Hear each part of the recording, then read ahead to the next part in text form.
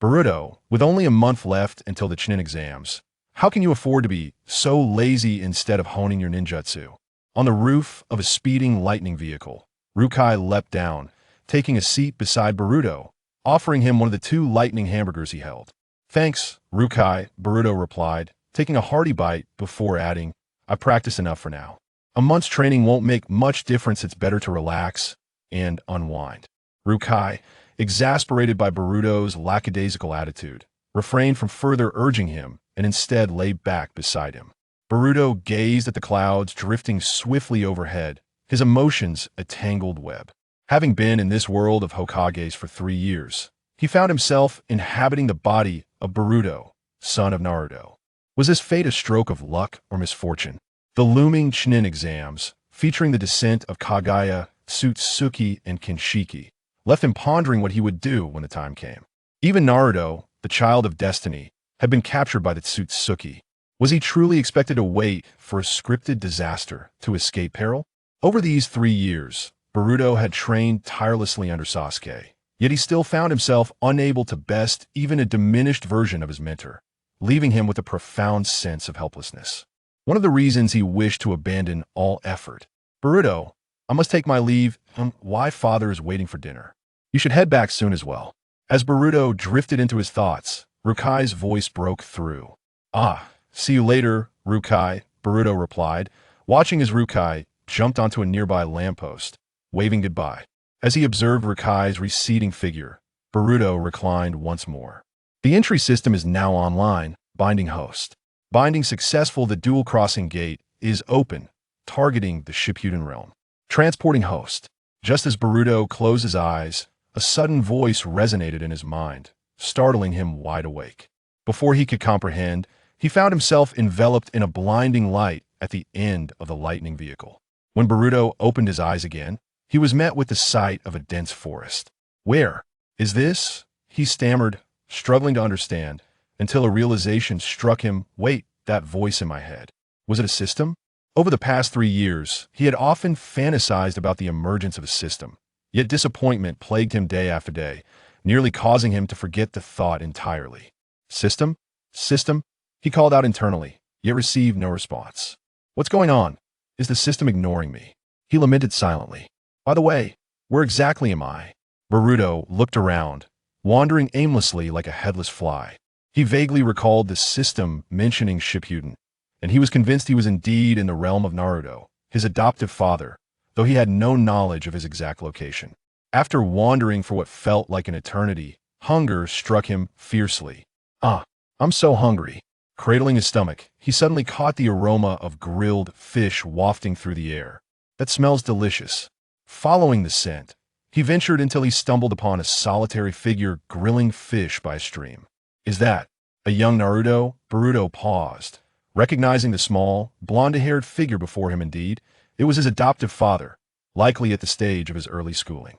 Ding! Detecting the current child of destiny, Naruto Uzumaki extracting relevant entries as the system's sudden notification snapped Boruto back to reality. Entries materialized before him. Rasengan, Wind Release. Rasen Shuriken, Ninetales Chakra, Yang Release, Super Duper Rasengan, Rasengan Normal Attack, Summoning, Toad's Takno Jutsu, Harem Jutsu, Underachiever's Power, Shadow Clone Jutsu, Sage Mode. Gazing at the translucent light blue wheel before him, filled with an array of entries, Boruto felt overwhelmed. Each entry was a testament to his father's legendary jutsu. However, one entry caught his eye, and he raised an eyebrow, bemused. Underachiever's Power. What on earth was that? As Boruto pondered, the system's prompt appeared before him. 1. As this is the host's first activation of the system, there will be one opportunity to extract an entry. Subsequent tasks will be assigned by the system. Completing these tasks will grant opportunities for entry extraction and other rewards. Note: the host can alter the storyline, gaining opportunities to enhance abilities. Please strive diligently. 2. Note: altering the original storyline will not affect the established world line. 3. The system's crossing gate opens once every month.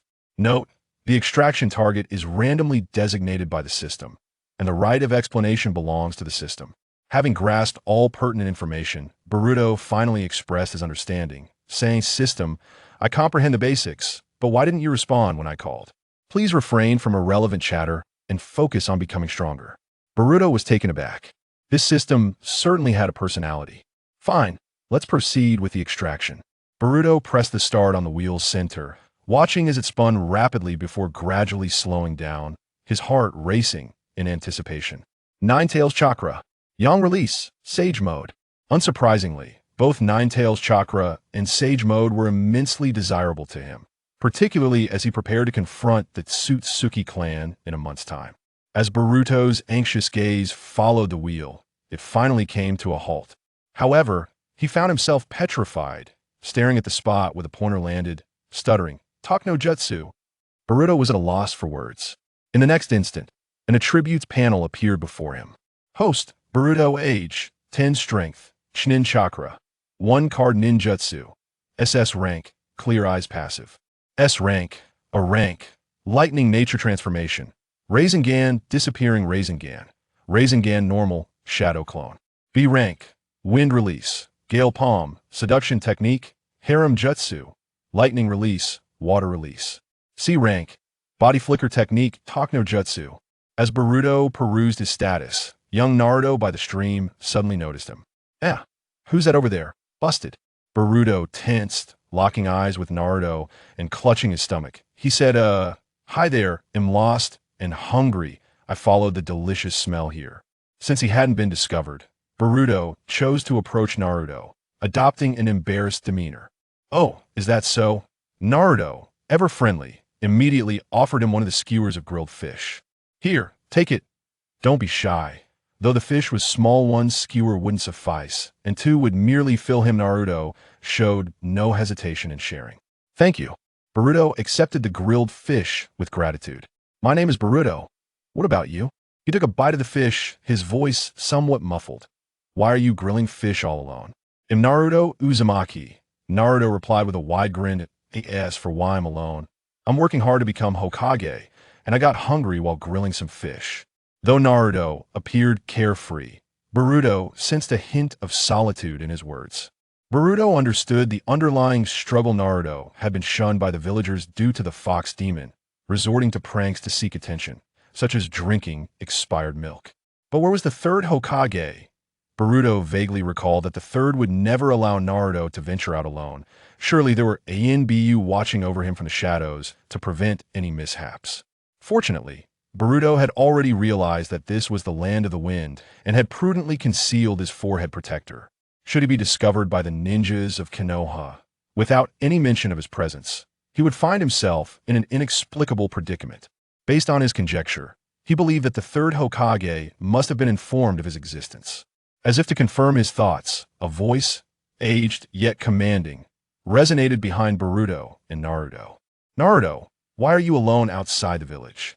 Chapter 2. The Art of Deception Unleashed, directly bewildering the third Hokage. Esteemed third Hokage, I find myself amidst a tumultuous fishing endeavor.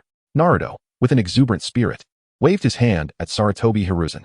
Meanwhile, Boruto sensed a watchful gaze emanating from the third, imbued with both wariness and scrutiny. He understood that any hint of deviation on his part would prompt the surrounding Anbu to swiftly neutralize him, especially given that it was Sarutobi Hiruzen, the third Hokage, scrutinizing him. "Little Naruto, who is this companion beside you?" the third inquired. "Grandpa Third, this is my newly acquainted friend, Boruto. He got lost in the forest." Naruto introduced with unbridled joy, as though he had just discovered a precious friendship. "Oh, I see. It's quite unexpected for little Naruto to form a bond." Sarutobi Hiruzen remarked with a smile that didn't quite reach his eyes, before turning his attention to Boruto. "Little Boruto, how did you happen to lose your way in the forest?" "Little Boruto?" Sarutobi gently nudged as he noticed Boruto's momentary distraction. Boruto snapped back to reality, his mind preoccupied with a task issued by the system. Mission initiated. Gain Sarutobi Hiruzen's trust to successfully integrate into Konoha. Well, Grandpa Third, I am an orphan. There was turmoil in my village, and I escaped amidst the chaos, only to find myself lost here, Boruto explained. Effective deception activated. Sarutobi Hiruzen's intelligence reduced by 40.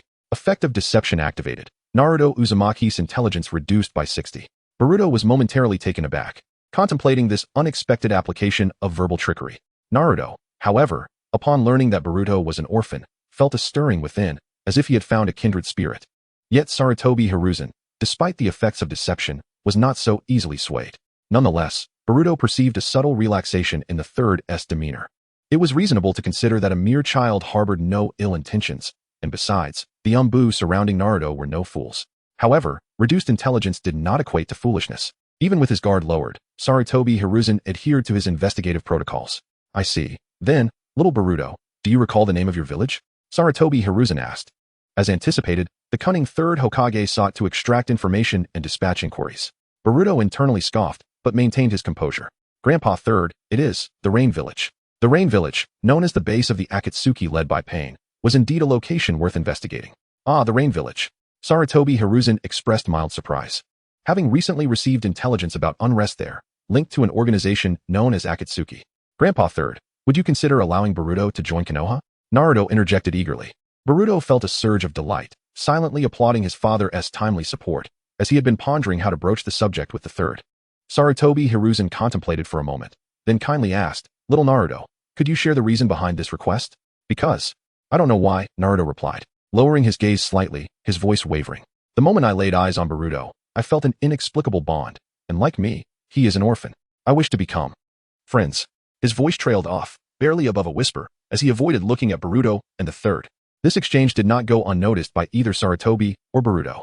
Boruto felt a pang in his heart, an emotion that could only be described as bittersweet. Meanwhile, Sarutobi Hiruzen, sensing a tinge of guilt, pondered deeply before finally asking Boruto with a serious tone, Little Boruto, do you wish to be Naruto's friend? After a brief silence, Boruto replied, I do. Those three simple words resonated like thunder in Naruto's ears. Really?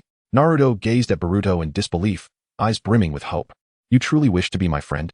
Boruto patted Naruto on the shoulder. Naruto, you just said it yourself. We are friends. Besides, your fish grilling skills are remarkable, and I'm eager to taste more. I finally have a friend. Naruto exclaimed joyously, leaping into the air. No problem, Boruto. If you want to eat, I'll cook for you. Welcome to the Konoha family, little Boruto. Sarutobi Hiruzen observed Naruto's radiant smile, feeling a slight alleviation of his guilt. Little Naruto, enjoy your time with your friend, but do return home at a decent hour. Grandpa Third must take his leave now. After offering his admonition, Sarutobi Hiruzen vanished from their sight. Lord Third, an Umbu agent who had been lingering in the shadows, approached him. Investigate everything regarding this boy Boruto from the Rain Village. Sarutobi Hiruzen commanded, his voice devoid of any discernible emotion. Understood. Once the Umbu departed, Sarutobi Hiruzen glanced around, muttering to himself, it seems I must warn Danzo. Boruto, let us go. I shall take you to Konoha. After finishing their fish grilling, Naruto could hardly contain his excitement and hurriedly led Boruto toward Konoha. Indeed, the presence of the Hokage ensured that Boruto gained swift entry into the village. The architecture of Konoha starkly contrasted with the dilapidated version he had previously known. Having endured two calamities, the topography remained elevated, and the overall design exuded a vintage charm. Look, it's the Nine Tails. How unfortunate to encounter that demon fox right upon entering. We should hasten away. Look, that fox is accompanied by a child. Whose child is that? They seem oblivious to the danger. If the fox were to lash out, that child would be the first victim. As the surrounding populace hurled insults and denunciations, the once bustling street parted for the duo. Naruto, usually vibrant, fell silent, panic flickering in his eyes. Noticing Naruto's distress, Boruto's heart ached for him, and he placed a comforting hand on Naruto's shoulder. Boruto? Naruto glanced at him in surprise. He had expected Boruto to abandon him in light of the crowd's scorn, yet the opposite occurred. There's no need for explanation. Since you consider me a friend, I shall not sever this bond lightly, Boruto declared with an air of indifference, unperturbed by Naruto's emotions. Enough of this noise. Let us leave. We can discuss it in a quieter place, Boruto suggested, and the two raced off until they reached Naruto's home, panting heavily. Boruto, my room is a bit messy. If you don't mind, you can share it with me from today onward. Naruto gestured to the clutter of expired milk in his room, feeling somewhat embarrassed. Ah, it's no trouble. I'm just grateful to have a place to stay. Boruto replied cheerfully. As night fell, they casually dined on instant noodles before reclining comfortably on the bed. Boruto, aren't you curious why the villagers treated me that way today? Naruto's voice turned somber. Boruto withdrew his gaze from the twilight sky and focused on Naruto's face. Go on, I'm listening. Chapter 3, what a mess. I have to study after crossing over. Have you clarified the situation regarding that little ghost appearing beside the Nine Tails? Danzo from the Root organization questioned a subordinate ninja. Lord Danzo, the situation in the Rain Village has deteriorated. The salamander has been ousted and is now entirely under the control of an organization called Akatsuki, making infiltration impossible. The ninja explained. Very well, Danzo sighed. fully aware of the political upheaval occurring there. His inquiry was merely a reflection of his lingering hopes. Let us set that matter aside for now. Bring the child to me. Suddenly, the doors of Root swung open violently, and a figure emerged. Danzo, I command you as Hokage to refrain from harboring any thoughts about that child. The newcomer was none other than the third Hokage, Sarutobi Hiruzen. Hiruzen, everything I do is for the sake of Konoha. I cannot allow anyone to approach the Nine Tails. I have already told you that only by entrusting it to Root can we genuinely safeguard Konoha. Now, you are allowing others to get close to it. Hiruzen, you are failing in your duties as Hokage. Danzo's anger flared upon Hiruzen's arrival. Danzo, you are not in a position to judge my capabilities. If you dare to touch that child, I will cut off your supplies to Root, Hiruzen declared, his voice firm and unwavering. You will regret this, Hiruzen. Danzo's expression twisted with rage. I am the Hokage. Hiruzen paused for a moment before vanishing from Root's stronghold. The next day, what? I have to study too? Boruto pointed at himself in confusion, questioning Iruka before him. Yes, indeed, Iruka nodded. This is a direct request from the third Hokage. What a hassle. Even after crossing over, I still have to study? Boruto had initially come to escort Naruto to school, but now, he found himself unable to return, all thanks to the wretched third Hokage. Alright, Boruto will be attending school with me. Unlike Boruto's exasperation, Naruto was brimming with excitement. Boruto, your enrollment procedures are complete. You just need to introduce yourself when you go in, Iruka briefly explained before guiding Boruto to the classroom. Boruto, I'll introduce you to a brat who thinks too highly of himself. He is my rival. Throughout the journey, Naruto chattered away, filled with anticipation. Boruto, observing Naruto's enthusiasm, couldn't he help but smile wryly. Before long, the three arrived at the classroom. Naruto rushed to his seat, and as he entered, everyone inside looked puzzled. Sensing something peculiar about Naruto today. Naruto, what is going on? You seem unusually happy today, Shikamaru approached, inquiring. You'll find out soon enough, Naruto replied, teasingly. Ugh. What a drag. Naruto loves to keep people guessing, Shikamaru muttered, rolling his eyes. Meanwhile, Naruto leaned in close to Sasuke and whispered, Sasuke, do you want to know? Not really. Don't get so close, Sasuke retorted, unimpressed. How boring. Naruto dismissed Sasuke and continued to chatter. At that moment, Iruka walked into the classroom, with Boruto closely following. As Boruto stepped in, dozens of pairs of eyes turned to him. Class, I have an important announcement. Today, we will welcome a new student to our class. Boruto, it's your turn to introduce yourself. Iruka stepped aside, allowing Boruto to take center stage. Scanning the room, Boruto recognized many familiar faces, including his mother from his childhood. Hello everyone, my name is Boruto, and I am a friend of Uzumaki Naruto. I look forward to your guidance. While being a transfer student was not particularly noteworthy, the moment he mentioned Naruto's friend, the atmosphere shifted dramatically. With all eyes turning to Naruto, everyone knew Naruto's situation.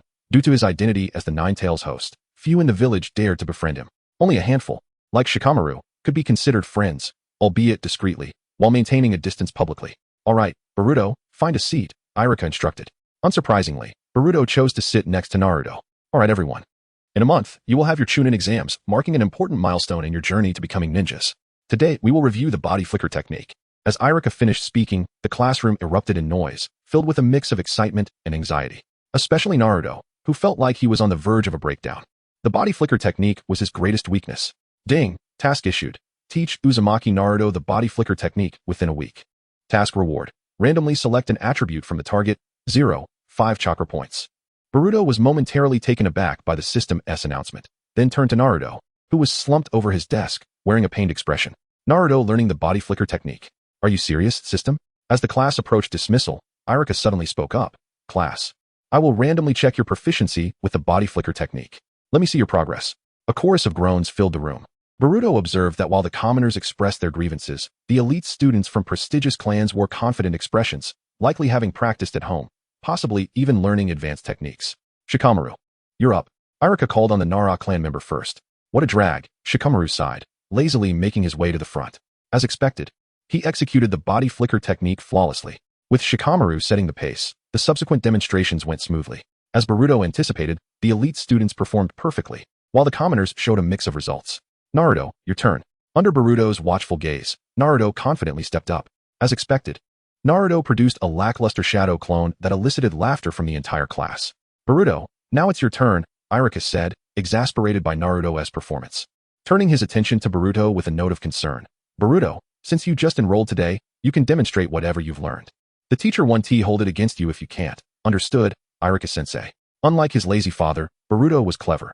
He could easily handle such a basic technique. but he chose to feign difficulty.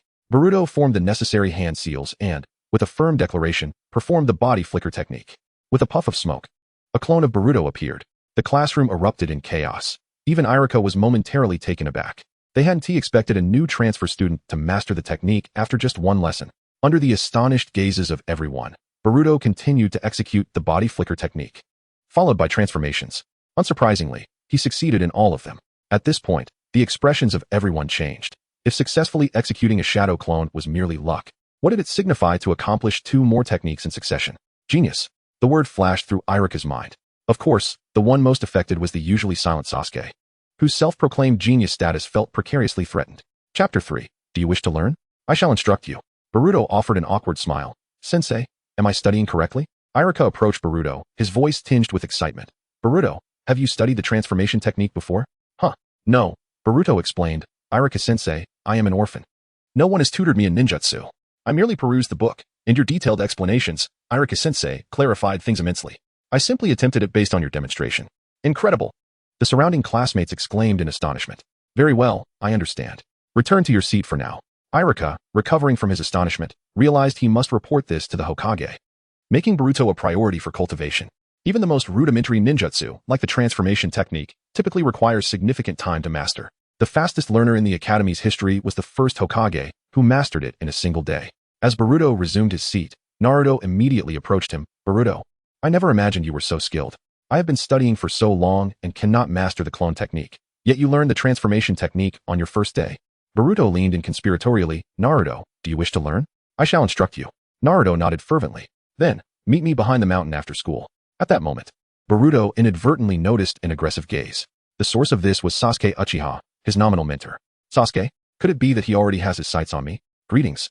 Boruto politely inquired of Sasuke. Sasuke disregarded Boruto's greeting, directly issuing a challenge. You are Boruto, correct? I challenge you. Upon hearing Sasuke's words, Naruto exclaimed, Sasuke, if you wish to challenge Boruto, you must first challenge me. I will defeat you, believe it. A dead lass like you is not worthy of challenging me. Naruto and Sasuke became embroiled in an argument, oblivious to Iruka's darkening expression. Naruto, Sasuke, are you two disregarding me by speaking so loudly in my class? Both of you, stand outside. At the training grounds behind the Ninja Academy, Boruto and Naruto appeared, followed by Sasuke Uchiha. Sasuke, why are you following us? Ignoring Naruto's question, Sasuke focused his gaze on Boruto, his eyes cold. I said, I wish to challenge Boruto. The title of genius belongs to the Uchiha. No one shall seize it. How utterly melodramatic. Boruto muttered, amused. According to the timeline, the Uchiha clan had already been eradicated by Itachi Uchiha, leaving only Sasuke as the sole survivor. With the accumulation of hatred, Sasuke's inner self had begun to turn extreme. Scanning Sasuke Uchiha, generating entries. A rank lightning release. Chidori, A rank Chidori sharp spear. S rank lightning release. Kirin, Rinnegan. 1 Tomo Sharingan, Manjikyu Sharingan, Eternal Manjikyu Sharingan. SS rank Ameno Dejikura. A rank Uchiha style swordsmanship. C rank fire release. Great fireball technique. In power. D rank 13th king technique. Boruto's eyes widened, clearly astonished by the rank of Sasuke's ninjutsu. A genius indeed. His ninjutsu is generally S rank. As the pointer gradually slowed to a halt, Boruto's gaze fixated on a particular area of the panel. Lightning release. Kirin. Boruto's breathing grew heavy as he stared at those words. The destructive power of this ninjutsu was astonishing. He had been envious when he saw Sasuke, his mentor, use it. He had not expected the system to be so generous this time. Boruto suddenly recalled that the system had said he would receive rewards if he altered the plot of this world. Since he had obtained something valuable from Sasuke, he considered whether he should tell Sasuke the reason for the Uchiha clan's annihilation. However, this thought was immediately dismissed. Given his current strength, if he were to blurt out the truth, Boruto believed that the Hokage would immediately find him, not to mention Danzo Shimura. It seemed that the safest approach was to guide Sasuke in his search for the truth. Having made up his mind, Boruto intervened as Naruto and Sasuke were about to quarrel again. You two, stop arguing. Sasuke, if you wish to challenge me, you may, but I just enrolled today, and I have already promised Naruto that I would teach him the transformation technique. How about we postpone this challenge for 7 days? I will be at your disposal then. Hearing Boruto's promise, Sasuke considered it for a moment and agreed. However, he glanced at Naruto and sneered. You wish to teach this dead lass the transformation technique? I advise you to abandon that notion. It is futile. Naruto was immediately displeased. Sasuke, do not underestimate me, believe it. Once I learn it, I will defeat you. Sasuke ignored Naruto, sitting alone to the side. Boruto, seeing this, could only helplessly focus his attention on Naruto. Naruto, try to sense the flow of chakra within your body. distributing it evenly throughout your entire being, and then, inside the Hokage's office. Oh, Irika, are you saying that Boruto is a prodigy? The third Hokage, Hiruzen Sarutobi, looked at Irika in surprise. Yes, third Hokage, Irika said, his expression excited. He then told Hiruzen Sarutobi that Boruto had learned the transformation technique in just one class. Hiruzen Sarutobi was deeply shocked. Having experienced the Third Shinobi World War and the Uchiha clan's annihilation, Konoha's overall strength was strained. The emergence of a talent like Boruto needed to be protected, making him a seed to guard Konoha. I understand, Irika-sensei. I entrust Boruto to you. You must instill the will of fire into Boruto's mind. Yes, third Hokage. As Irika left Hiruzen Sarutobi's sight, a white-haired Umbu appeared before him, third Hokage. Speak, Hiruzen Sarutobi said, his gaze fixed on the Umbu. The white-haired Umbu replied, Boruto, the Nine-Tails Jinchuriki, and Sasuke Uchiha are at Training Ground 3. It seems that Boruto is teaching Naruto the transformation technique. Sasuke Uchiha is present because he wishes to challenge Boruto. Transformation technique? Hiruzen Sarutobi paused momentarily, a faint smile appearing on his lips. Very well, I understand. Continue to monitor them closely. Unless there are special circumstances, let them be. Yes. As the Hokage's office was left with only Hiruzen Sarutobi, he murmured. It seems that ninjutsu should be passed on to Naruto. Failed again. Boruto felt a sense of helplessness as he looked at the limp clone technique next to Naruto. He had almost exhausted his vocabulary, but it was still unsuccessful. Sasuke is right.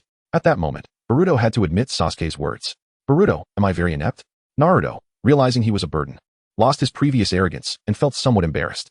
It is all right. Let us continue after we rest, Boruto encouraged. Just as Boruto was about to continue his second training session with Naruto, a figure appeared in their sight. Irika-sensei, why are you here? Naruto asked curiously. Boruto looked directly at the white-haired man and recognized him at first glance. Is that not Mizuki, who incited Naruto to steal the Scroll of Seals? Mizuki merely glanced at Boruto and Sasuke before fixing his gaze on Naruto. Naruto, I have something to discuss with you. Are you available now? Chapter 5. The multiplicity of shadow clones. Ultimately, Boruto watched as Naruto followed Mizuki away, harboring his own considerations. Moreover, the Umbu surrounding him were not to be underestimated. Boruto believed that everything would surely come to the attention of the Umbu and the third Hokage. Are you really going to let this straggler leave with Mizuki? Sasuke approached, reminding him. Isn't it natural for the teacher to seek Naruto? How could I possibly intervene? Boruto replied with a smile. Sasuke scoffed at Boruto's reasoning. Yet I can't shake the feeling that Mizuki is no good. Sasuke, are you being overly suspicious? Boruto was taken aback by Sasuke's intuition. Believe what you want. Sasuke turned away. I'm not concerned with that straggler. I'm leaving. Don't forget our agreement. Rest assured, I won't forget. After watching Sasuke return, Boruto remained behind, waiting for Naruto. Sure enough, when Naruto reappeared, Boruto could distinctly sense something amiss with his emotions. It seemed Mizuki had successfully brainwashed Naruto. Naruto, what is wrong? You seem distracted, Boruto inquired with concern. Called back to reality by Boruto's voice, Naruto replied, I'm fine, Boruto. Let us head back. All right. Boruto placed his hand on Naruto's shoulder, urging, if you face any difficulties, you must tell me. Don't keep it all to yourself. I will, Boruto. In the following 2 days, Naruto appeared to behave normally, attending school, returning home, and then Boruto diligently taught him the body flicker technique. Yet, Naruto still struggled with it. Until one night, Naruto opened his eyes, seemingly resolved about something. After glancing at the sleeping Boruto, he got up and vanished into the twilight. However, the moment Naruto left, Boruto also opened his eyes. This guy, he can't resist Mizuki's temptations, Boruto sighed, shaking his head before disappearing into the dusk, maintaining a safe distance as he followed Naruto. Eventually, Boruto trailed Naruto to the Hokage building, but he dared not advance, opting instead to quietly await outside in the shadows. That place, apart from being permitted by the third Hokage, was inaccessible to anyone else. It appeared deserted. Yet numerous Umbu were covertly watching. Soon, Naruto's figure re-entered Boruto's line of sight, but unlike before, he now carried a scroll, the book of forbidden techniques recorded by the previous Hokages. Watching Naruto depart, Boruto followed closely, but an alarm suddenly blared from the Hokage building. At last, Boruto spotted Naruto in a secluded forest. At this moment, Naruto had already opened the forbidden book. The book of forbidden techniques contained various ninjutsu, treasured even by Naruto as the 7th Hokage. Even Boruto, as his son, could not glance at it. It would be a lie to say that Boruto was not envious. Just as Naruto was captivated by the contents of the book, Mizuki arrived as anticipated, appearing before Naruto. Seeing Mizuki launch a sneak attack on Naruto, Boruto knew he could not stand idly by. He hurled a Rasengan, which would vanish directly at Mizuki. Bang! The Rasengan struck, sending Mizuki flying several meters away. Boruto swiftly appeared beside Naruto. Boruto? How did you get here? We can talk later. There is no time to explain. We must leave. Boruto urged, helping Naruto up. That man is likely still alive. We need to hurry back to Konoha. Okay. Naruto tucked the forbidden book away. Wind shuriken. Just as they were about to move, Mizuki's enraged voice echoed behind them. You two brats, trying to leave? Not so easily. Hand over the forbidden book. A massive shuriken sliced through the air, accompanied by a deafening whoosh, hurtling towards Boruto and Naruto.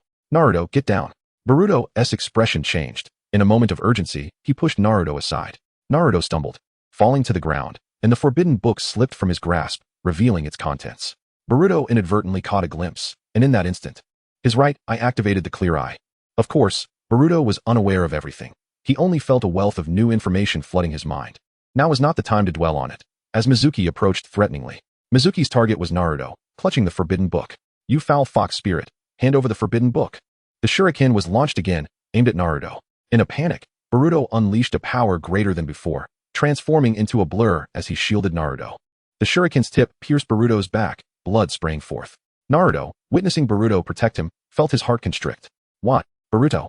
It hurts. Boruto grimaced in pain but managed to smile. Naruto, what nonsense are you saying? We are friends. You little brat. You choose to stand with this fox spirit instead of fleeing to heaven. Very well, I shall fulfill your wish. Boruto wiped the blood from his mouth, a defiant smile on his lips. Beside him, Naruto was moved to tears. A bond like that? Then you shall carry that bond to the afterlife. Mizuki sneered, hurling a shuriken towards Boruto. In the blink of an eye, Naruto appeared before Boruto, kicking the shuriken off course. What? Mizuki gasped, then scoffed. What's this? Fox spirit? Do you still wish to resist? I want to allow you to bully my friend. Naruto's expression darkened as he formed hand signs. Ha ha ha, so what? I can take on 10 of you little brats. Is that so? Then I shall return the favor 100-fold. Naruto growled fiercely, multiple shadow clone technique. In the next moment, a gentle orange chakra enveloped him, and countless shadow clones emerged, surrounding Mizuki. Observing this scene, Boruto felt a wave of relief, thinking, it doesn't matter if he can't master the body flicker technique. Who says shadow clones aren't clones? Look, he succeeded. From there, things became considerably simpler. Mizuki faced the onslaught of Naruto's clones. Within moments, the pursuing Umbu arrived at the scene. Seeing this, Boruto could only succumb to unconsciousness as the system's voice echoed in his mind. Successfully replaced Iruka, altering the plot. Reward, randomly upgrading the disappearing Rasengan from A rank to S rank. What a delightful sound. However, just as Naruto finished dealing with Mizuki, the Umbu made their entrance. What a coincidence. The third Hokage must have been monitoring from the shadows. But that was no longer significant. Boruto believed that once today passed, the third Hokage would lower his guard against him. Thus, the pain he endured was worth it. Chapter 6. Kakashi's Astonishment, Beep. Successfully taught Naruto the shadow clone technique. Completing the system's mission. Reward, 0, 5 chakra.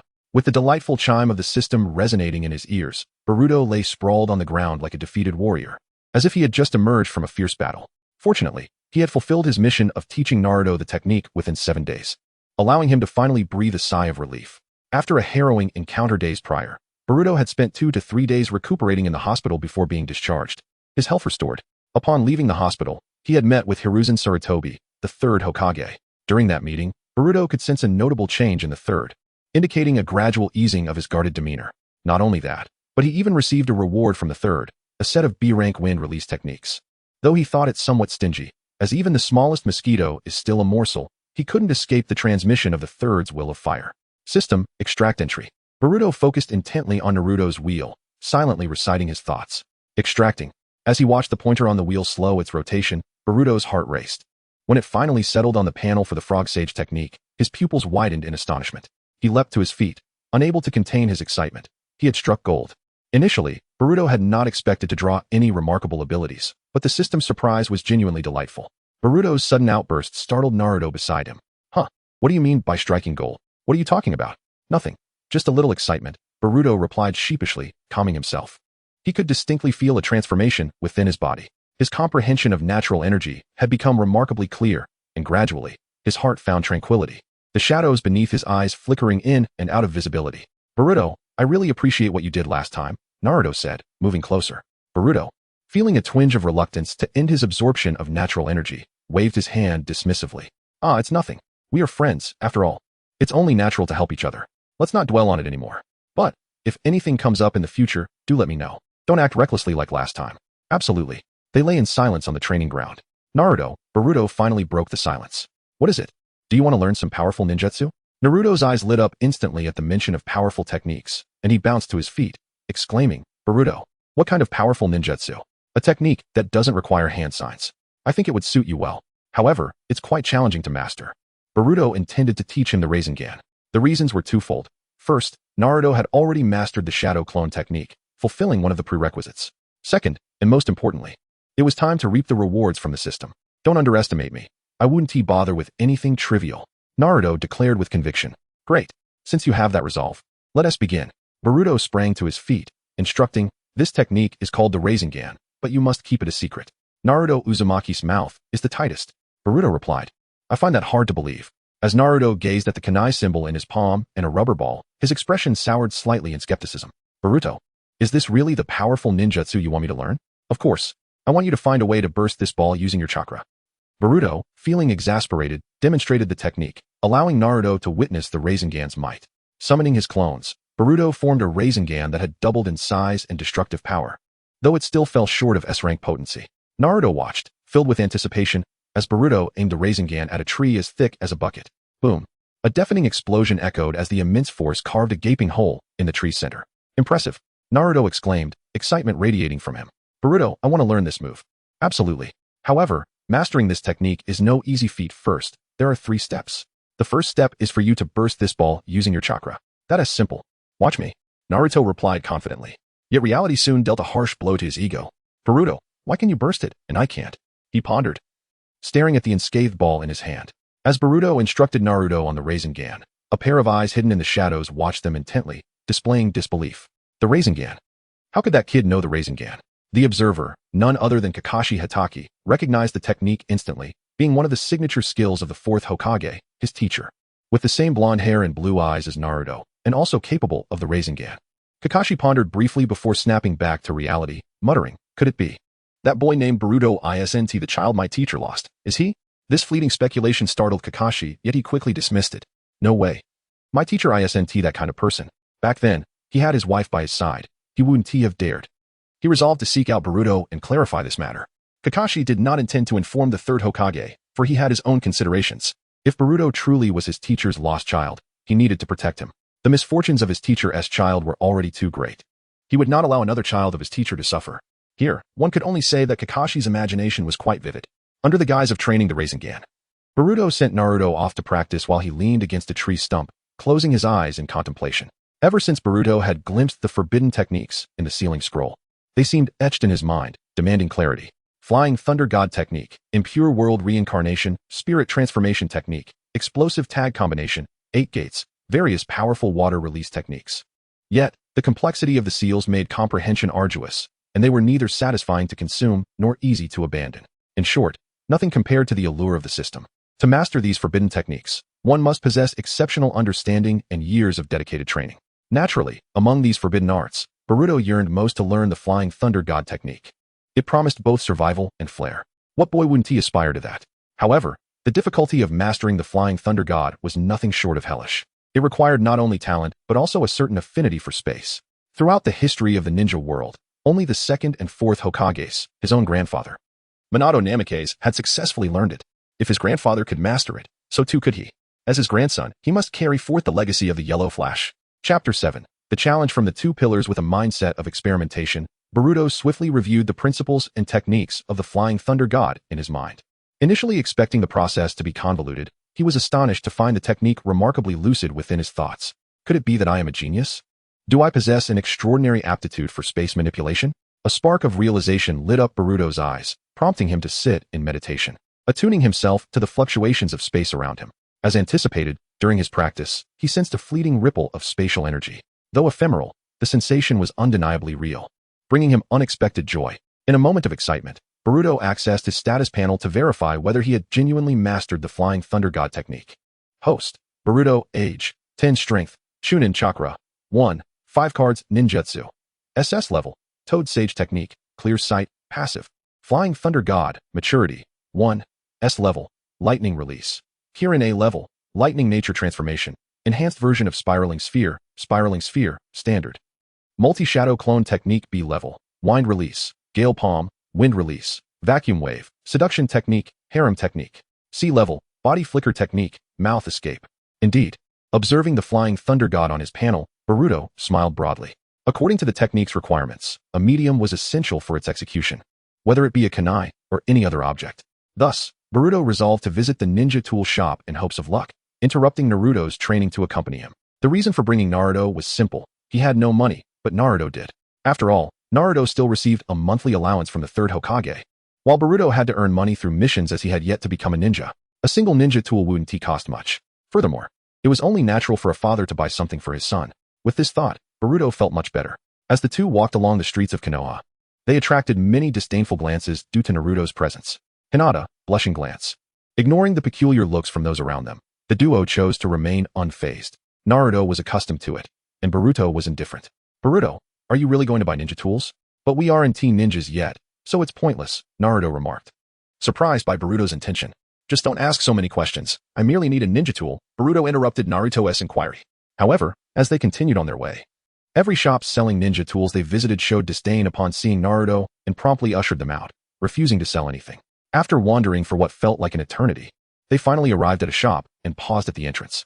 Naruto, this is the last one, Boruto sighed, glancing at the shop's interior. If they don't sell to us, I'll have to think of another way. That's right, let's hope for the best. May I help you too? As they lingered, a girl with 2 buns in her hair emerged, politely greeting them. Tintin. Boruto recognized her instantly, though she did not recognize them.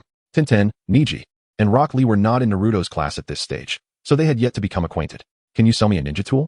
A kunai or shuriken will suffice, Boruto inquired. Tintin replied, I can, but does it require approval from your guardians? No, it's for me, Boruto clarified, explaining their predicament of being turned away from every shop. Is it for you? Tintin frowned slightly. That complicates things. You must still be attending the Ninja Academy, which explains why they refuse to sell to you. Ninja tools are considered wartime supplies and are regulated. Even ninjas must register to purchase them. Her implication was clear. She could not sell to Boruto. Furthermore, he learned from her that even a standard kunai would cost an exorbitant 300 ryo. Although Naruto had some money, it was insufficient for such an expense, especially considering that ninja tools were consumables. Ah, I see, Boruto said, disappointment creeping in. Reluctantly, he bid farewell to Tintin, seeking alternative solutions. As they dejectedly roamed the streets, a voice called out to them. Boruto, so this is where you are. Sasuke waved at Naruto. Sasuke, what brings you here? Boruto asked. What are you two up to? I just went to the training ground looking for you, Sasuke said. Scrutinizing the duo. Boruto needs a ninja tool, and I came with him to buy one. But every shop has refused us, Naruto replied indignantly. A ninja tool? Why do you need to buy that? Sasuke questioned. I have plenty at home. Right. My chief sensei is from the Uchiha clan. And even though our clan was wiped out, we still have plenty of supplies left, including a kunai.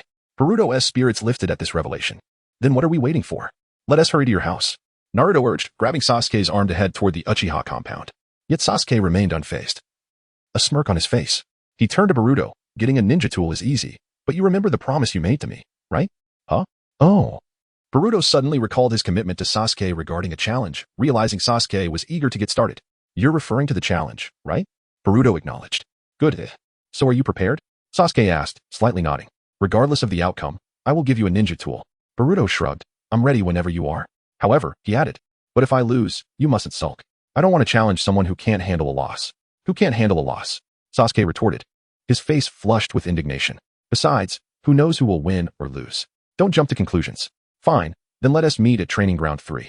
Did you say what? Inside the Hokage office, Sarutobi Hiruzen gazed at Kakashi with surprise at the report he had just received. Yes, Lord Third. It appears Boruto needs a ninja tool and sought to purchase one, only to be fortuitously encountered by Sasuke, Kakashi explained, recounting the events leading up to the challenge. Boruto needs ninja tools? How curious, Sarutobi mused, then inquired. Why did he take Naruto along? Well, Kakashi hesitated, Lord Third. You might have forgotten that Boruto has no family, and thus no income.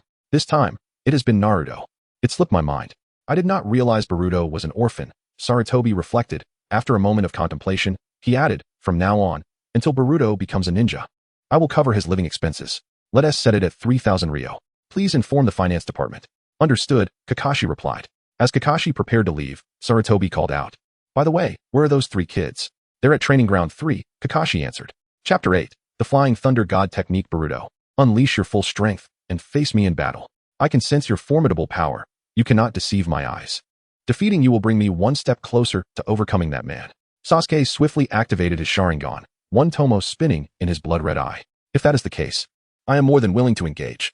Boruto picked up several stones from the ground, simultaneously marking them with the Flying Thunder God seal. Since I cannot find suitable ninja tools at the moment, I will temporarily substitute stones instead. What are you doing, Boruto? Sasuke asked, perplexed. It's nothing. I just learned a new technique and want to give it a try, Boruto explained. Fire style, great fireball technique. Sasuke scoffed at the technique Boruto had mentioned, forming hand seals with precision. He then exhaled a massive fireball from his mouth. Bring it on, Boruto exclaimed as he saw the fireball hurtling towards him. He leaped into the air, narrowly avoiding the fiery onslaught, while throwing the marked stone at Sasuke. You think you can hit me with that stone? Dream on. I am Uchiha, blessed with the Sharingan, Sasuke replied with a sneer, effortlessly evading Boruto's lackluster attempt. What Sasuke did not realize was that, at that very moment he dodged, Boruto had already initiated the Flying Thunder God technique. However, due to it being his first attempt, he failed. Undeterred, Boruto continued to press on, seizing every opportunity to hurl stones at Sasuke during their exchanges. Each attempt ended in failure, but through repeated trials, his familiarity with the Flying Thunder God technique improved significantly. Yet as time passed, Boruto found his chakra nearly depleted from the prolonged use of the technique. One last attempt, he gasped, beads of sweat forming on his forehead. His gaze locked onto Sasuke. How about it, Boruto? Are you out of gas? Sasuke smirked, though his own expression was strained, his Sharingan flickering ominously. Who says I can't do it?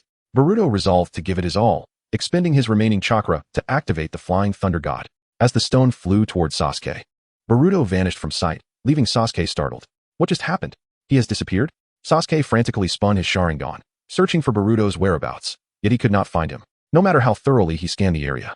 Unbeknownst to Sasuke, this very moment was witnessed by the third Hokage, who had arrived early and concealed himself in the shadows.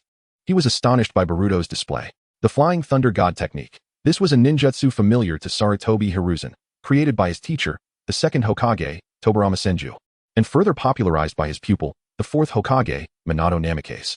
Minato had earned the title of the Yellow Flash of the battlefield during the Third Great Ninja War, thanks to this very technique. Moreover, the difficulty of mastering the Flying Thunder God was exceedingly high. Thus far, only his teacher and Minato had succeeded in learning it. Amidst his astonishment, Hiruzen's expression grew conflicted. The first question, how did Boruto acquire this forbidden technique? The second, if Boruto had indeed learned it illicitly, should he be punished or allowed to become a protector of Konoha? After a moment of contemplation, Hiruzen seemed to reach a decision, his gaze fixing on Boruto, who had reappeared behind Sasuke. It appears I must have a serious discussion with Boruto. Just as the third Hokage pondered Boruto's situation, Sasuke, who was still searching frantically, heard a teasing voice behind him. Sasuke, what are you looking for? Boruto suddenly materialized behind Sasuke, a grin on his face. Look out. Taijutsu secret technique. 1,000 years of pain. As a blue figure soared into the air, a furious roar echoed through the sky. Boruto, I will kill you. Witnessing Sasuke's plight, everyone present felt an involuntary tightening in their chests. Kakashi, this technique is quite impressive. Hiruzen, this technique is far too dangerous. It must be classified as forbidden. Naruto, I must learn this technique from Boruto. Sasuke, why are you still angry? I didn't do it on purpose, after all. Fists and feet have no eyes, Boruto teased, addressing the still fuming Sasuke. Can't handle losing? The three of them lay on the grass of training ground number 3, recovering their chakra. Upon hearing Boruto, Sasuke's displeasure flared up. Who says I can't handle losing? Sasuke was in no rush to respond to Boruto's demand. Instead, he inquired, how did you manage to appear behind me? Boruto, curious about the technique that had bested him, pressed for answers. Oh, that? It's the Flying Thunder God. Boruto replied without hesitation. The Flying Thunder God? Sasuke's pupils dilated in shock. Is that the signature technique of the fourth Hokage? Indeed, Boruto nodded. Though I am still inexperienced with it, there is much room for improvement in my spatial movement. I merely took advantage of the short distance during our battle. Unlike the fourth Hokage, who could use it at will. Damn it. Sasuke's composure shattered, his face darkening. How did you learn the Flying Thunder God? It is a forbidden technique. This is confidential, Boruto said, feigning mystery. Humph. Sasuke retorted, consumed by pride. So what if it's the Flying Thunder God? Once I grow stronger, I will defeat you regardless. All right, Sasuke is the strongest. Now about that promise you made me. Boruto chuckled, rubbing his hands together. Humph, follow me, Sasuke said, acting oddly as he led Boruto to the Uchiha clan grounds. Naruto, hee. Sasuke roared. Naruto, you laggard. What are you laughing at? I'm not laughing at all, not at all. Laugh again, and I'll kill you. The trio made their way to the Uchiha clan grounds, filled with laughter and banter. Sasuke, is this your home? It's massive. Naruto marveled as he surveyed the surroundings. Upon entering the Uchiha compound, Boruto and Sasuke were astonished by its vastness. Of course, Sasuke replied proudly, leading Boruto to the depths of the clan's treasury, a place even the third Hokage was unaware of. As they stepped inside, Boruto was taken aback by the sight of the Uchiha family's treasure trove. Sasuke, is this your family's treasury? Everywhere he looked, there were an array of ninja tools, shurikens, kunai, scrolls, swords, windmill shurikens, and more, leaving him dazzled. Boruto wanted to exclaim, Sasuke, your clan was wiped out. How can there be so many ninja tools left? But he kept this thought to himself, not wishing to provoke Sasuke's wrath. Yet, Boruto couldn't help but admire the Uchiha's enduring legacy. Even a withered camel is larger than a horse. Is this surprising? Sasuke smirked. Don't forget. My family has always maintained close ties with the Uchiha clan. These are all here. Hurry and choose one, Sasuke urged. After a bewildering selection process, Boruto finally found a ninja sword that was slightly longer than a dagger. Considering the length, he deemed it appropriate. Too long might hinder drawing it, while too short lacked a sense of security. Other tools like kunai and shurikens were common and easily obtainable upon returning to his own time. The ninja sword suited him perfectly. Besides, his mentor also wielded a sword, making it a fitting legacy to carry on. Sasuke, I'll take this one, Boruto declared, lifting the sword for closer inspection. The blade measured 7 inches, gleaming silver, with a kunai-shaped tip on the hilt. A ninja sword? Yes, this one will do. Boruto unsheathed his ninja sword, skillfully swirling it through the air, a smirk gracing his lips. Don't you think wielding a sword is incredibly cool? Naruto, with envy sparkling in his eyes, exclaimed, Sasuke, I wish I had a ninja sword too. Sasuke rolled his eyes, retorting, if you can't even defeat me, what makes you think you deserve a sword? You truly are foolish. How infuriating. Sasuke, stop looking down on me. One day, I will surpass you, Naruto declared, stamping his feet in frustration. I'm currently training in a powerful jutsu. What jutsu? Sasuke inquired, intrigued. I want to tell you, Naruto teased, making a silly face. Humph. You're just the bottom of the barrel, Sasuke dismissed him, turning his attention back to Boruto. Once you've made your choice, we should leave promptly. We cannot linger here for too long. Chapter 9. The shock of the third generation's buyout, just as Boruto and his companions exited the Uchiha clan's territory. A figure appeared before them. An umbu? Boruto halted in his tracks, gazing intently at the umbu before him. Silently marveling at the white hair, it could only be Kakashi. Please wait. Kakashi fixed his gaze on Boruto. Boruto, the third Hokage wishes to speak with you. Why does Grandpa Third want to see me? Boruto questioned, maintaining a calm facade. I do not know. Very well. Subsequently, Boruto bid farewell to Naruto and Sasuke, following Kakashi to the Hokage building. Grandpa Third, you called for me? Upon entering the Hokage's office, Boruto found Sarutobi Hiruzen in a corner, his back turned, fiddling with a crystal ball. Hearing Boruto's voice, Hiruzen immediately ceased his activities, displaying a hint of awkwardness. Oh, little Boruto, you have arrived. What did you want to discuss? Grandpa Third, Hiruzen, without any preamble, kindly inquired. Tell me, young Boruto, who taught you the Flying Thunder God technique? As expected, the old man had caught on. Boruto felt a surge of anxiety, but realized that being close to Naruto had inevitably drawn the attention of the umbu.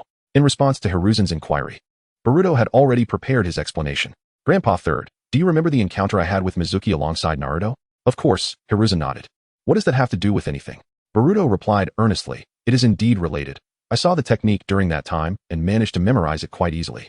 Hiruzen felt a twinge of surprise at Boruto's ability to recall the technique with just a glance. Boruto continued, I then attempted to practice it, and it worked.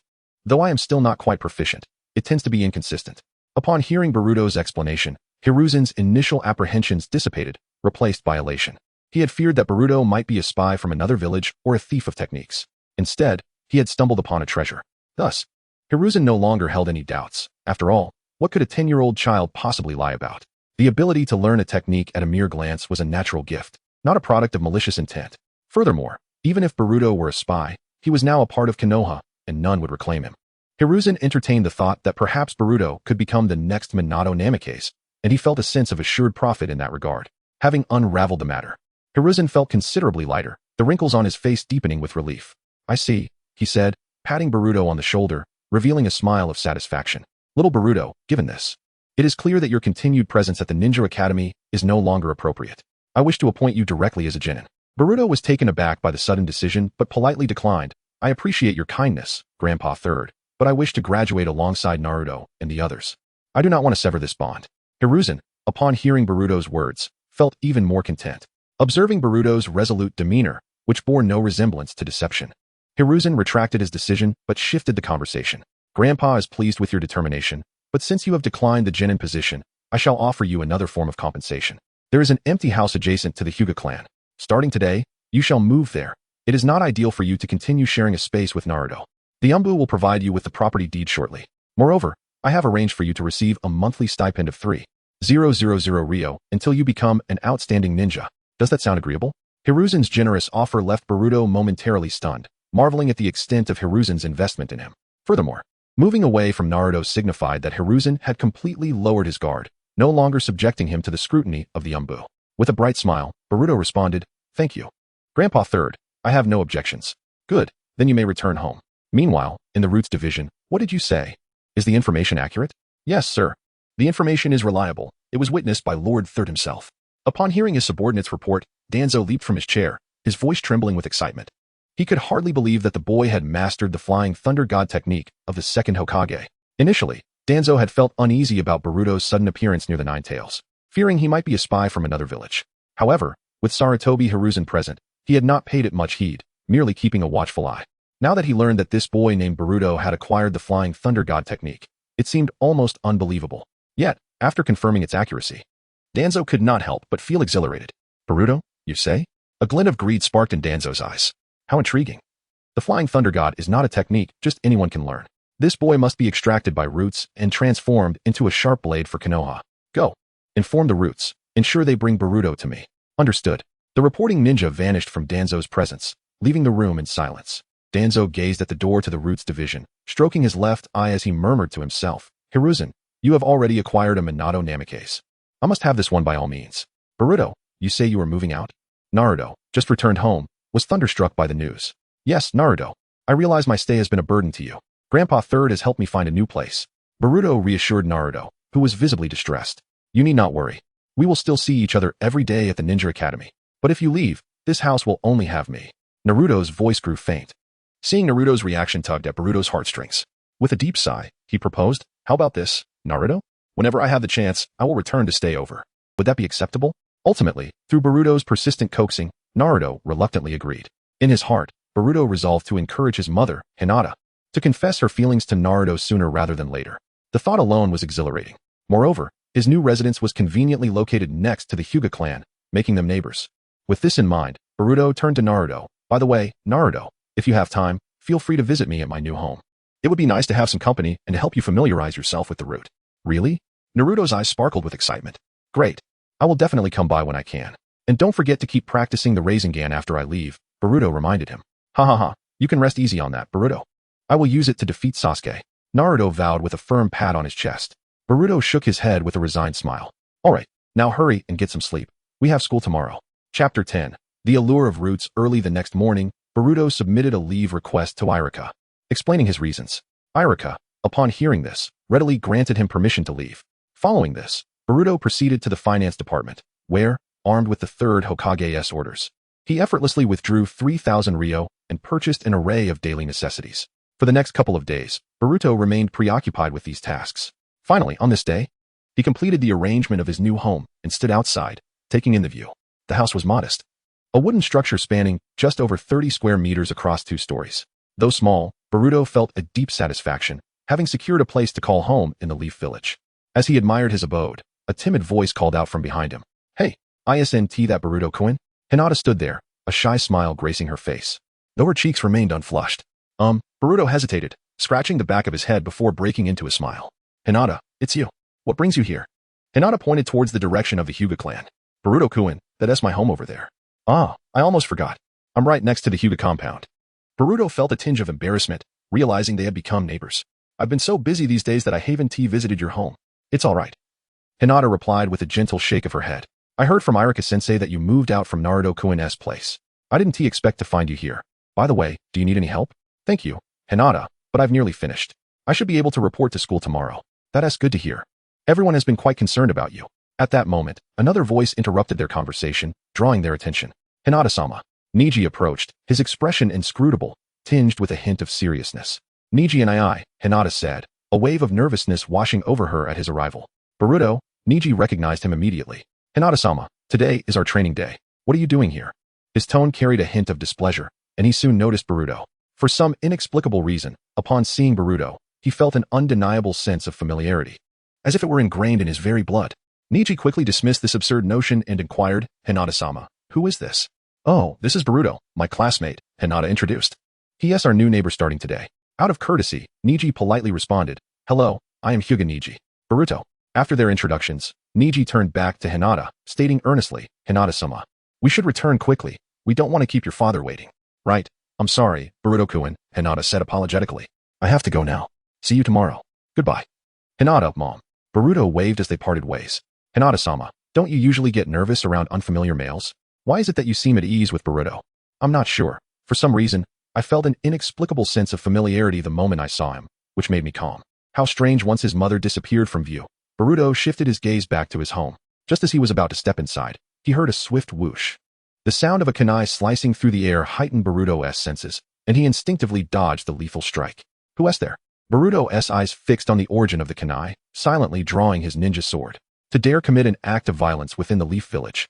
It was clear this assailant was no ordinary individual. Indeed, it seems I have caught the attention of Lord Danzo. A figure emerged from the shadows, clad in a black trench coat, bearing a ninja sword on his back, and appearing to be of similar age to Boruto. Boruto recognized him immediately. Root, Aburame Shino? Could it be that Danzo had set his sights on him? With Aburame Shino's skills, a mere insect could have sufficed to eliminate him silently, so why resort to a kunai? Boruto speculated that Danzo had indeed taken an interest in him. Who are you? Boruto feigned ignorance. I don't recall provoking anyone in the Leaf. Kid, I was merely testing you. Don't be alarmed. Lord Danzo wishes to invite you to the Root headquarters. Root headquarters? I'm only familiar with the Umbu. Boruto was not one to surrender easily. He believed that the greater the commotion, the more likely the third Hokage would become aware of the situation. If necessary, he would reveal his strength. However, he couldn't afford to fight here. What would happen to his home if it were destroyed after all his hard work? At that moment, the system's voice echoed in his mind. System task issued. Defeat Aburame Shino. Task reward. Randomly acquire one ability from Sasuke, one chakra card. It seemed he was bent on using another method to extend an invitation. Insect Jutsu. Aburame Shino's hands formed seals, and small insects resembling grains of rice began to swarm towards Boruto. The sudden surge of chakra caught the attention of the Hyuga clan. Hinata's father, Hayashi, who was instructing Hinata and Niji, was the first to notice the disturbance and activated his Byakugan. What's wrong, father? Hinata asked curiously, sensing her father's unease. Nothing. Hinata, you and Niji should continue your training for now. Stay indoors while I check something out. And don't go outside. Understood, father. Although Hinata was unsure of her father's reasons, she complied obediently. Faced with the onslaught of insects, Boruto wielded his ninja sword, executing a series of rolls and jumps to evade Aburame Shino's insect swarm. While he managed to dodge, the ornaments and flowers in his yard were not so fortunate, leaving a chaotic mess, an expensive and painstakingly arranged one at that. Seeing the disarray, Boruto felt a pang of regret, and his expression darkened. Damn it, who can endure this? Shadow Clone Jutsu. Boruto created 3 shadow clones. The 3 clones simultaneously charged at Aburame Shino, engaging in an intense battle. However, within moments, the clones were overwhelmed by the relentless swarm of insects. Is this really your strength? Aburame Shino scoffed, unimpressed.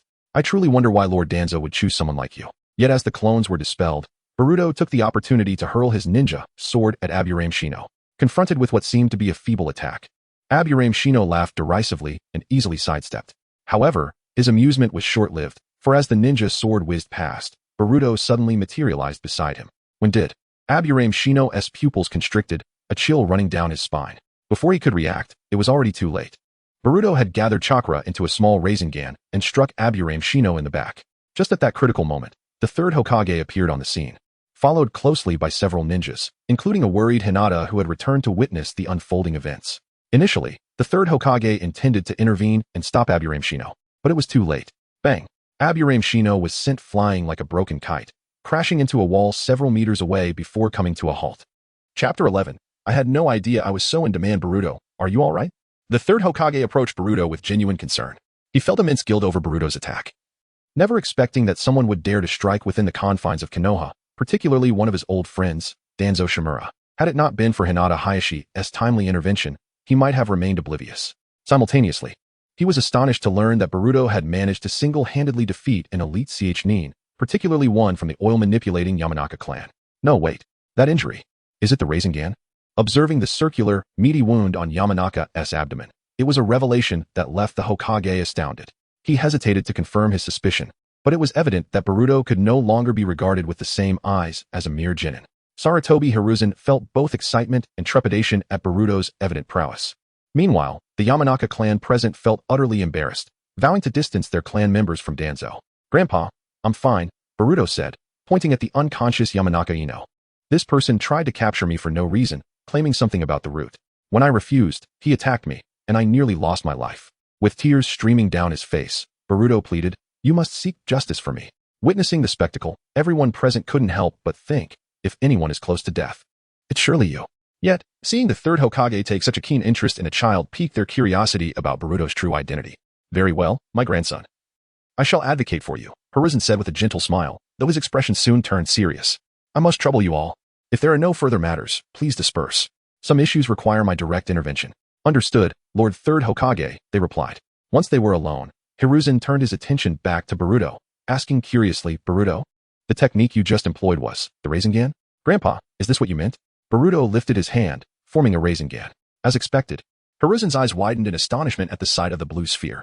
This technique was invented by his own disciple, Minato Namikaze, known as the Yellow Flash. And the only ones who had mastered it were himself and his pupil, Jiraiya. Boruto, where did you learn this? The third inquired. Grandpa, I discovered it while studying sealing techniques, Boruto replied innocently. Hiruzen, looking into Boruto's untainted eyes, felt a wave of satisfaction wash over him. After all, what kind of lie could a 10-year-old concoct? All right, I understand now. I will seek justice for you. Hiruzen lifted Yamanaka Ino, taking Boruto by the hand as they made their way toward the Root's headquarters. On their journey, Boruto seized the opportunity to summon the system. System, where's my reward? Rewards distributed initiating random task entries. In addition to the 1 chakra card reward, a wheel appeared before Boruto, revealing an entry for Sasuke Uchiha. As the wheel gradually slowed, the pointer settled on the panel for dark power. Boruto, why are you trembling? Is something wrong? Hiruzen noticed Boruto's unusual behavior and inquired with concern. And no, I'm fine, Grandpa, Boruto stammered, shaken from his excitement by Hiruzen's observation. The dark power was one of the necessary items for sealing Kageyatsuki, and according to the system's feedback, it seemed that unlike Sasuke and Naruto, the dark power within him would not vanish after sealing Kaguya. Notably, he had also acquired a shadow shield within his ninjutsu repertoire.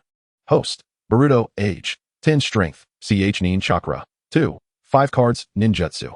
SS rank, sage art, toad transformation, clear sight, passive, flying thunder god, maturity, 1. Dark power, S rank, lightning release. Herein, shadow release, pinning development, A rank, lightning nature transformation, enhanced Rasengan, lost Rasengan, B rank, wind release, Gale palm, wind release, vacuum wave. Seduction technique, harem technique. C rank, body flicker technique, verbal jutsu. As the system's rewards concluded, Boruto appeared unchanged on the surface. However, not only had he gained chakra, but also a sphere of dark power within him. The two finally arrived at the entrance of the root. Inside the root, Danzo awaited news from Yamanaka Ino, growing increasingly restless with the passing time. How could it take so long to deal with a mere child? He thought, becoming increasingly frustrated. Useless, he muttered under his breath. His calls for assistance went unanswered, igniting further anger within him. Enough shouting, Danzo. Your root members have already been apprehended.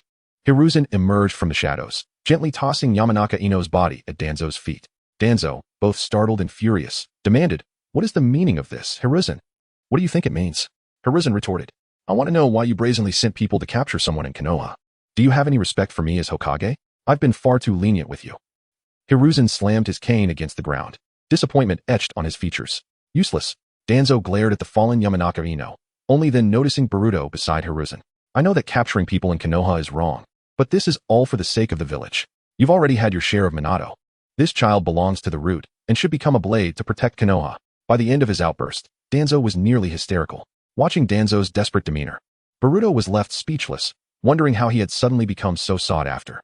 Hiruzen fixed a steely gaze upon Danzo before sighing, revealing a hint of compassion in his eyes. As long as I am here, you shall not lay a finger on this child.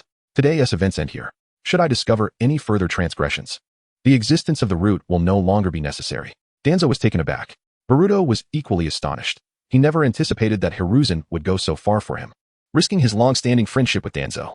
In Boruto's mind, the third Hokage was a timid old man, so fearful that he would sacrifice an Uchiha to maintain his peace. They say heroes fade in their twilight, and such changes in mindset can lead to regrettable decisions. Yet today, this old man had gone to such lengths for him, which, regardless of its authenticity, touched Boruto deeply. Hiruzen, you dare. Danzo's teeth ground together in fury. Do you think you can intimidate me? Hiruzen retorted, leaving with Boruto in tow. Behind them, Danzo's gaze darkened as he pressed a hand against the bandage over his left eye, murmuring to himself, Hiruzen, you had better not force my hand. Chapter 12, Sarutobi Hiruzen, the Doctor of Ninja Technique's grandfather, are you alright? Boruto inquired, observing Sarutobi Hiruzen, who appeared to have aged significantly. I am fine, Hiruzen replied, straightening his back with a gentle smile. After all, I am the Hokage. In an instant, Hiruzen was engulfed in reminiscence. Throughout his life, he had displayed courage, particularly under the guidance of his mentor, the second Hokage, during the Second Great Ninja War, where he earned the title of Doctor of Ninja Techniques. Back then, my will of fire was vibrant, he thought, casting his gaze towards the Hokage rock. Yet, Hiruzen also acknowledged his moments of weakness and cowardice. I have grown old. For the peace of the village, I have made numerous mistakes. Since that time, I have been aware that my will of fire is flickering, ready to extinguish at any moment. But I have no regrets. I have merely been protecting this village in my own way. Little Boruto, in the future, I hope you can discover your own will of fire. Although taken aback by Hiruzen's sudden heartfelt confession, Boruto nodded in acknowledgement. At that moment, the familiar sound of the system echoed in his mind. Scanning. Entry for Sarutobi Hiruzen is being generated. Curiosity piqued, Boruto eagerly examined the entry on Hiruzen. The information was rather standard, but the most vital detail he sought was the mastery of all 5 elemental natures. With a sense of trepidation, Boruto initiated his first draw, mentally urging, System, draw. The will finally came to a stop. As anticipated, his luck had shifted from earlier. This time, he did not receive any ninjutsu. The title of Doctor of Ninja Techniques. Boruto murmured, gazing at the area where the pointer rested. In the next moment, he felt a surge of enlightenment, as if he could effortlessly learn all ninjutsu. Simultaneously, Boruto's progress in the Flying Thunder God technique unknowingly increased to 10, a delightful surprise. Little Boruto, why are you in a daze? Hiruzen, noticing Boruto's absent-mindedness, gently reminded him. Ah, grandfather, I'm fine. By the way, little Boruto, there is something I need to tell you. Yes, grandfather. After a brief pause, Hiruzen continued. Given your current abilities, remaining at the Ninja Academy may not be suitable for you. I intend to allow you to graduate early. But, grandfather, I understand what you wish to say, Hiruzen interjected, sensing Boruto's hesitation. Initially, I planned for you to complete your studies. But your defeat of a root elite Chunin has been witnessed by others, and it cannot be concealed any longer. Hiruzen placed a reassuring hand on Boruto's shoulder, his tone filled with hope. This early graduation is also my selfish desire. The overall strength of Konoha is waning, and I wish for you to grow stronger swiftly. As for Naruto and the others, their graduation will be in less than a month, and I will arrange suitable instructors for you. So do not worry. Hiruzen's gaze lingered on Boruto, seemingly awaiting his response. Deep in thought, Boruto contemplated Hiruzen's words and the current situation he faced. In just a month, he would return to his own world and confront the looming threat of the Otsutsuki. Although he now possessed numerous advantages, practical combat experience was scarce, rendering the Ninja Academy nearly irrelevant to his growth. After weighing the pros and cons, Boruto raised his head, meeting Hiruzen's gaze. Grandfather, I have made my decision. I agree to graduate. Good. Hiruzen smiled with relief. You may return home now. I will compensate your family's losses double. Bidding farewell to Hiruzen, Boruto returned home, only to find a figure lingering at his doorstep. Hinata, what brings you here? Boruto greeted. Upon seeing Boruto, Hinata's worry dissipated, and she exclaimed, Boruto-kun. I'm so glad you're all right. Hinata, sorry for making you worry, Boruto said, scratching the back of his head. By the way, is there something you need? Well, my father would like to invite you to our home, Hinata said nervously, fearing a rejection. Your father? Boruto thought, momentarily surprised, then replied, Sure, Hinata. Please tell your uncle that I will certainly visit when I have the chance. Just then, Naruto's anxious voice echoed from nearby. Boruto, are you okay? I heard you were attacked. As Naruto approached with his boisterous demeanor, Hinata's face turned crimson, and she stiffened. In Naruto-kun. Boruto, observing his mother's contrasting reaction, sighed and shook his head, silently resolving to help her overcome this issue in the future. Hey, Hinata, you're here too, Naruto said, casually patting Hinata's shoulder. At that moment, Hinata felt overwhelmed, her head seemingly smoking. Hinata, what's wrong? Naruto asked, startled by her reaction. And no, it's nothing, Naruto-kun, Hinata stammered. Glancing at Boruto. If everything is fine, I'll take my leave now. With that, Hinata hastily exited the scene. Boruto, what just happened with Hinata? Naruto asked, puzzled. Boruto felt inclined to label Naruto with a single word, oblivious. It's nothing. She might just be feeling unwell, Boruto replied, redirecting the conversation. By the way, Naruto, why are you here so late? I heard you were bullied, so I came to check on you and offer my protection, Naruto declared. Clenching his fists with a righteous expression, Boruto chuckled awkwardly. I'm fine now, no need to be so serious. By the way, how is your Rasengan training going? Boruto inquired. Speaking of which, look, Boruto, Naruto exclaimed, producing a rubber ball. Moments later, intense chakra coalesced in Naruto's hand around the ball, and with a pop, it exploded. Boruto gazed at the shattered remnants with satisfaction. Not bad. You managed to complete the first step in just a few days. And what about the second step? Naruto pressed. Boruto promptly retrieved a water balloon. Another ball? Naruto exclaimed in dismay. Yes, indeed, but this time I have a hint. You must concentrate. Concentrate. The following morning, Boruto and Naruto arrived at the Ninja Academy early. However, upon entering the classroom, all eyes were fixated on them, particularly Boruto. Boruto, I heard from Hinata that you were attacked yesterday. Are you alright? Shikamaru, Sakura, Choji, and Ino crowded around as soon as they settled into their seats. It's all in the past. Boruto exerted considerable effort to quell their curiosity. Yet, he couldn't help but wonder why Sasuke was absent from class that day. Hey, where's Sasuke? Is he not coming to school today? Chapter 13. Simply because we are friends upon further inquiry into Boruto's encounters and the fact that he had single-handedly defeated an elite jonin, Sasuke exhibited an unusual behavior. Darting out of the classroom. On that day, Boruto scarcely caught a glimpse of Sasuke. It wasn't until after school, while passing by training ground number 3, that he encountered a rather unexpected figure. Sasuke, what brings you here? I didn't see you in class today, Boruto approached, noticing Sasuke furiously hurling shuriken at a target dummy. His brow furrowed with a trace of sorrow. Leave me alone. Sasuke shot a glance at Boruto, intensifying his actions. Boruto was taken aback. Just recently, everything seemed fine. What had caused this sudden shift in Sasuke's demeanor? Sasuke, don't act this way. I'm merely concerned for you, Boruto explained. Stop looking at me with those pitiful eyes. I, Uchiha Sasuke, do not need your sympathy. Sasuke retorted coldly. Do not presume that defeating an elite jonin grants you any authority over me. One day, I shall surpass you. I will defeat that man. At this revelation, Boruto finally understood. It appeared that his victory over an elite jonin had provoked Sasuke. Given Sasuke's twisted personality, such a reaction was hardly surprising. Having identified the root of the issue, Boruto settled onto the ground. But with your current state, it seems far-fetched for you to think you can defeat me, let alone that man you speak of. Sasuke paused, visibly irritated. What do you mean by that? You can't even control your own emotions. Your techniques are all over the place. What do you think I can do? I'm uncertain of the man's true strength. But from your tone, it is evident that he is formidable, powerful enough to leave you here seething in frustration. Shut up. Sasuke's face contorted with rage. You have no idea how strong he is. I will do whatever it takes to grow stronger. Sasuke stepped closer to Boruto, grasping his collar and roaring, Boruto, tell me, how do I become stronger? Want to grow stronger? Boruto met Sasuke's gaze and gently freed himself from Sasuke's grip. You can, but you must tell me why. Sasuke met Boruto's eyes, his own filled with a flicker of conflict, then averted his gaze with a huff. Why should I tell you? Simply because we are friends. Boruto's brief, yet poignant statement momentarily stunned Sasuke. So, are you willing to share your story? In exchange, I could teach you a powerful jutsu, Boruto coaxed. With Boruto's encouragement, Sasuke finally sighed and began to recount the tale of his once happy family, his beloved brother. In the harrowing moment, he witnessed his dear brother murder their parents, all while everyone perished before his eyes. Even though Boruto was aware of the narrative, he listened intently. He believed that sharing one's burdens could be a form of emotional release. Refusing to succumb to internal strife began with him, Boruto. After Sasuke finished, it was evident that his emotions had begun to settle. I never realized you had such a past, Sasuke, Boruto said, patting him on the shoulder. So your Sharingan awakened at that time? Sasuke, taken aback by Boruto's sudden mention of the Sharingan, paused before nodding. It is a source of pride for our clan.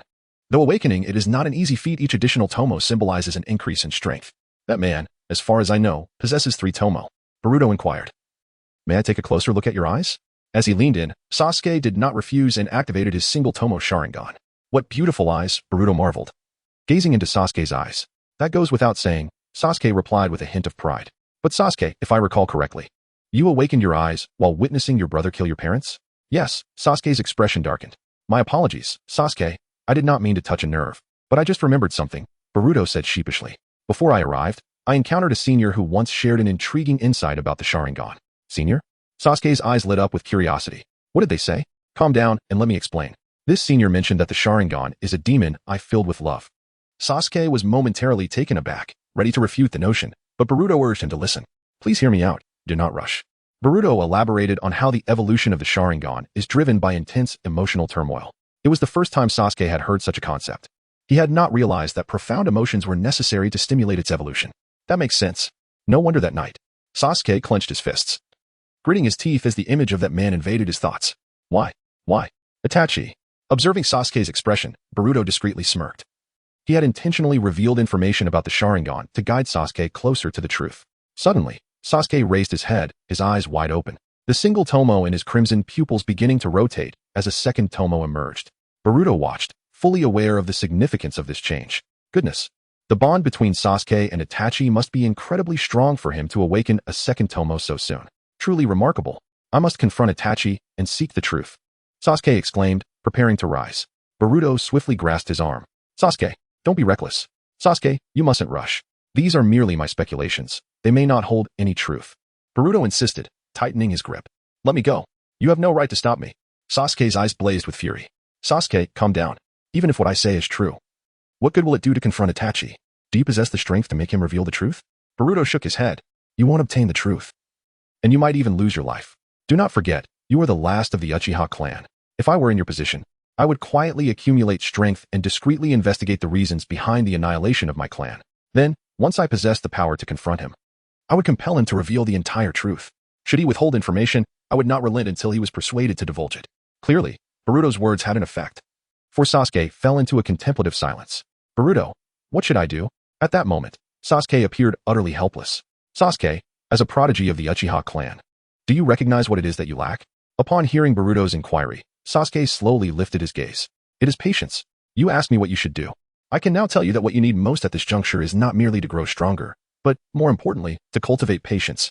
You must first learn to endure, then strive for strength, and subsequently, draw closer to the truth. Chapter 14. Promotion to Genin under Boruto's earnest persuasion.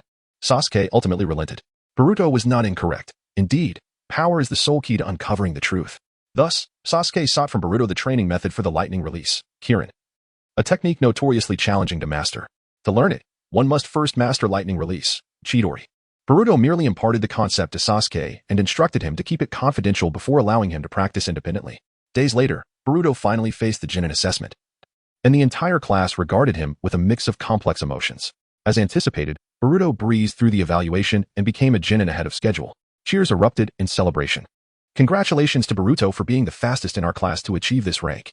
At a barbecue restaurant, Boruto's close friends, including Ino, Shikamaru, Sasuke, Naruto, Hinata, and Sakura, gathered to celebrate his promotion. Boruto, now that you are a Genin, I will surely be seeking your assistance in the future, remarked one. By the way, Boruto, has the third Hokage arranged your teammates yet? I heard that becoming a Genin requires a leading teacher and 2 companions. Each friend chimed in, as though it was not Boruto being promoted, but rather themselves. In response to his friend's enthusiasm, Boruto acknowledged them. Thank you all for your blessings. As for my teammates, I have yet to hear from Gramps III. I suppose I will await his arrangements. He was indeed curious about his new companions, but all would be revealed the following day. The next day, within the Hokage's office, Boruto arrived early at the Hokage building, standing before Sarutobi Hiruzen, wearing the Leaf Village headband proudly upon his forehead. Gramps, could you tell me who my team leader will be? Boruto inquired eagerly. Little Boruto, you are quite impatient. Sarutobi chuckled. Rest assured, he will arrive shortly. No sooner had he spoken than a knock resounded at the door. See, he is here, Sarutobi called. Come in, guy. Boruto was taken aback as he observed a figure clad in a green jumpsuit with thick eyebrows, a resolute expression, and that unmistakable bowl haircut. He had not expected the third Hokage to assign Guy as his team leader. Good day, sir. Guy greeted as he entered. Now that you are here, I shall not dilly-dally. You know why I summoned you. Sarutobi gestured toward Boruto. This is Boruto. From today onward, I entrust him to you. Guy turned, scrutinizing Boruto with enthusiasm, and exclaimed, Greetings. I am Might Guy, and welcome to my team. Let us ignite our youthful spirits together. His fervor was unmistakably infectious, causing Boruto to involuntarily twitch at the corners of his mouth. Scanning. Might Guy, generating entry. Upon hearing the system's voice in his mind, Boruto straightened up. Related entries have been generated. Leaf Whirlwind, Twin Rising Fong, 8 Gates, Morning Peacock, Day Tiger, Evening Elephant, Night Guy, Burn Your Soul, Unparalleled Taijutsu. After reviewing Guy's related entries, Boruto restrained his excitement and commanded the system. Draw the roulette pointer ceased on the segment labeled Unparalleled Taijutsu. Unparalleled Taijutsu? Boruto pondered, intrigued. And the system provided an explanation. Unparalleled Taijutsu. Taijutsu insight loaded at 100, physical strength loaded at 100, vitality enhancement at 100, significantly boosting power, speed, and responsiveness during combat. Understanding the effects of Unparalleled Taijutsu, Boruto's eyes brightened. He had not anticipated that Might Guy could offer him such unexpected advantages.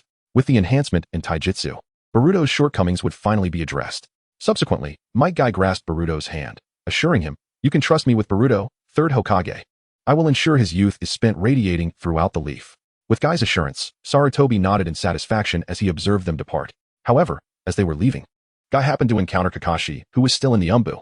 It was easy for Guy to recognize Kakashi, given that unmistakable tuft of white hair. Hey, Kak. Guy began to greet, but the masked Kakashi glanced at Boruto and shook his head, signaling him to refrain from speaking. The umbu have strict regulations against revealing their identities. Guy awkwardly smiled, disappearing from the Hokage's office. Once Guy left, Kakashi asked, Third Hokage, are you assigning Boruto to Guy? Indeed, came the reply. But can Guy adequately instruct Boruto? After all, Kakashi's voice betrayed his skepticism. Are you suggesting that guy only excels in taijutsu and has little to teach Boruto? Sarutobi countered. Kakashi fell silent. The shinobi world war has only ceased for a few years. Although our village appears at peace with others, beneath the surface, tensions simmer. Should we falter? Other villages will seize the opportunity to take advantage.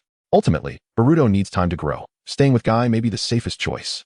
While others may overlook Guy's strength, you, Kakashi, should know better.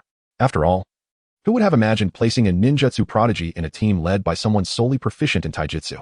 He, Sarutobi, intends to cultivate a shinobi more remarkable than Minato Namikaze. A familiar white-haired figure crossed his mind. All will be revealed once that disciple returns. I see now, Kakashi acknowledged, understanding the third's intent. By the way, did you summon me for something? Sarutobi inquired. Prompted by the third's reminder, Kakashi recalled, Third Hokage, we have intelligence from the Umbu in the water country. Their Mizukage has allegedly been attacked by a certain organization, and his status remains unknown. Upon hearing this news, Sarutobi paused, his expression grave. Is the information reliable? Yes. We lost several of our operatives during the upheaval, and this information comes from a surviving comrade, Kakashi confirmed. Understood, Sarutobi replied, taking a deep drag from his pipe. Increase patrols along the northern border with the water country and dispatch a reconnaissance team to infiltrate the area discreetly. Ensure that both the support and assault teams are on standby. Sarutobi was aware that he was not the only one who had received this intelligence. The water country, rich in fisheries, would undoubtedly attract many eager to claim a piece. Understood, Third Hokage. If there is nothing further, Kakashi, you may leave. Kakashi accepted the order and exited, leaving the Hokage's office in silence. Gazing at the Hokage rock, Sarutobi exhaled a cloud of smoke. This world truly cannot remain tranquil for long. Chapter 15. Team Kai, Daily Tasks. What is the matter with Teacher Kai? He is late again. Tian leaned against a wooden post, grumbling while his gaze remained fixed silently on his two teammates, Rock Lee and Hyuga Neji. Rock Lee, clad in a green bodysuit with his characteristic bowl-cut hairstyle, was running in circles upside down, exclaiming about youth, clearly embodying the spirit of Might Guy. The other, Hyuga Neji, sat cross-legged, frequently enduring Lee's antics. Lee, could you please calm down for a moment? You're making me dizzy, Tian complained. In response to Tian's grievance, Rock Lee shouted, Tian. How can the passionate youth be halted? I must greet our new teammate in peak condition. Tian rubbed his forehead, feeling helpless. His teammates were all eccentric. He then turned to Neji. Why don't you persuade Lee? Do you think he would listen? Neji glanced at Tian and continued, by the way. Aren't you curious about our new teammate? Curiosity aside, it seems that Teacher Kai has been gone for quite a while. Just as Tian finished speaking, Kai's figure suddenly appeared before them, followed closely by Boruto. Teacher Kai. Upon seeing Might Guy, the three gathered around him, but when they noticed Boruto, Tian and Neji exclaimed in unison, It's you? It's you guys, Boruto replied, surprised to see Tian and Neji in Teacher Kai's team. Do you know each other? Kai inquired. I met this guy once. He even came to my shop wanting to buy ninja tools, Tian explained. Neji added. He lives near the Hyuga clan, so we VE crossed paths. Ah, I see. Youth truly is a wonderful encounter, Kai mused. Now why don't you introduce yourselves? Hello everyone, I am Boruto. I am Tian. I am Hyuga Neji. I am Rock Lee, the apprentice of Teacher Kai. Boruto welcomed him. Let us unleash our youth together. Uncle Lee is indeed spirited, Boruto remarked, his mouth twitching slightly. Boruto, I didn't expect you to graduate faster than Lady Hinata. You must possess great strength. How about a match? Neji challenged. How infuriating. Neji, you took the initiative. I want to compete with Rock Lee. Hey, you two don't scare him. Tian interjected, exasperated. Observing the harmonious interaction among the three, Boruto found himself at a loss for words. Boruto, please don't take offense, Might Guy exclaimed, pulling out a stack of mission scrolls from who knows where, excitedly declaring. To celebrate the arrival of our new companion, I have specifically accepted 10 D-rank missions for you all. Let us ignite our youth. What? 10. 10 missions. Tian exclaimed, nearly dropping his jaw. Teacher Kai, you came here so late just to get D-rank missions? Are you trying to exhaust us? All right, Teacher Kai. I feel my youth burning brightly. Rock Lee's eyes sparkled with enthusiasm. Of course, these 10 missions will be divided among you. Lee, you take 3. Tian, you take 2. Neji, you take 3. And Boruto, as you've just joined, you'll have 2. You also have 1 opportunity to seek my assistance. Boruto received the 2 scrolls from Kai, opening the first one to find a simple task. Assist an old lady in finding her lost kitten, with a reward of 1,000 Ryo.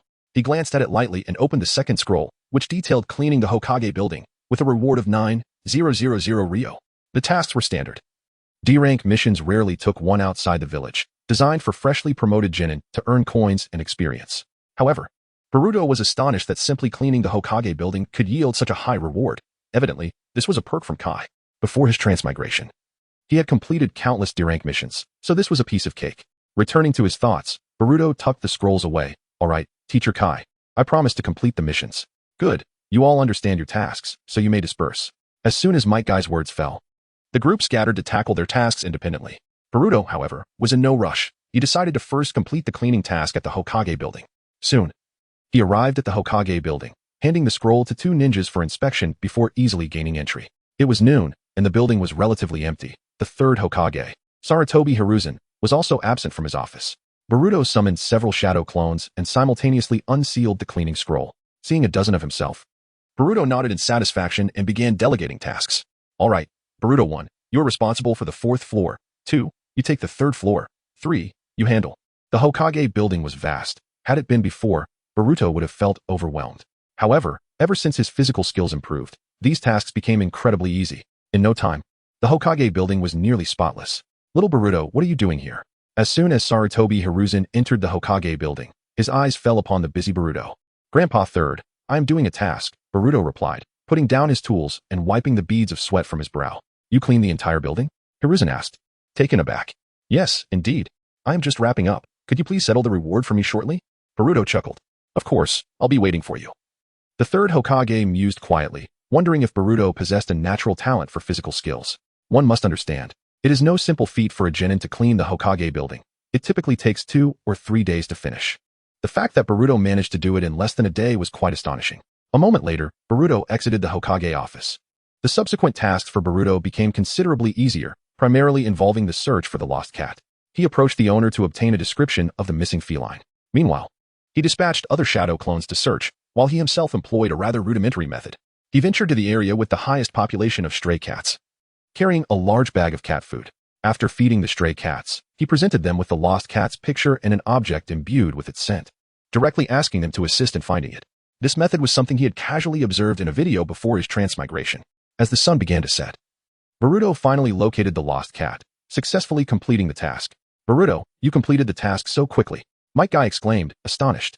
It was quite simple, Teacher Kai. I have already submitted the cleaning task to Grandpa Third. The other one is now in your hands. Might Guy looked at the scroll in his hand, then back at Boruto, suddenly giving him a thumbs up. Exactly. This is youth. In the following days, Boruto fervently accumulated coins, taking on tasks of all difficulties without hesitation. His speed astounded Kai and the others, prompting them to wonder, how desperate could one be for money? All right. Here's the refined version of the text you provided. Chapter 16. C-Rank Mission Astounding, Boruto. That marks your 20th triumph over Lee and Niji, Tintin exclaimed, observing Boruto's victory in the training grounds. For nearly a month, Lee and Niji had dedicated themselves to challenging Boruto, aside from their assigned missions. Since discovering Boruto's superior taijutsu skills, they had become eager rivals, seeking sparring sessions whenever possible. Boruto, in turn, welcomed these challenges, although Lee and Niji were consistently defeated in short order. Lee, Niji, are you all right? Boruto inquired, helping them to their feet. I'm fine. Youth demands resilience in the face of setbacks. Boruto, I shall defeat you next time, Lee declared. Niji, however, remained composed. Boruto, I can sense your continued growth. You're not far behind, Niji. Your gentle fist technique has reached 42 strikes, Boruto acknowledged. Spare me your flattery, Boruto, Niji replied, a hint of self-deprecation in his tone. Even if I master the 8 trigrams 64 palms, I'm still a caged bird. Boruto was momentarily at a loss for words, understanding the complexities of familial discord. At that moment, Guy appeared before them. Guy-sensei, you finally arrived. The group exclaimed. Boruto, Tintin, Niji, Lee, Might Guy said, unrolling a scroll with a rare solemnity. Your progress through these past months has been remarkable. The usual C-rank missions will be temporarily suspended. Sensing the gravity in Guy's words, the group awaited his explanation. This scroll contains a C-rank bounty, but its difficulty borders on B rank. It requires us to leave the village. Guy-sensei, does this mean we can undertake missions outside the village? Lee asked, excitement evident in his voice. Indeed, Lee, Guy confirmed with a nod. I will lead you on this mission. The reward is yet to be determined. You have 3 days to prepare before our departure. The mission objective is escort. As Guy departed, a notification appeared in Boruto's mind. System mission, advanced to Chunin. Time limit, 1 month. Reward, 2 random trait draws, 10 karma. Flying Thunder God technique proficiency 10, 1 month to become a Chunin? Boruto muttered in disbelief. He had only recently become a genin. Then, he recalled the system's monthly interdimensional portal. He didn't necessarily have to become a Chunin in this timeline. System, how long until the dimensional portal opens? Boruto inquired internally. The dimensional portal will open in 5 days. The host may activate it at any time. Relieved, Boruto was also concerned about his parents' reaction to his month-long absence. Boruto, We must be going, Tintin and Lee said, interrupting his thoughts. Farewell, see you in 3 days, Boruto replied. Neji and Boruto walked in the same direction. Boruto, are you nervous about leaving the village in 3 days? Neji asked, breaking the silence. Truthfully, yes. I hope the mission proceeds smoothly. Boruto, my father asked me to invite you for a meal if you're available. Oh, Boruto replied. Tell Lord Hayashi that I will certainly come. Boruto had previously visited the Hyuga clan compound. Hayashi Hyuga had been immediately affable and welcomed him to visit any time. As they continued, Naruto and Sasuke approached, visibly excited. Both had already achieved the rank of genin. Naruto, Sasuke, what brings you here? Sasuke noticed Neji. Be a Kugan. Boruto, I must be going. Don't forget our promise, Neji said. Sensing Sasuke's competitive aura. I won't. Once Neji was out of sight, Boruto turned to Naruto and Sasuke. What's the news? Boruto, I've mastered the Rasengan. Naruto exclaimed. Unable to contain his excitement. You've done it. Boruto was astonished. He had only entrusted Naruto with the final stage of training recently. Sasuke scoffed. That loser's Rasengan is no match for my Chidori. What did you say, Sasuke? Let's settle this. Naruto retorted, indignant. Sasuke had also mastered the Chidori. Boruto was amazed. Within a month, they had both learned their signature techniques. The host has accelerated the storyline by enabling Naruto and Sasuke to learn A-rank techniques prematurely, rewarding 2 random jutsu enhancements. Enhancements complete. As the two argued, the system's notification appeared in Boruto's mind. Boruto mentally accessed his status panel. Host, Boruto, age, 10, strength, elite Chunin, actual strength, not rank, chakra, 2, 7 karma title, jutsu prodigy, physique, unparalleled, jutsu, SS rank, Toad Sage mode, Jogan passive. Flying Thunder God technique, proficiency, 12, S rank, lightning release, Rasengan, vanishing Rasengan, A rank, Rasengan, multiple shadow clone jutsu B rank, wind release, violent wind palm, wind release, great breakthrough, sexy jutsu, harem jutsu C rank, transformation technique, talk no jutsu. Boruto was elated to see lightning release, Kirin elevated to SS rank, and the Rasengan upgraded to S rank. However, his joy was short-lived, interrupted by Naruto and Sasuke's challenge. Let's do it. I fear no one. Chapter 17. The gaze of Orochimaru. If you both are so eager to spar, I propose a challenge. You two shall fight against me, Boruto declared. Arrogant. Conceited. Naruto and Sasuke retorted in unison. Arrogance and conceit can only be proven through competition. Boruto responded, not allowing them to continue. Meet me at training ground number 3. With that, he vanished before their eyes in an instant. At training ground number 3. Boruto faced Naruto and Sasuke, the atmosphere thick with tension. Are you ready, Boruto? We're coming for you. A gust of wind swirled around them. Bring it on. Boruto beckoned with a flick of his fingers. It's infuriating to be underestimated, Naruto muttered, forming a series of shadow clones, while Sasuke prepared to unleash his attack. In an instant, Naruto's clones surged toward Boruto, delivering strikes with elbows, fists, and knees. Yet, Boruto remained composed, dispelling the clones into nothing but mist. Sasuke, refusing to be outdone, utilized the obscuring mist to conceal his movements. As the fog cleared, a massive fireball erupted before Boruto. Fire style, fireball jutsu, Sasuke shouted, launching his attack. Boruto smirked confidently, using the mist for a surprise attack is clever, but it lacks power. Water style, water surge.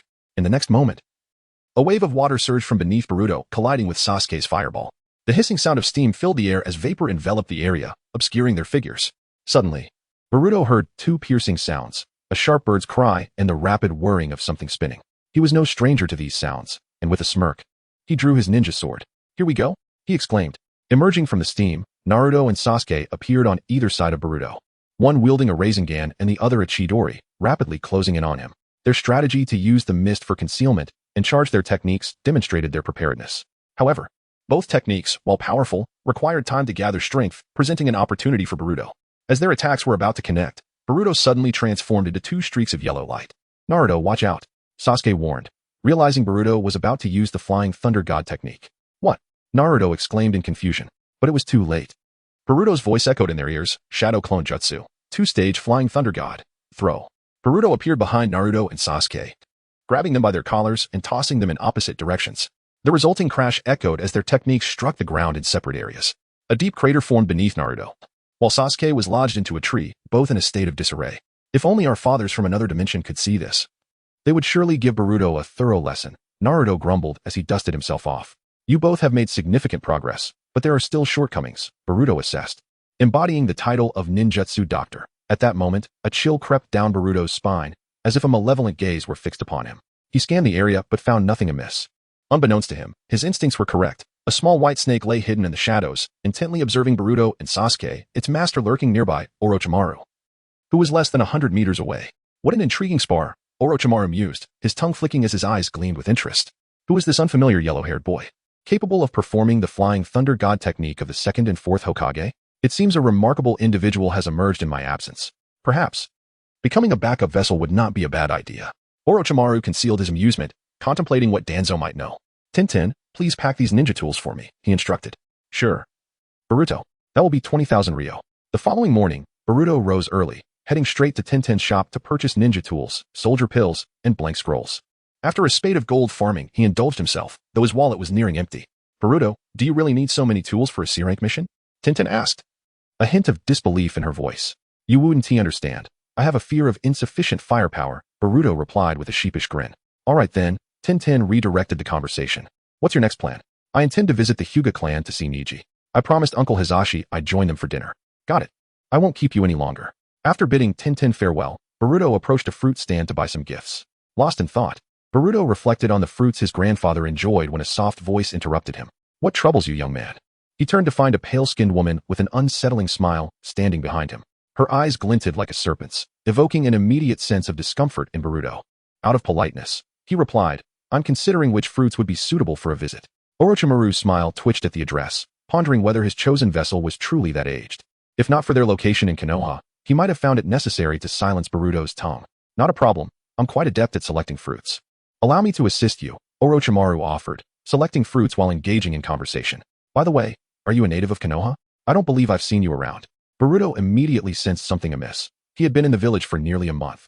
As he scrutinized the overly familiar woman, her face felt hauntingly familiar. Just then, the system chimed in his mind, causing his heart to race. Scanning Orochimaru, generating entry. Chapter 18, Strategizing Against Orochimaru, the system's bounty what? Orochimaru? Boruto was taken aback, for the figure before him was none other than Orochimaru. It was no wonder he appeared so sinister. Boruto felt an unsettling familiarity. Are you all right? Orochimaru inquired, his gaze fixed intently on Boruto. Boruto, unnerved by the intensity of Orochimaru's eyes, stammered, I'm fine. Just suddenly remembered I need to buy some fruit. He hastily selected his grandfather's preferred fruit, paid, and turned to leave without a backward glance. He couldn't bear to linger a moment longer, wishing he could activate the flying thunder god technique to escape. It wasn't that Boruto was incapable of defeating Orochimaru. Rather, the nature of such a being rendered him virtually indestructible. Should he draw Orochimaru's attention, the consequences could be dire. At this juncture, Orochimaru was obsessively dedicated to his scientific pursuits, so it was best to minimize any interactions. This was not the Orochimaru from his own timeline. Interesting, has he recognized me? Orochimaru mused, licking his lips as he observed Boruto's hurried departure, a sinister smile creeping onto his face. Relieved that he had not been ensnared by Orochimaru, Boruto exhaled quietly. He recalled the entry he had received from the system regarding Orochimaru and promptly accessed it. Pioneering scientist, Shadow of the Serpent, Dragon Cave Sage Technique, Curse Seal, Transformation, Triple Rashomon, Mastery of all 5 natures, Impure World Reincarnation, and Corpse Rebirth. As the system's interface opened, Boruto scanned through the entries before selecting one. The pointer swept across the various categories before finally landing on one, Dragon Cave Sage Technique. His eyes lit up at the sight of this ability. The prospect of acquiring the technique was far preferable to facing the ferocious white phosphor serpent in the Dragon Cave. The system-bestowed Sage Technique was much more harmonious in nature.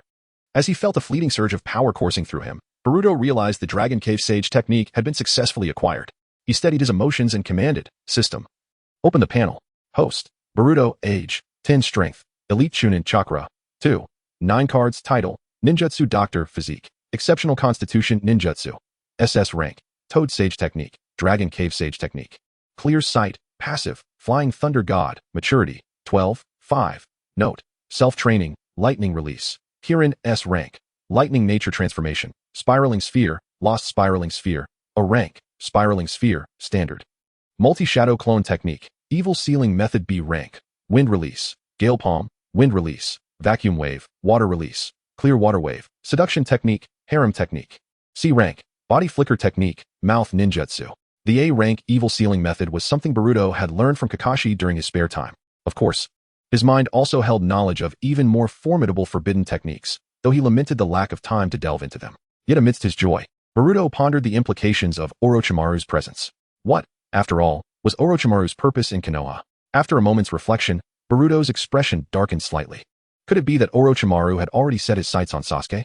Lost in thought, Boruto arrived at the Hyuga clan's territory. where he was warmly welcomed by Hinata and Niji, who were engaged in practice. Boruto-kun. Hinata was the first to notice him at the entrance. Niji turned at the sound. Boruto, you've come. The warm reception left Boruto somewhat flustered. Boruto, you've arrived. At this moment, Hayashi also approached. Since you're here, you needn't bring any gifts. Oh, these are all fruits I know you enjoy. How considerate of you, my child, Hayashi remarked with a smile, clearly pleased. Boruto enjoyed a hearty meal at the Hyuga residence, observing Hinata and Niji's sparring match from the steps. Boruto, I heard from Niji that you two will be leaving the village for a mission? Hayashi inquired. Yes, that's correct. Boruto replied. As Hayashi spoke, his words were laced with concern for their safety. You and Niji must look out for one another. Niji is my brother's child, and as his uncle, I owe him much. Boruto was momentarily taken aback by Hayashi's heartfelt words. Uncle Hayashi, you care deeply for Niji. Hayashi's expression turned self-deprecating. As his uncle, it is my duty to consider the clan first, but his father, my brother, has had to make sacrifices for the clan. Uncle Hayashi, I may be an outsider, but I feel compelled to speak my mind. This notion of clan division is merely an outdated relic, Boruto asserted, fixing his gaze on Niji. A strong family should not protect its main house through division. Such a family will only crumble under the weight of exploitation and oppression. A true family is one that stands united, relying on one another, and working toward a common goal. Hayashi appeared momentarily stunned by Boruto's words, not angered but contemplative. As a head of the clan, he too bore unspoken burdens, powerless to enact change within a system that had become ingrained. Perhaps this yellow-haired boy, who evoked a sense of familiarity, could offer him a perspective he had never considered. By the way, Uncle Hayashi, are you familiar with Orochimaru? Boruto's inquiry broke the silence. Orochimaru? Hayashi seemed taken aback by the question. Why do you suddenly ask about him? Just curious about how he became a rogue ninja, Boruto replied casually. It was not mere curiosity. While Hayashi was lost in thought, his system unexpectedly provided him with a new task. Divert Orochimaru's attention from Sasuke. Task reward. 1 scroll of each a rank 5 nature technique. 5 cards of chakra. 1 6 paths level Kusanagi sword. Boruto gazed at the enticing rewards, unable to suppress his desire. However, attempting to strategize against Orochimaru was no simple task. Yet the allure of the system's rewards was irresistible. With resolve, Boruto decided to give it a try. Orochimaru was a formidable figure, possessing both great intellect and a penchant for madness, stubbornness, selfishness, and cruelty, willing to employ any means necessary to achieve his goals. Hayashi found himself lost in memories. Orochimaru had once pursued his ideals, committing acts that stood in stark opposition to Konoha, ultimately leading to his discovery by the third Hokage and his subsequent status as a rogue ninja. He, along with Jiraiya and Tsunade, were known as the Legendary Three. And what of the other two? Boruto inquired. It's a long story. Hayashi sighed, reflecting on the two figures before shaking his head in resignation. After spending some time at the Hyuga residence, Boruto bid farewell to Hayashi and arranged to meet Niji the following day. Chapter 19. Encounter with Uchiha Obito before long. The day arrived for the mission. After Boruto had gathered all his belongings, he set off towards the village entrance, where he found Kai and the others waiting for him. To his surprise, there was an unfamiliar young woman beside them. Teacher Kai, Tintin, Niji, Lee, you all are quite early, Boruto remarked. Ah, youth waits for no one. I can hardly contain my eagerness to ignite my youth. Rock Lee exclaimed, exuberant as ever. Who is this? Boruto inquired, directing his gaze toward the young woman. This is the task we are to undertake, Might Guy explained. She is the daughter of a noble from the land of fire, and we are to escort her safely to her father's residence. Who said you could escort me? I haven't had my fill of fun yet. I refuse to return to that cage. The young woman, roughly Boruto's age, had a sweet appearance but an unruly temperament. It was evident she was a spoiled rich girl, unaccustomed to the harsh realities of life. Might Guy wore a look of helplessness in response. Since we are all prepared, let us set off immediately. Their expressions were grim, fear evident in their demeanor. Shinya, did that guy follow us? One of them asked anxiously. Shinya, the higher-ranked ninja, glanced back. No, he hasn't pursued us. But we cannot afford to be careless. That man possesses formidable strength. We have witnessed other ninjas from different villages fall by his hand. We must relay this information back. Their mission, ordered by the third Hokage, was to infiltrate the land of water and gather intelligence on the fourth Mizukage, one of whom seemed to possess strength akin to that of a Kage. Most of the ninjas dispatched by the third had perished, leaving only the two of them to escape. Thank you for acknowledging my strength, but I still cannot allow you to leave, a mocking voice echoed around them. Suddenly, the air distorted, and a vortex appeared before them, halting their escape. A man adorned in an orange spiral-patterned mask materialized before them. Damn it! The two were drenched in sweat, panic rising as they realized they had been caught. Shinya, I'll hold him off. You take the intelligence and flee, his companion shouted. Barely out of the Leaf Village, Boruto and his team were being thoroughly exasperated by the young lady. Stop. Just stop. I'm hungry. I want to eat fish, she complained. Wriggling as Lee carried her on his shoulder. The group, left with no choice, sought out a nearby river. Boruto.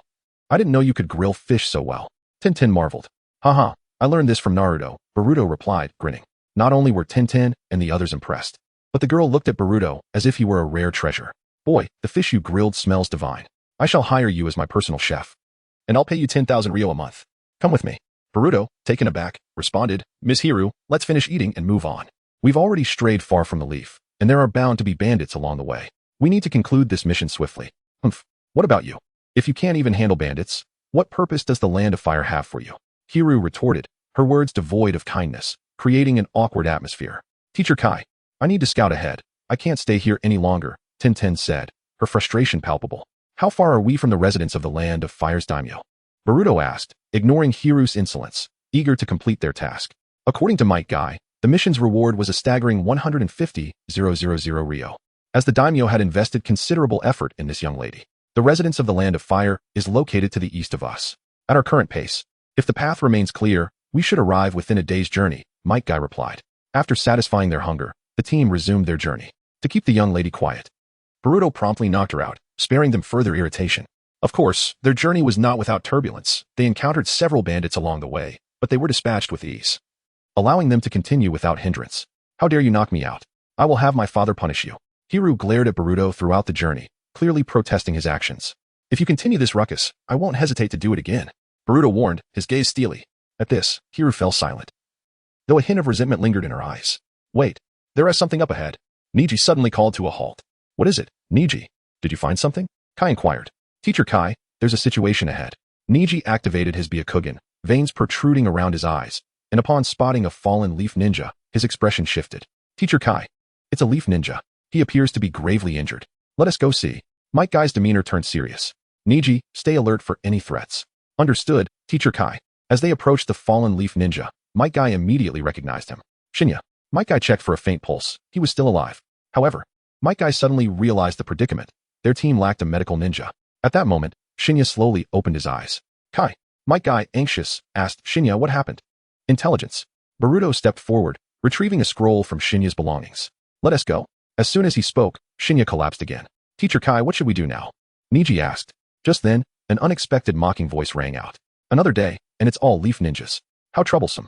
Hey, could you return the scroll to me? The group instinctively turned toward the source of the voice, spotting a man in a cloud-patterned cloak, his spiral mask perched above as he looked down at them. Might Guy demanded, who are you? Uchiha Obito.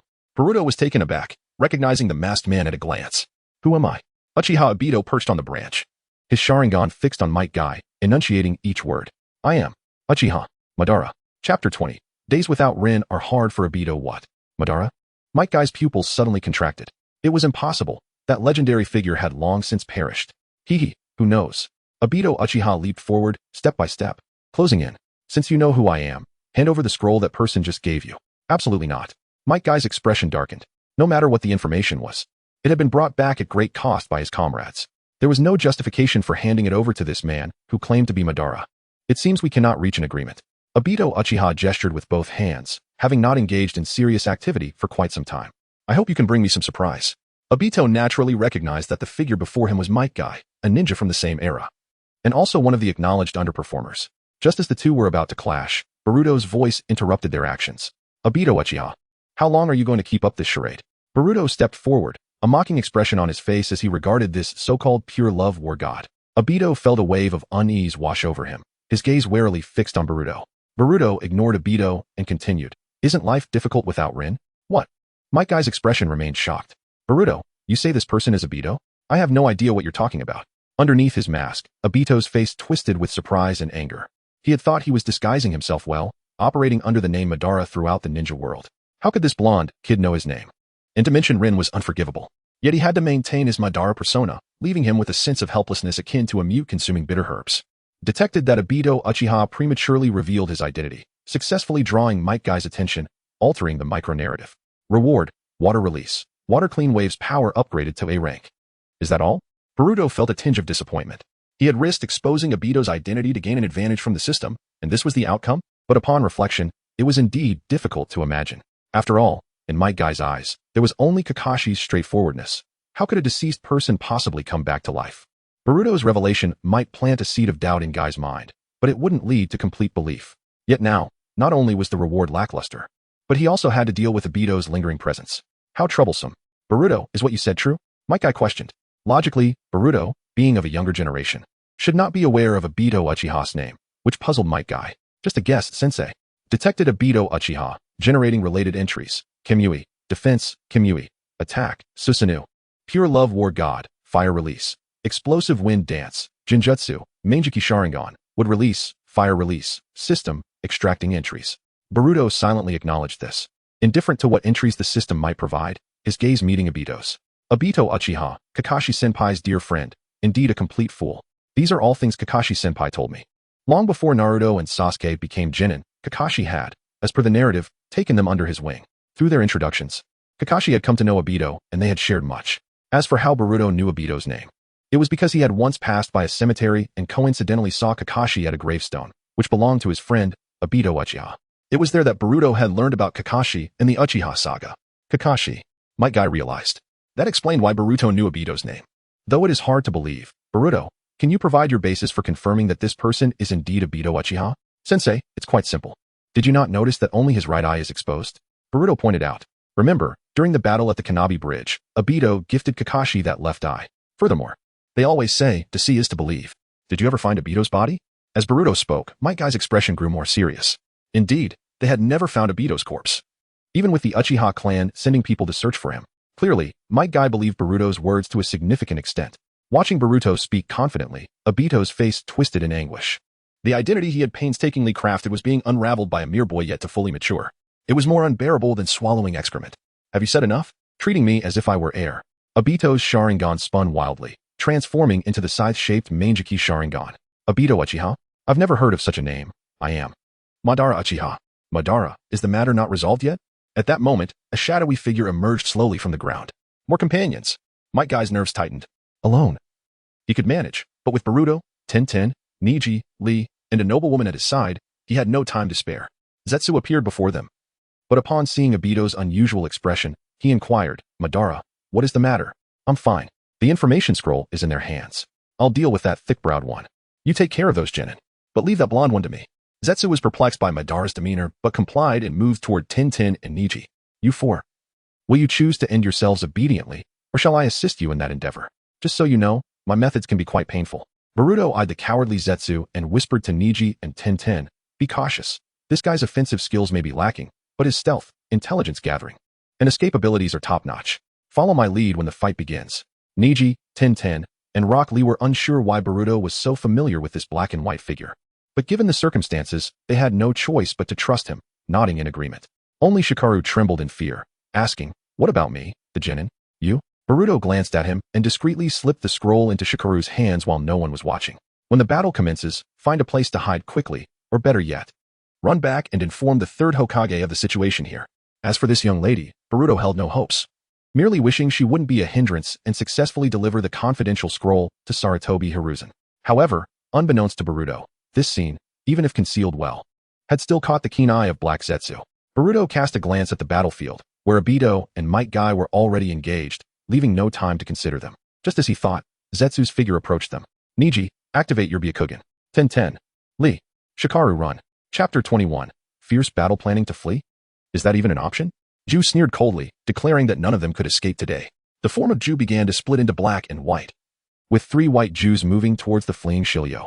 At that moment, Boruto appeared, blocking the path of Ju's clones. Sorry, this road is closed. Infuriating.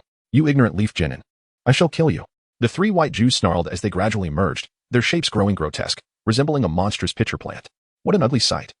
You're truly a blight upon my eyes. You little brat, seeking death. Boruto's words successfully provoked the pitcher plant white Ju, which charged madly towards Boruto and his companions. Observing this, the black Ju discreetly employed the flitting technique, gradually sinking into the ground. Boruto noticed this and warned Neji beside him to keep his Byakugan active, particularly monitoring the surroundings and the underground to guard against ambush. Leave the rest to me. Understood. Neji stepped back a few meters and activated his Byakugan. Just then, the enormous form of the white Ju lunged towards Boruto, delivering a powerful punch. Boruto sensed the incoming threat, swiftly rolling to evade the blow without missing a beat, and hurled a kunai at the white Ju. At the same time, he gathered a Rasengan in his hand. The white Ju easily dodged the kunai, its face contorted with mockery. Did the Ninja Academy teach you only this? Before it could finish, Boruto's form suddenly vanished. The next instant, Boruto's voice echoed in its ear. Oh, is that so? What? The white Jew's expression shifted dramatically. When did you appear beside me? Rasengan. Boruto launched the spiraling sphere at the white Jew's torso. Sensing the danger, the white Jew decisively split its body. In its combined form, it was too large a target. Despite this, one of the white Jews was still struck by the Rasengan and shattered. The other two, realizing their precarious situation, attempted to flee. Tintin, Lee, act now. As Boruto's words fell, Tintin and Lee emerged before the two fleeing white Jews. Tintin, Lee, do not hold back. I have use for these two. Leave Hurricane. Following Boruto's cue, Tintin and Lee successfully sent the white Jews flying. Seizing the opportunity, Boruto produced a blank scroll, applying the 5-element seal to bind them. Boruto, what do you intend to do with these two monsters? Tintin inquired as she approached Boruto. It's a secret. After stowing the two scrolls, Boruto suddenly sensed something amiss. Observing his surroundings, he realized that the black Jew had yet to reveal itself. Where's that old trickster? I've dealt with the white Jew. So why hasn't it shown up? Boruto pondered for a moment before abruptly awakening to the danger. Shilio is in peril. Niji, retract your Byakugan. That thing is not here. What shall we do then? Niji asked. Just then, Might Guy emerged from another battle. How goes it on your end, Guy-sensei? Rock Lee inquired. I'm uncertain. Obito simply vanished in the midst of our fight. Might Guy replied, his brow furrowed. That guy's abilities are strange, and his attacks seem to pierce through everything, which is quite troublesome. They must be targeting Shilio. Boruto declared with certainty. Niji asked, what is our plan now? After a moment of contemplation, Boruto suggested, Guy-sensei, I believe we should split into two teams. What do you mean? Tintin, Niji, Lee, you head to Konoha for reinforcements. We will go rescue Shilio.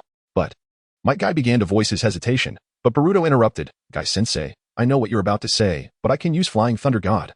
And I left a mark on that scroll. Upon hearing Flying Thunder God, Guy's expression changed to one of disbelief. You can use Flying Thunder God? Boruto nodded, urgency compelling him to act. I can feel my mark fading. We must hurry. Understanding that time was of the essence, Might Guy agreed. Following Boruto's lead, they activated Flying Thunder God and set off. Let me go. You two ugly beasts. At that moment, Uchiha Obito and the Black Jew traversed the forest, with Shilio desperately struggling on the Black Jew's shoulder. Are you saying that blonde kid recognized you? The Black Jew questioned, incredulous. My identity. Only you and White Jew know it. Along with the deceased Madara. How could that blonde kid possibly know? Obito's voice was low, clearly skeptical of the Black Jew. Obito, are you doubting me? The Black Jew replied without changing expression. You must understand, I am a product of Madara's will. I would never betray him. He tasked me to assist you before his demise. Best it remains that way, Obito retorted with a cold snort. By the way, what shall we do about the woman on my shoulder? Why not just kill her and save ourselves the trouble? At the mention of murder, Shilio fainted from sheer terror. Forget it. Rather than killing her, I might as well hand her over to Kakazu. After all, she is the daughter of a Fire Country minister. He may find her intriguing. In the early days of Akatsuki, money was scarce. The Black Jew fell silent. Obito suddenly sensed something unusual behind him. A flash of yellow light surged toward them. That is, Obito squinted, his pupils narrowing. Flying Thunder God. He recognized the technique well. It was his teacher, Minato Namake's signature jutsu. Just as he pondered who could be using Flying Thunder God, a figure enveloped in green steam descended from above, targeting the Black Jew. 8 gates. 6th gate open. Black Jew, be cautious.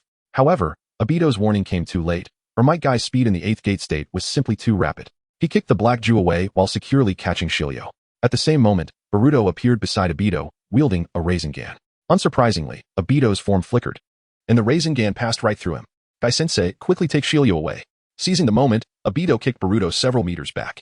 Kid, I never expected you could use Flying Thunder God. Obito exclaimed, astonished. Still not able to match the reaction speed of Minato, Boruto thought, rolling to a safe landing. Though he felt a searing pain in his abdomen, forcing a smile through the discomfort. Surprised? There's even more that will astonish you.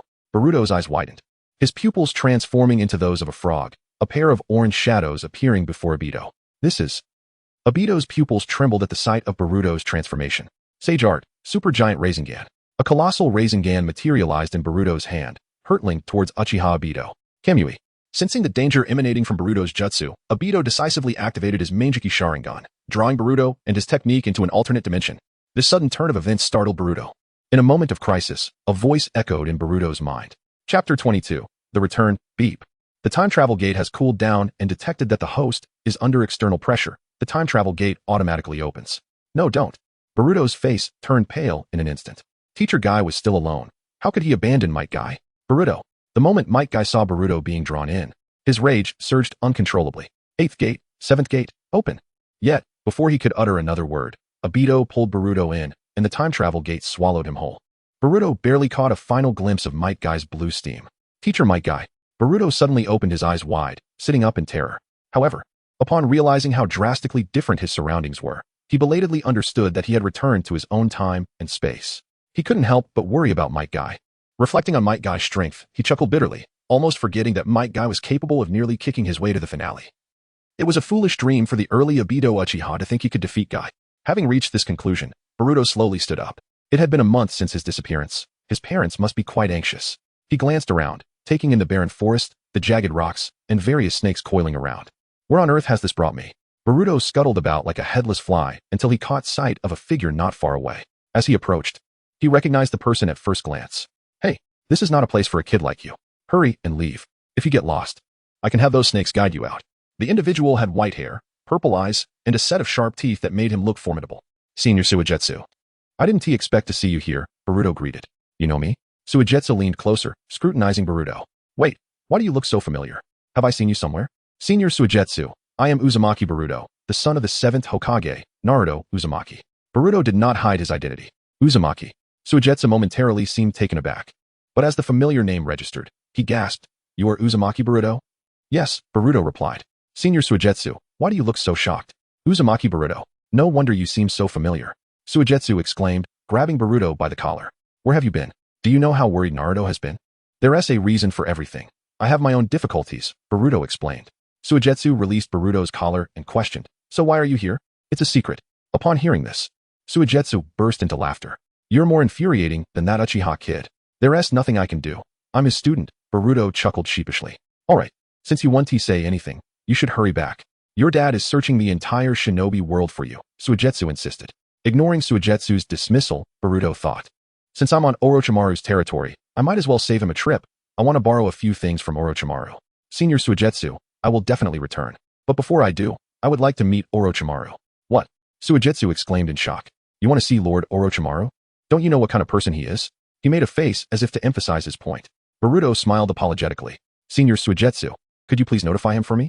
No sooner had he spoken than a small white snake appeared at Suigetsu's feet, quickly slithering up to his shoulder and flicking its tongue as if communicating something. Suigetsu glanced at Boruto and waved his hand. Alright, go on in. Thank you, Senior Suigetsu. Boruto followed the small snake into a white earth mound with a metallic door, revealing a seemingly endless pale purple corridor. The deeper he went, the stronger the scent of medicinal concoctions became. Eventually, guided by the little snake, Boruto arrived outside a laboratory. As he approached, the small white snake transformed into white smoke. Just as he was about to knock, the metallic door opened automatically. Boruto stepped in with a mix of anxiety and anticipation.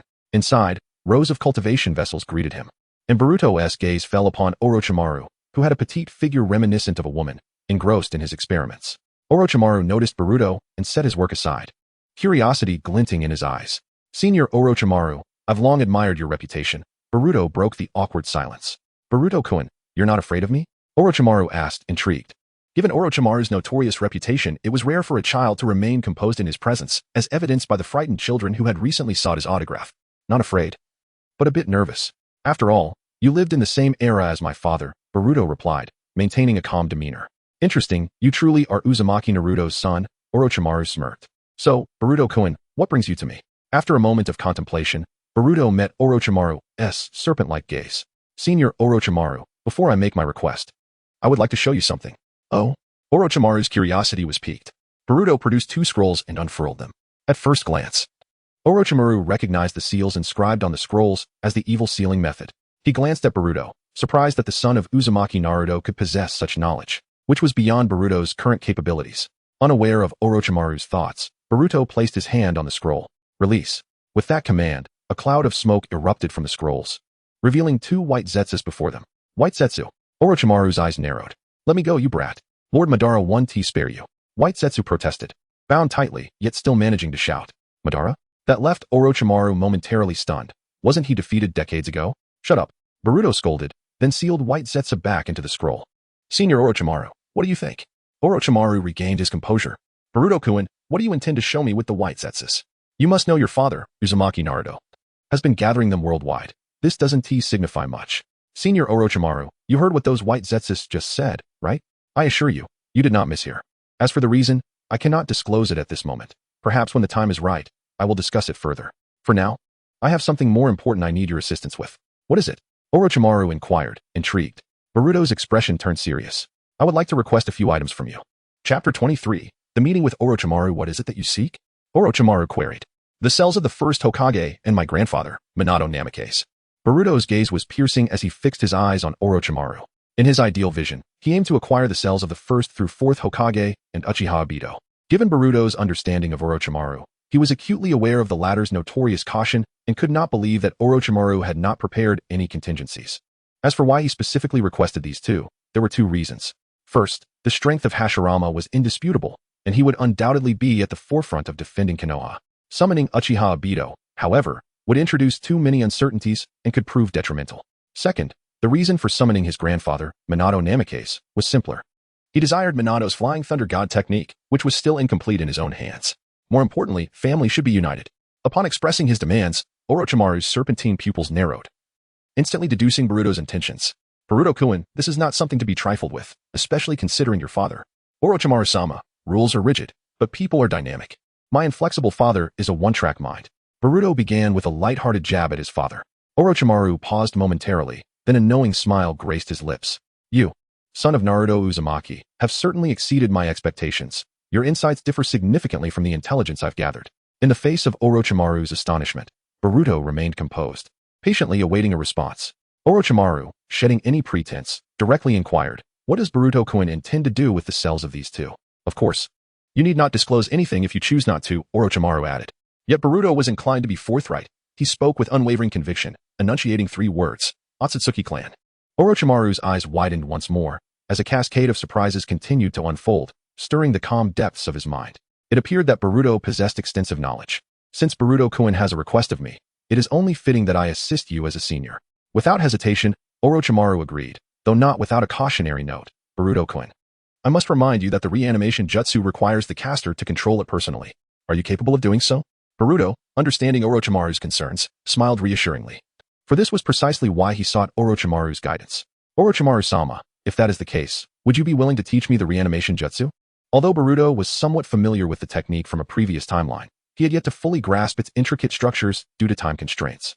However, the improved version of the reanimation jutsu, refined by Orochimaru, promised greater efficiency. If the esteemed scientist were willing to teach him, it would be invaluable. After a brief standoff, Orochimaru relented. Truly, the youth of today are formidable. Follow me.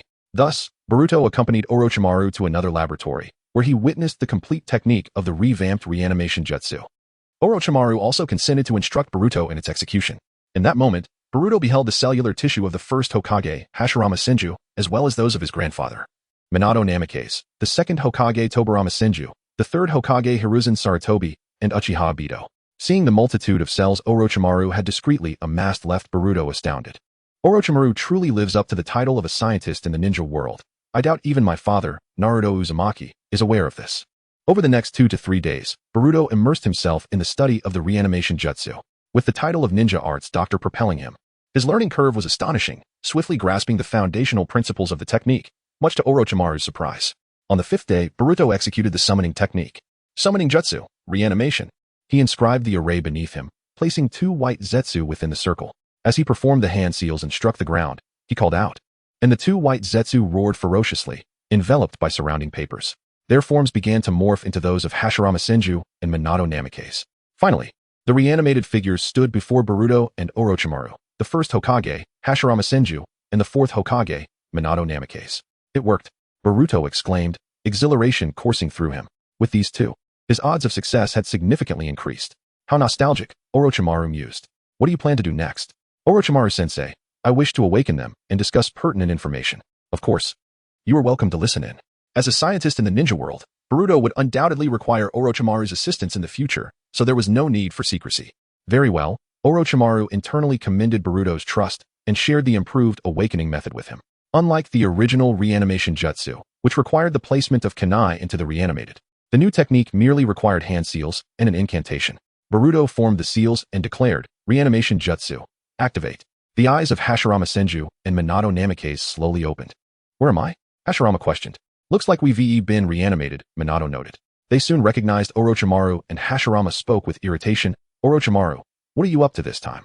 Orochimaru-sama, You're not planning anything malicious again, are you? Minato asked cautiously. With a slight smirk and an air of apology, Orochimaru replied, Hashirama, Minato. I apologize for interrupting your reunion. There are reasons behind this, and I am not the one who summoned you. Not you? They both exclaimed in surprise. Then who? Orochimaru gestured to Boruto, and their gazes shifted toward him. In the next moment, a flash of yellow appeared as Minato was enveloped in a tight embrace. Flying Thunder God. A wave of astonishment washed over Orochimaru, Hashirama, and Minato. Grandpa. Boruto called out as he hugged Minato tightly. In that instant, the realization dawned upon Minato. This child was undoubtedly Naruto's son, his own grandson. You are Naruto's son? Minato asked gently, brushing his fingers against Boruto's forehead. Yes, Grandpa, I am Boruto Uzumaki. So you are Naruto's son, Hashirama exclaimed, moving closer to Boruto to examine him. Indeed, the hereditary traits of blonde hair and blue eyes are evident. Minato smiled and said, Hashirama, you jest. Hashirama then asked, Boruto, could you tell us why you summoned us? Surely, it must be of significance. After all, even a child would not summon them without a pressing matter at hand. Boruto understood that this was not the time for nostalgia and cleared his throat. Grandpa, Hashirama-sama, I summoned you because my father needs assistance. Naruto, what has happened? Hashirama and Minato inquired, concerned. Boruto's expression turned serious. The Otsutsuki. Chapter 24. Homecoming. A couple's mixed doubles upon hearing the name Otsutsuki. Both Minato Namikaze and Hashirama Senju furrowed their brows in unison. Wait a moment. Wasn't Kagaya Otsutsuki sealed on the moon by Naruto and Sasuke? Hashirama questioned, his confusion mirrored by Minato and Orochimaru. Grandfather, I understand this may sound preposterous, but due to certain fortuitous events, I have come to learn that Otsutsuki Kagaya is not a singular being, but rather a clan, a group of extraterrestrial beings from beyond. At Boruto's revelation, a ripple of astonishment surged among the three. Are you suggesting that more members of the Otsutsuki clan will descend upon the shinobi world? Indeed. Boruto affirmed with a nod. Grandfather, esteemed predecessors, I am well versed in the history of the shinobi world and aware of the Fourth Great Ninja War. Consider this. The entire shinobi realm is akin to a chakra fruit. If the Otsutsuki are a clan, would they allow a fruit to drift aimlessly in the cosmos? Boruto's words resonated deeply, striking them like a tolling bell. The atmosphere grew tense. Boruto, tell me, what do you propose we do? Minato broke the silence. Grandfather, I cannot predict when the Otsutsuki will arrive, so I wish to keep you and the first Hokage close at hand to respond to any unforeseen circumstances. Very well. I look forward to fighting alongside you. Young Boruto, Minato replied, supporting his grandson's resolve. Hashirama, too, was on board, relishing the chance to protect Konoha even in the afterlife. Grandfather, if you have the time, could you teach me the Flying Thunder God technique? Boruto inquired, rubbing the back of his head. I still struggle with it.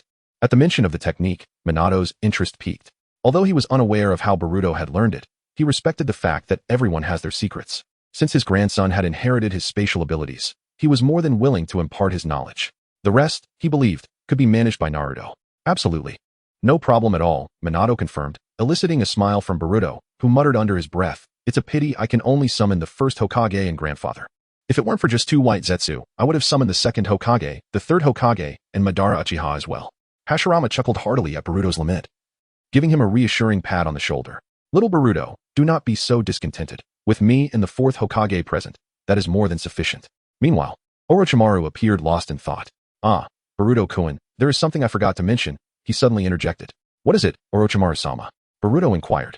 Boruto-kun, you should still be a genin, correct? Orochimaru glanced at Boruto's forehead protector. Yes, why? That is fortunate, for the Chunin exams are in just 2 days. What? Boruto's face turned pale, his mind racing. Orochimaru observed Boruto's retreating figure, his gaze laden with meaning. The immovable windmill seems to have finally encountered its true wind, and what surprises might this wind bring me? Vortex Boruto, I await your arrival. In Konoha, at the residence of Naruto Uzumaki, the 7th Hokage. Naruto-kun, why not take a break? You've searched everywhere you could. You've done your best. Hinata said, her heart aching at the sight of her beloved's weary face. Hinata, I'm fine. Naruto rubbed his temples. I haven't paid enough attention to Boruto, and that's why he went missing. As a father, I feel like a failure. Hinata embraced Naruto, comforting him. Naruto-kun, do not blame yourself. You've done more than enough.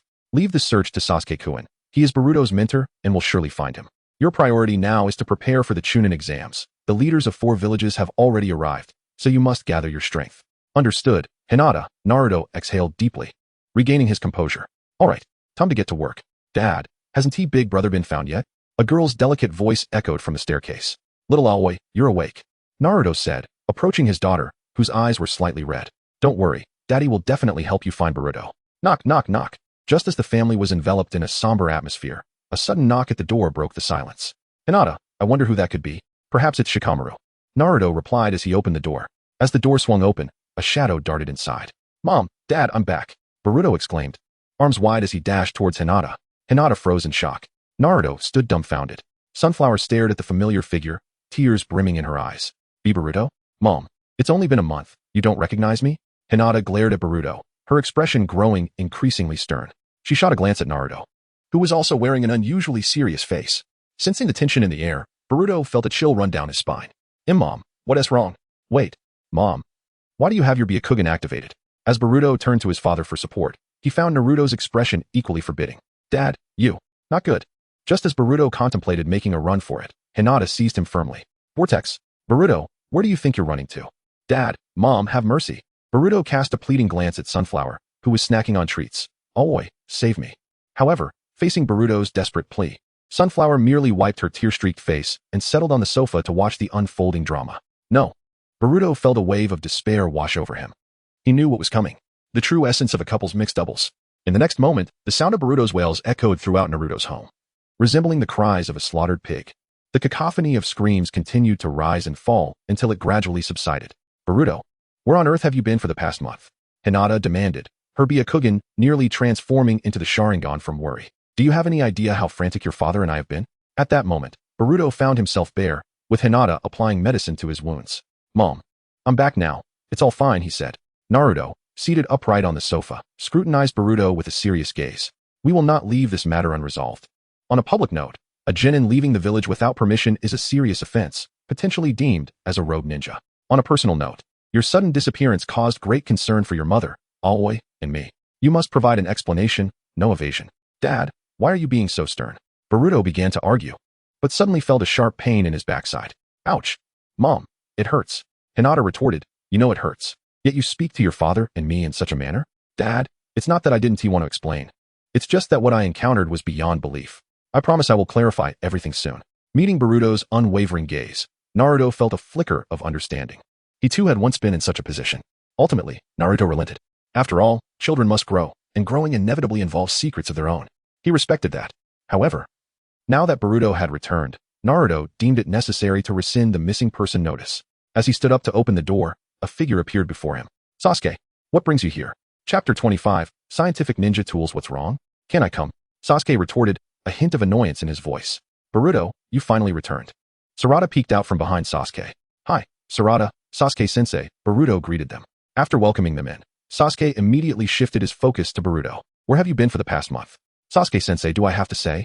Boruto glanced at Naruto, who helplessly waved his hand. Sasuke inquired, are you harboring any concerns? Boruto nodded. Sensei, please hold your questions for now. When the time is right, I will reveal everything to you.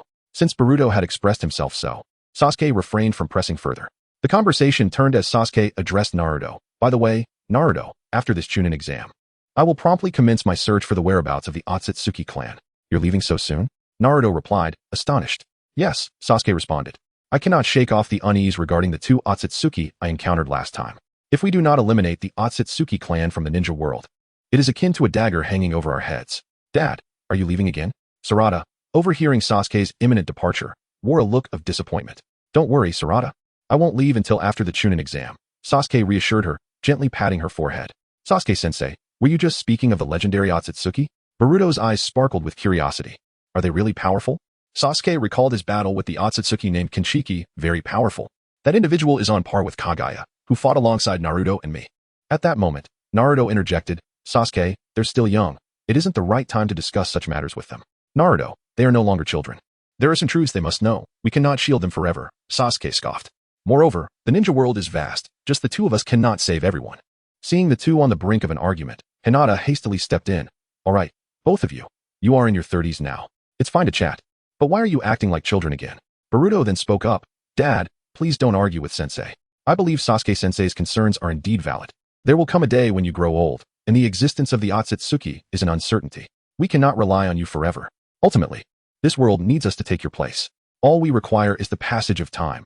You fight for our time, and in return, we shall inherit your will. As Boruto finished his statement, an unexpected silence enveloped the room, everyone staring at him in disbelief. Boruto, are you feeling all right? Hinata quickly placed her hand on Boruto's forehead, checking for fever. She felt her eyes welling up. It seemed that during his absence, her son had matured. Boruto, it's been a month, and you've certainly changed. Sarada exclaimed. Who taught you these words? Naruto inquired, astonished yet curious. Dad, no one taught me. During my month away, I saw and heard many things. So, what exactly happened during that month? Naruto pressed. Boruto chose to remain silent. Not wanting to push further, even Naruto, despite his curiosity, refrained from insisting. If Boruto vanished again for a month, Hinata would surely not allow him to return to his room. With Boruto's buffer, Sasuke prepared to leave after a brief exchange at Naruto's home. Boruto, with only 2 days until the Chunin exam, many talented genin from other villages have already arrived. If you have time, you can mingle with them. As he departed, he reminded Boruto, Alright, sensei, I understand, Boruto replied. He was aware that his sensei meant for him to gather intelligence on the others for the exam. No way, Naruto countered immediately, Boruto, do not provoke the other villages. Stay at home. Naruto, you are still so stubborn, Sasuke remarked as he left, leaving Naruto fuming. Dad, Sasuke-sensei is only looking out for me, Boruto attempted to explain. Enough. Boruto, you just returned, spend time with your sister and mother. I have matters to attend to, so I will take my leave, Naruto said. A hint of exhaustion crossing his face.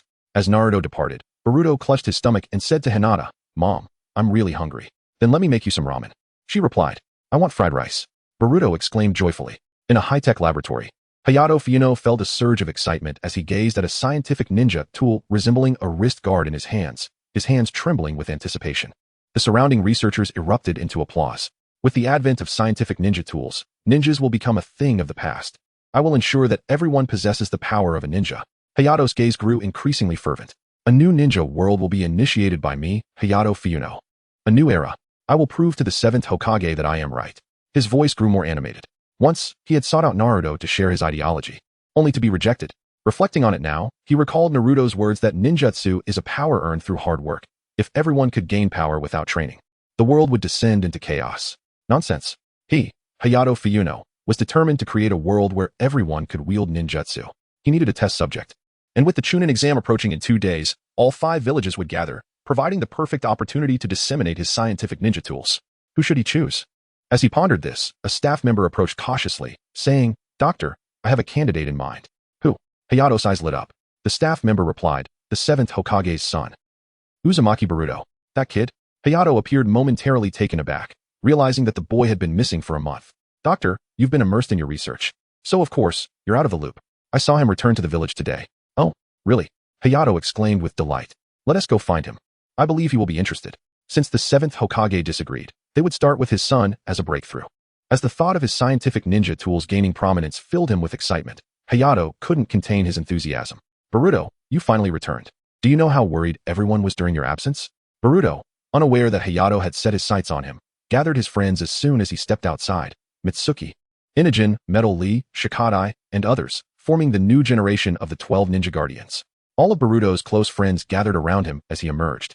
To make this happen, Boruto had to exert considerable effort and repeatedly assure his mother Hinata before she finally allowed him to come out. Thank you all for your concern. And I'm sorry for making you worry. Where's Sarada? Inajin scanned the vicinity, noticing Sarada was not present. Oh, she's most likely training with my sensei, Boruto replied. Chapter 26. Dispute by the way. Where's Denki? I haven't seen him around, Boruto remarked, glancing around for his companion. I know he's on his way. The class leader replied. I see, Boruto nodded. So, how is everyone preparing for the Chunin exams? No problem at all, they replied in unison. You all seem rather confident. Boruto observed, his demeanor radiating assurance. Just don't be defeated by me when the time comes. Boruto, be careful not to boast too much or you might trip over your own tongue, one of his friends cautioned, but Boruto's words were brushed off, treated as mere jest. However, we are genuinely curious about where you vanished for an entire month, Boruto. The question posed by Shimon attracted the attention of others. It was well known that during Boruto's absence, the 7th Hokage nearly turned the entire ninja world upside down searching for him, only to find no trace. As if he had evaporated into thin air. Shimon, that's a secret for now.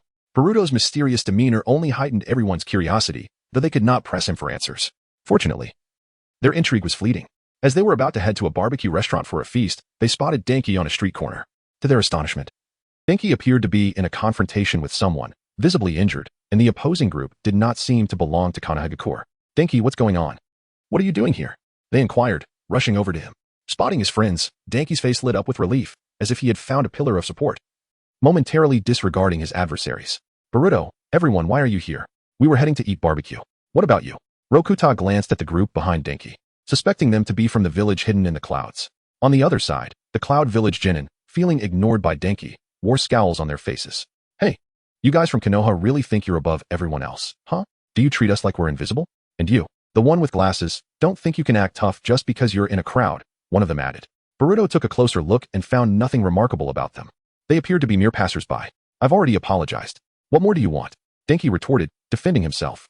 Besides, you broke my tablet. What do you have to say about that?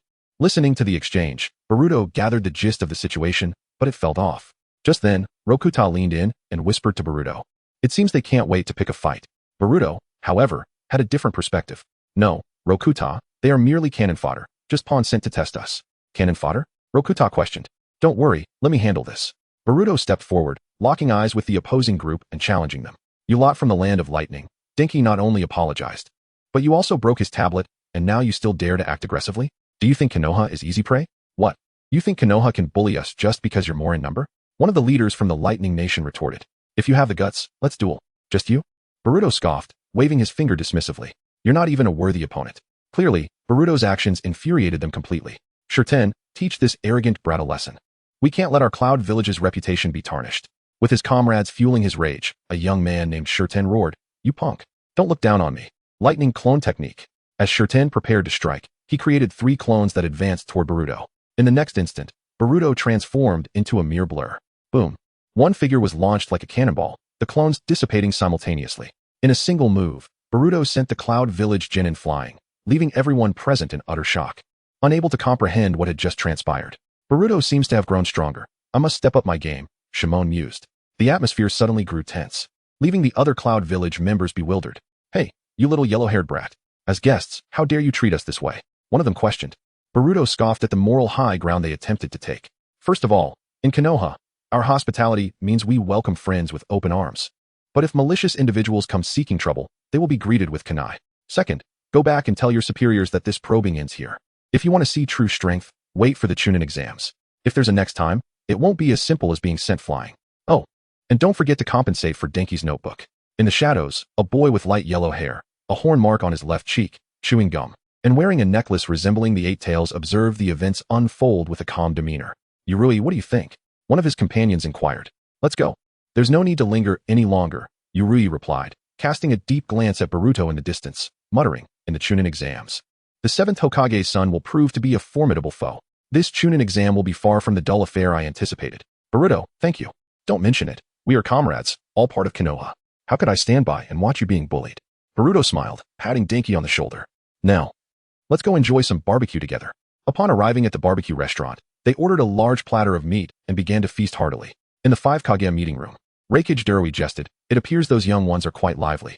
Listening to the reports from the Umbu, Suchikage Kuratsuchi remarked, earlier, when Boruto went missing, the 4 of us were in a frenzy. Naruto, didn't you inquire about him? Naruto shook his head helplessly. That kid has grown up. He keeps everything from me. His old man. What can I do? Forget about him. Let's talk about the Otsutsuki. As Naruto's words faded, the other 3 Kage turned their gaze toward Gaara. Gaara, please elaborate on the Otsutsuki you encountered, Naruto prompted, his concern evident. Gaara began, fellow Kage, the Otsutsuki I encountered appears capable of extracting chakra, as if fishing, pulling it from the crossroads within. He then recounted the details of his experience, leaving the others increasingly alarmed. The overwhelming strength of their enemy and the looming threat enveloped them like a storm cloud. However, one thing they all understood was that the Otsutsuki's target was the tailed beasts. Chapter 27. Behind him lies the entire Konoha mom. I'm full now. I'm going out for a stroll, Boruto announced. Be sure to return home early, his mother replied. Understood, Mom. As Boruto stepped outside, the illuminated streets of Konoha greeted him, bustling with vendors and their lively calls. He weaved through the crowd, intending to find a secluded spot when he unexpectedly encountered someone. Boruto, wait. Fangju. Doctor. What brings you here? Boruto recognized the visitor immediately. Is there something you need from me? Boruto, this place is crowded. Come with me for a moment. Boruto understood the intent behind the request, surprised that the plot had led him here. Nevertheless, he followed. Once they reached a quiet alley, Boruto curiously asked, Dr. Fangju, what did you wish to discuss in this deserted place? My teacher mentioned that you want to shine in the Chunin exams, right? Of course, I do, Boruto affirmed, his eyes glimmering with ambition. Upon hearing this, Fangju's face brightened. Then allow me to lend you a hand. As he produced a scientific ninja tool wristband, Boruto's attention was captured. This is my latest invention, Fangju explained. It can release ninjutsu sealed within microscrolls. Even non-ninjas can utilize these techniques. What do you think? I assure you, this groundbreaking invention will revolutionize the ninja world. Are you willing to witness it alongside me? Boruto met Fangzhu's eager gaze, feeling a mix of amusement and disbelief. To him, this was merely an advanced toy. He thought of the formidable Otsutsuki Kinshiki, who could absorb and amplify ninjutsu. Now that was impressive. However, Boruto did not decline the tool. He accepted it as the narrative dictated. He believed that every item had its purpose, and though he might not value this one, it could prove useful someday. If nothing else, it could serve as a diversion. This moment was observed by a hidden figure, who then vanished into the night. Dr. Fangzhu, I'll take this. If there's nothing else, I'll be on my way, Boruto said, waving goodbye while fiddling with the wristband. Once Fangzhu was out of sight, Boruto shed his youthful facade, transforming into someone else entirely. He approached the village gate, reported to the guard, and stepped outside. Coincidentally, this scene was witnessed by Kakashi, who was out for a stroll after a satisfying meal. How odd. Why is Boruto leaving the village at this late hour? If he goes missing, Naruto will surely be worried. Kakashi proceeded to discreetly follow him. Unbeknownst to Boruto, he journeyed several hundred meters from Konoha, ensuring the area was deserted before retrieving a sealing scroll inscribed with the characters for 1 and 4. Summoning technique, impure world reincarnation. With a loud bang, smoke filled the air, and the figures of Hashirama Senju and Minato Namikaze materialized. Kakashi, concealed in the shadows, narrowed his eyes in shock. Release, Boruto commanded, freeing the 1st and 4th Hokage from their constraints. Where are we? They both inquired, scanning their surroundings. Grandfather, Lord Hashirama, we are just outside Konoha, Boruto explained. Summoning you inside would have caused too much commotion, potentially alerting my father. Boruto, do you intend to employ our abilities? Minato asked gently. Boruto nodded. I've marked the Flying Thunder God technique within the village. You two can disguise yourselves and enter. Tomorrow is the Chunin exams. We must be prepared for any unforeseen circumstances. Minato gazed at his grandson with warmth and pride, appreciating how remarkable he had become. As a deceased man, witnessing his descendants' excellence was a source of comfort. He was more than willing to follow Boruto's lead, knowing that even in the worst-case scenario, they would support him. Your plan is commendable, Hashirama praised, though he scrutinized Boruto with a thoughtful expression. However, I do not understand. Naruto is already strong against the Otsutsuki. He should have a strategy in place, especially with Sasuke assisting him. Yet, you appear to doubt your father's capabilities. Boruto pondered Hashirama's words, but remained confident in his father's strength. Still, he added, you must remember, Lord First, my father carries the weight of Konoha on his shoulders. Confronting the Otsutsuki is no trivial matter. The consequences would affect the civilians of Konoha, and that is what my father wishes to avoid. Naruto seems to be doing well as Hokage, Hashirama remarked with a satisfied expression. Minato, your son is quite impressive. Minato felt a flush of modesty at the compliment. Hashirama leaned closer to Boruto, asking with significance, so, Boruto, do you wish to become Hokage? Boruto was taken aback by the sudden question and quickly changed the subject. Lord Hashirama, I have something else to attend to, so I'll take my leave now. With that, he dashed away. Your grandson seems uninterested in the Hokage position, Minato, Hashirama teased, placing a hand on Minato's shoulder. Let them decide their futures on their own, Minato replied. Indeed, Hashirama said, his expression shifting as he gazed into the distance. You've been watching for quite some time. Why not step forward? Kakashi slowly emerged before the 1st and 4th Hokage. Lord First. Sensei. Kakashi here, Minato exclaimed, surprised. What brings you here? I was out for a stroll after a meal when I noticed Boruto leaving the village alone. Concerned for his safety, I followed him. I had no idea he would summon you both through impure world reincarnation. Kakashi's heart raced with astonishment. Not only at the resurrection of the 1st and 4th, but also at the fact that Boruto was the one who performed the technique. There are many things that cannot be explained. Boruto is worried about certain matters and summoned us for a reason. Can you enlighten me, sensei? Minato's demeanor grew serious as he slowly uttered, Otsutsuki. Kakashi's expression shifted, but he quickly regained his composure. I see. By the way, let us keep our resurrection a secret from Naruto for now. Everything will be revealed after the Chunin exams. Understood, sensei. Chapter 28. The Peril of the Eight Tails. The Chunin exam commences. In the land of lightning, within the hidden cloud village, high above a certain training island belonging to Killer Bee, one may ponder. Is this indeed the sanctuary of the Eight Tails Jinchuriki? Undoubtedly, I can sense an immense reservoir of chakra energy emanating from this place. Overhead, Otsutsuki Momoshiki and Kinshiki hovered in the void, surveying the entirety of the hidden cloud village, as if the surrounding space had been solidified. Momoshiki, how do you intend to extract the chakra of the Eight Tails? Kinshiki inquired, wielding a fishing rod forged from red chakra. Extract it? Momoshiki replied, a cruel smile gracing his lips, appearing utterly enraptured. Is there truly any need for methods when dealing with the lower beings? In the next instant, both Momoshiki and Kinshiki tore open a rift in the fabric of space, stepping through with anticipation. Observing the impatient Momoshiki, Kinshiki smirked, little Momoshiki, you truly are a hasty one. Meanwhile, Killer Bee, as per usual, was immersed in his rhythmic rap, but suddenly felt a tremor of unease within the depths of his heart. Stop singing, Bee. I sense an ominous presence fixating upon us. Don't be frightened, Gyuki. Regardless of how formidable the enemy may be, I, Killer Bee, shall send them packing with my tailed beast bomb. Disregarding Gyuki's warnings, Killer Bee continued his lackluster rap, leaving Gyuki utterly speechless. Is this what it means to be the Eight-Tails Jinchuriki? As soon as Killer Bee finished speaking, the void before him abruptly split apart, revealing Momoshiki and Kinshiki materializing before him. Otsutsuki. The moment they appeared, Gyuki broke into a cold sweat. Bee, run. Seek Naruto immediately. Yet, faced with Gyuki's urgings, Killer Bee's heart tightened, although he maintained an air of nonchalance. He understood full well that the Otsutsuki would not allow him to escape so easily. Gyuki, I'll buy you some time. You hurry and notify Kurama. After a brief, clandestine exchange with Gyuki, Killer Bee turned to Momoshiki with feigned composure, mocking. So you are the unfortunate soul that Eight spoke of? I advise you to depart swiftly, or I shall unleash a tailed beast bomb that will send you crashing. How annoying. Momoshiki's face contorted with anger as he listened to the peculiar words of the strange individual before him. Kinshiki, extract the Eight Tails from him. Understood. Kinshiki brandished a colossal axe forged from chakra, aiming it at Killer Bee. Caught off guard by Kinshiki's sudden assault, the Eight Tails had no time to connect with Kurama. In that fleeting moment, Killer Bee's body swelled, transforming into his tailed beast form, while numerous tendrils emerged to shield against Kinshiki's attack. At the same time, a tailed beast bomb began to coalesce within Gyuki's maw, launching it towards Kinshiki. Whoosh! Such futile resistance. In the face of the tailed beast bomb, Momoshiki swiftly appeared before Kinshiki, raising a hand to the void. A golden rinnegan manifested in his palm, High Emperor of Divine Nature. In an instant, the tailed beast bomb was absorbed by Momoshiki. The next moment, a tailed beast bomb, several times larger than the original, materialized in his grasp. With a chilling smirk, Momoshiki taunted, Eight Tails, behold the amplified force of your own abilities. Deep within the recesses of the Eight Tails, Killer Bee gazed at the gargantuan, tailed beast bomb. A bitter smile creeping upon his face. It's over, BBQ'd. With a resounding explosion, a colossal wave surged forth from the island of Killer Bee, illuminating the pitch-black expanse. Upon inspection, the once pristine island lay in ruins, while Gyuki's form lay fragmented, gasping for breath as he weakly regarded the advancing Otsutsuki.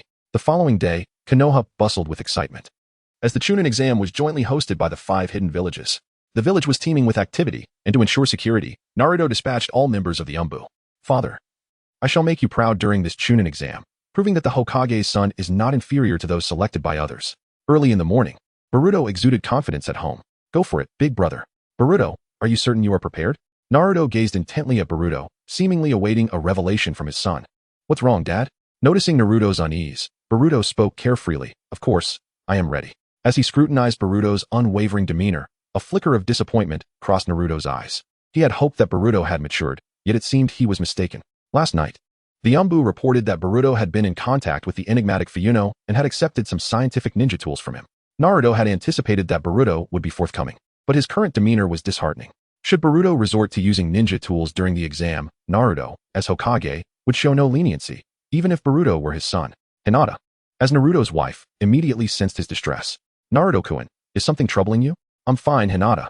Naruto adjusted his demeanor. Now that we are prepared, let us depart. Just as they stepped outside, Naruto felt an unsettling sensation of being watched. A quick glance around revealed nothing amiss, and the sensation vanished as swiftly as it had appeared. Internally, he reached out to Kurama. Kurama, did you perceive any sense of being watched just now? Kurama slowly opened his fox-like eyes. No. Very well, Naruto responded, resigned. However, when Naruto was absent, Kurama reopened his eyes, a smirk forming on his lips, revealing his fangs. The fourth has returned through the reanimation jutsu, and it appears to be that rascal Boruto. It seems he has concealed much. This ought to be entertaining. With that, he closed his eyes once more. As Naruto approached him, his other half unexpectedly revealed itself, conveying some secrets while insisting on confidentiality. Amused, he readily agreed. Naruto-kun, what is the matter with you today? You seem lost in thought, Hinata inquired, noting his distracted demeanor. I sensed someone watching us earlier, yet now there is no sign of it. Boruto was sweating profusely. Noticing her brother's unusual behavior, Himawari asked, Big brother, are you alright? Do you feel unwell? I'm fine, Himawari. Hinata, hearing Naruto's words, activated her Byakugan and scanned the surroundings. Apart from the usual passers-by, nothing appeared out of the ordinary. Naruto-kun, could it be that you are overthinking? One can only hope. After the Naruto family departed, around the corner, Hashirama Senju and Minato Namikaze materialized. Fortunately, we were not detected. Tobirama's shadow stealth technique proves quite effective. Hashirama exhaled in relief. Indeed, I informed Kurama within Naruto's body. Otherwise, with Kurama's perceptive abilities, we would not have escaped unscathed, Minato silently marveled. In truth, their strength could have allowed for an effortless escape, but they opted for caution, fearing that excessive chakra fluctuations might alert Naruto. Being discovered was of little concern. Yet for the sake of Boruto, they chose to tread carefully. However, it is remarkable how much Konoha has changed. It feels like a lifetime ago. Hashirama observed his surroundings with curiosity, contemplating, once we return to the Pure Land, I must have a word with Madara. Very well, Lord Hashirama, let us commence our actions. Hashirama's excitement was palpable. Indeed, I am eager to witness the spectacle of the Chunin exam that Tobirama has established. The two donned Anbu attire and masks, perfectly concealed. Chapter 29. The first round of the Chunin selection exam. Have all the participants gathered? In the center of training ground 33. Sai observed the genin from various villages who had come to partake in the Chunin exam. He promptly commenced the announcement for the first round. Everyone awaited in anticipation. The first round will consist of a true or false quiz. As soon as he finished his sentence, the venue fell into an eerie silence, which was soon shattered by a cacophony of murmurs. Ignoring the astonished expressions of the genin, Sai continued, the questions will be presented at exam site B, located 20 kilometers from here. He produced a stopwatch, stating, I will time you with this stopwatch. Any genin who fails to arrive within an hour will be immediately disqualified. Moreover, various traps have been set along the way. Becoming ensnared in a trap and losing the ability to move will also result in disqualification. Before Sai could finish his statement, Boruto immediately grabbed Sarada and Mitsuki, urging them to run. Boruto, what's the rush? The examiner hasn't. Sarada, did you not notice that Uncle Saiya's stopwatch has already started ticking? This is a race against time. Upon Boruto's reminder, Sarada and Mitsuki realized the situation. Mitsuki smiled, remarking, Boruto, you are quite observant. Seeing Boruto take action, the others seemed to sense the urgency and hastily departed from the training ground. Meanwhile, the Kage observing from above expressed their admiration for Boruto's keen perception. Naruto, your son is sharper than you were in your youth, Gaara quipped. He was able to discern the rules at the first opportunity. Naruto remained silent. Noticing Naruto's unusual demeanor, Gaara was about to speak when he suddenly heard Shikaku's voice in his mind. After a moment of silent communication, Gaara's expression grew more serious. Naruto, Shikaku just informed me that it has lost contact with the Eight Tails. This seems to be a warning. Gaara's words caused Naruto and the other Kage to share a collective concern. A grave expression settled on Naruto's face. Let us return and discuss this further. Meanwhile, Boruto was leading Sarada and Mitsuki toward exam site B, witnessing numerous participants being eliminated along the way. Some fell victim to explosive tags, while others were ensnared by traps. However, Boruto's team skillfully evaded the traps or neutralized them, all thanks to Boruto activating Sage Mode to sense the surrounding dangers. Ultimately, they arrived at their destination. Exam Site B, within the allotted hour. Due to Boruto's timely warnings, they were among the first to arrive. Sai, who awaited their arrival, smiled upon seeing Boruto's team reach the site first, saying, Boruto, you did well. As time passed, others began to arrive one after another. Sai glanced at his stopwatch and announced, an hour has elapsed. Any genin who has not arrived is considered to have failed. The exam now officially begins. No sooner had he spoken than two screens displaying X and O appeared before Boruto and his companions, with a circular area beneath their feet. Each team of 3 must select what they believe to be the correct answer and move to the corresponding mark. It truly is a true or false quiz. How diligent they were in preparing traps. Sai added, those who answer incorrectly will be deemed to have failed. A meaningful smile crossed his face as he continued. They will be enveloped in darkness and lose their qualifications. Darkness? Boruto smirked. The question you are tasked with is, the ninja code appearing in Volume 5 of the Ninja Strategist's Chronicles. Moon corresponds to sun, mountain corresponds to river, flower corresponds to honey. Is this true or false? I don't know. What was that? I don't recall those 3. Instantly, everyone either fell into deep thought or panicked. Boruto curiously asked Sarada, Sarada, are you familiar with this book? I've read it, but in the library. The Ninja Strategist's Chronicles only has 4 volumes. Sarada pondered, surprised by the existence of a 5th volume. Mitsuki interjected, Boruto, which option do you want to choose? Oh, it doesn't really matter which one we pick, for the question itself is fundamentally flawed. Flawed? Sarada and Mitsuki exclaimed in unison. Did you not hear Uncle Saiya's warning? Boruto reminded them. Those who answer incorrectly will be enveloped in darkness and lose their qualifications. I am certain there is some trickery involved beneath the markings for true and false. No matter which area you choose, remain vigilant. Inspired by Boruto's confident demeanor, Mitsuki and Sarada decided to trust him. Understood. Since any choice would be erroneous, the trio randomly selected an answer and stepped onto the marked area. Moments later, as everyone settled on their perceived correct answers, Sai announced, since everyone has made their selections, I will now reveal the incorrect answer. Tension filled the air. Beep. The screen displayed 2 answers. Except for Boruto's team, the faces of the other participants reflected shock. Before they could react, a sensation of weightlessness overcame them, and a deep pit appeared beneath their feet. One by one, they fell into the pit, resembling dumplings being tossed into boiling water. Boruto and his team, however, having been forewarned, reacted swiftly to the sudden turn of events.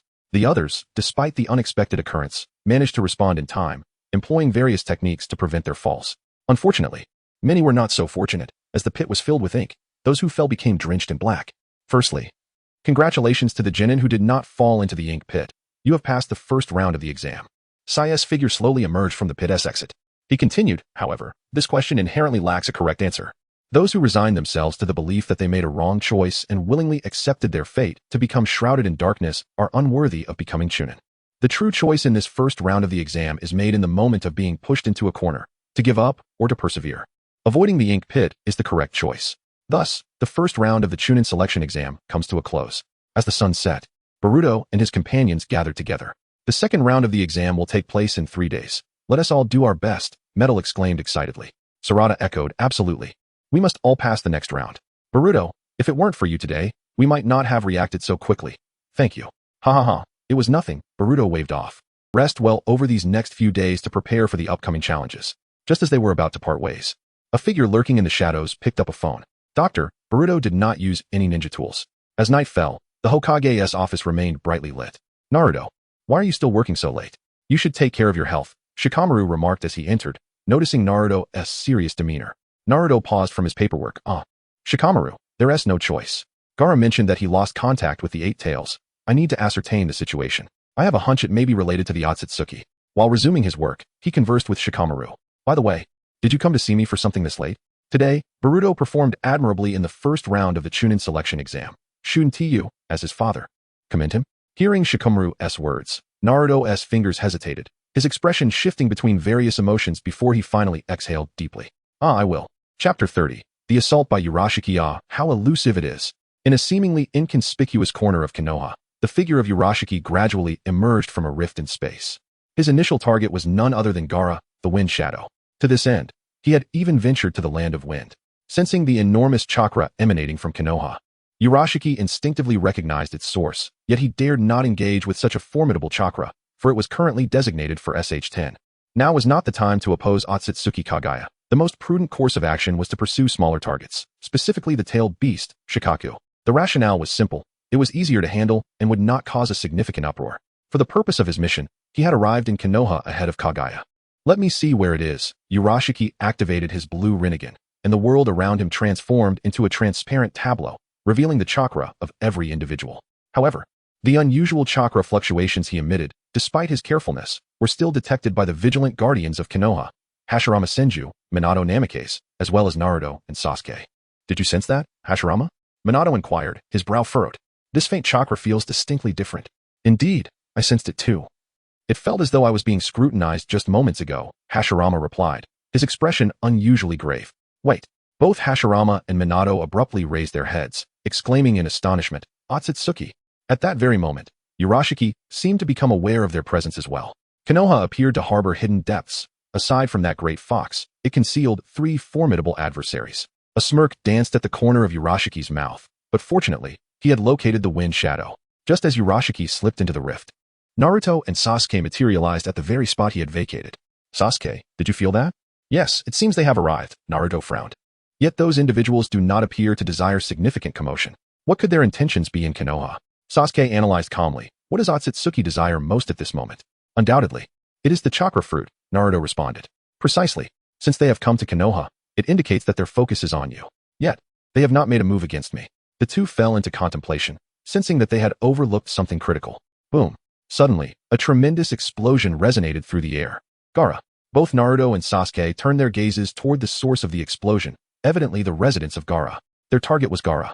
In an instant, the two vanished without a trace. However, upon reaching Gaara's location, they discovered it had been reduced to ruins.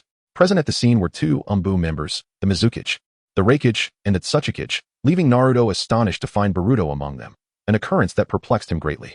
The 2 Umbu members exuded an oddly familiar aura. Yet Naruto chose to focus his attention on Boruto. Boruto, how did you end up here? In response to Naruto's inquiry, Boruto scratched the back of his head. Dad, I was merely out for a post-meal stroll and happened to be near Uncle Gaara's place when I heard the explosion, so I rushed over. Naruto felt no suspicion in Boruto's words and instead turned to the other Kage.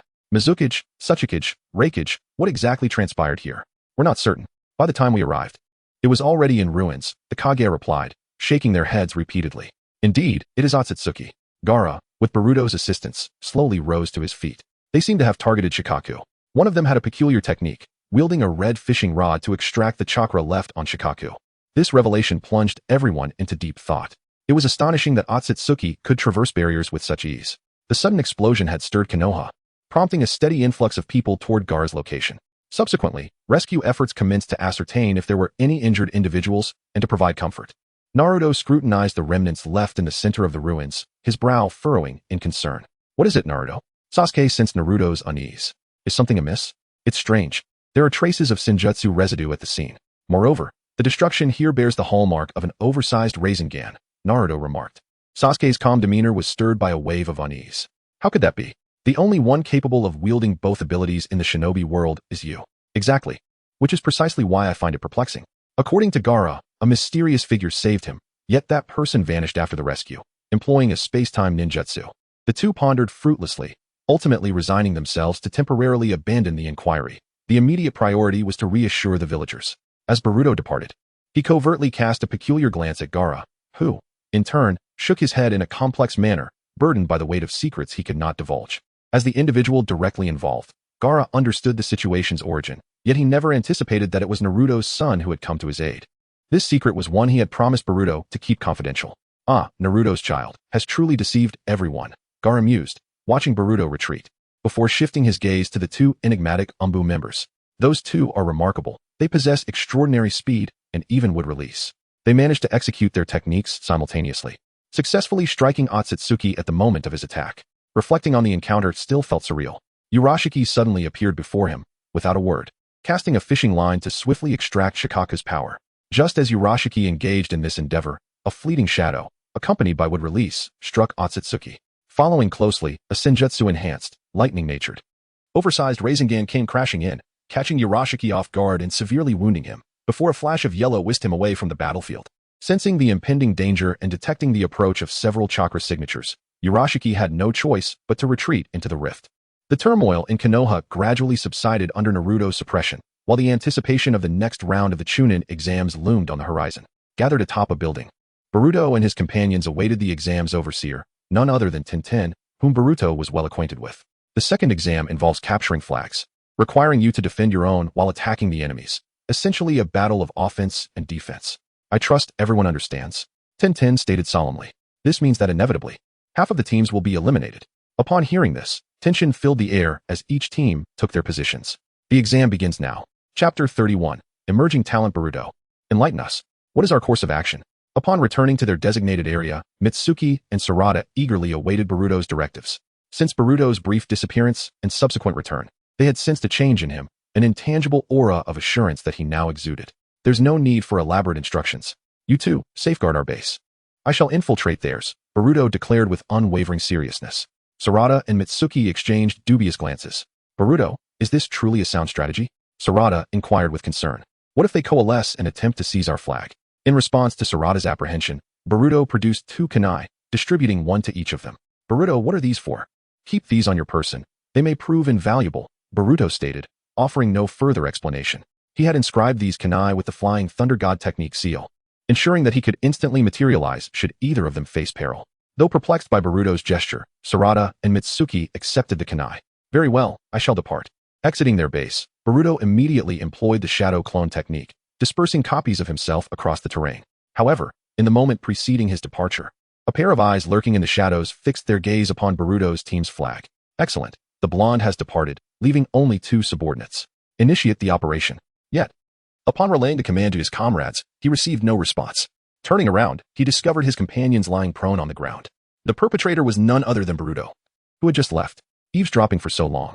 Do you have any observations to share? Boruto inquired, a smile playing on his lips. Yet, the smile sent shivers down the spine of the eavesdropper.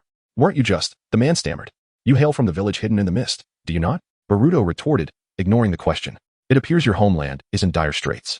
Therefore, rest well. Before Boruto could complete his sentence, he materialized beside the mist ninja, incapacitating him with a swift strike. Boruto proceeded to infiltrate the mist base, effortlessly defeating their forces and seizing their flag. Subsequently, Boruto and his clones targeted the bases of other villages. Upon noticing one or two adversaries departing, Boruto would exploit their vulnerability, swiftly defeating them and pilfering their flags. In less than an hour, the genin from several villages had fallen victim to his machinations, realizing their predicament too late. Hokage, your son is remarkably resourceful.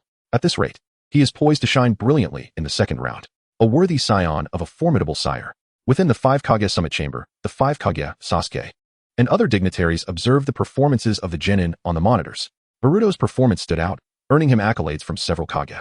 However, in response to the Tsukikage Kuratsuchi's exclamation, Naruto remained impassive, his gaze fixed on Boruto's actions, his emotions a complex mix of trepidation and pride. Sasuke, did you instruct Boruto in these ninjutsu techniques? Naruto abruptly inquired of Sasuke. For Boruto's execution of water, lightning, and wind release techniques possessed power rivaling that of seasoned Chunin or even Jonin. This led Naruto to suspect that Sasuke had a hand in it.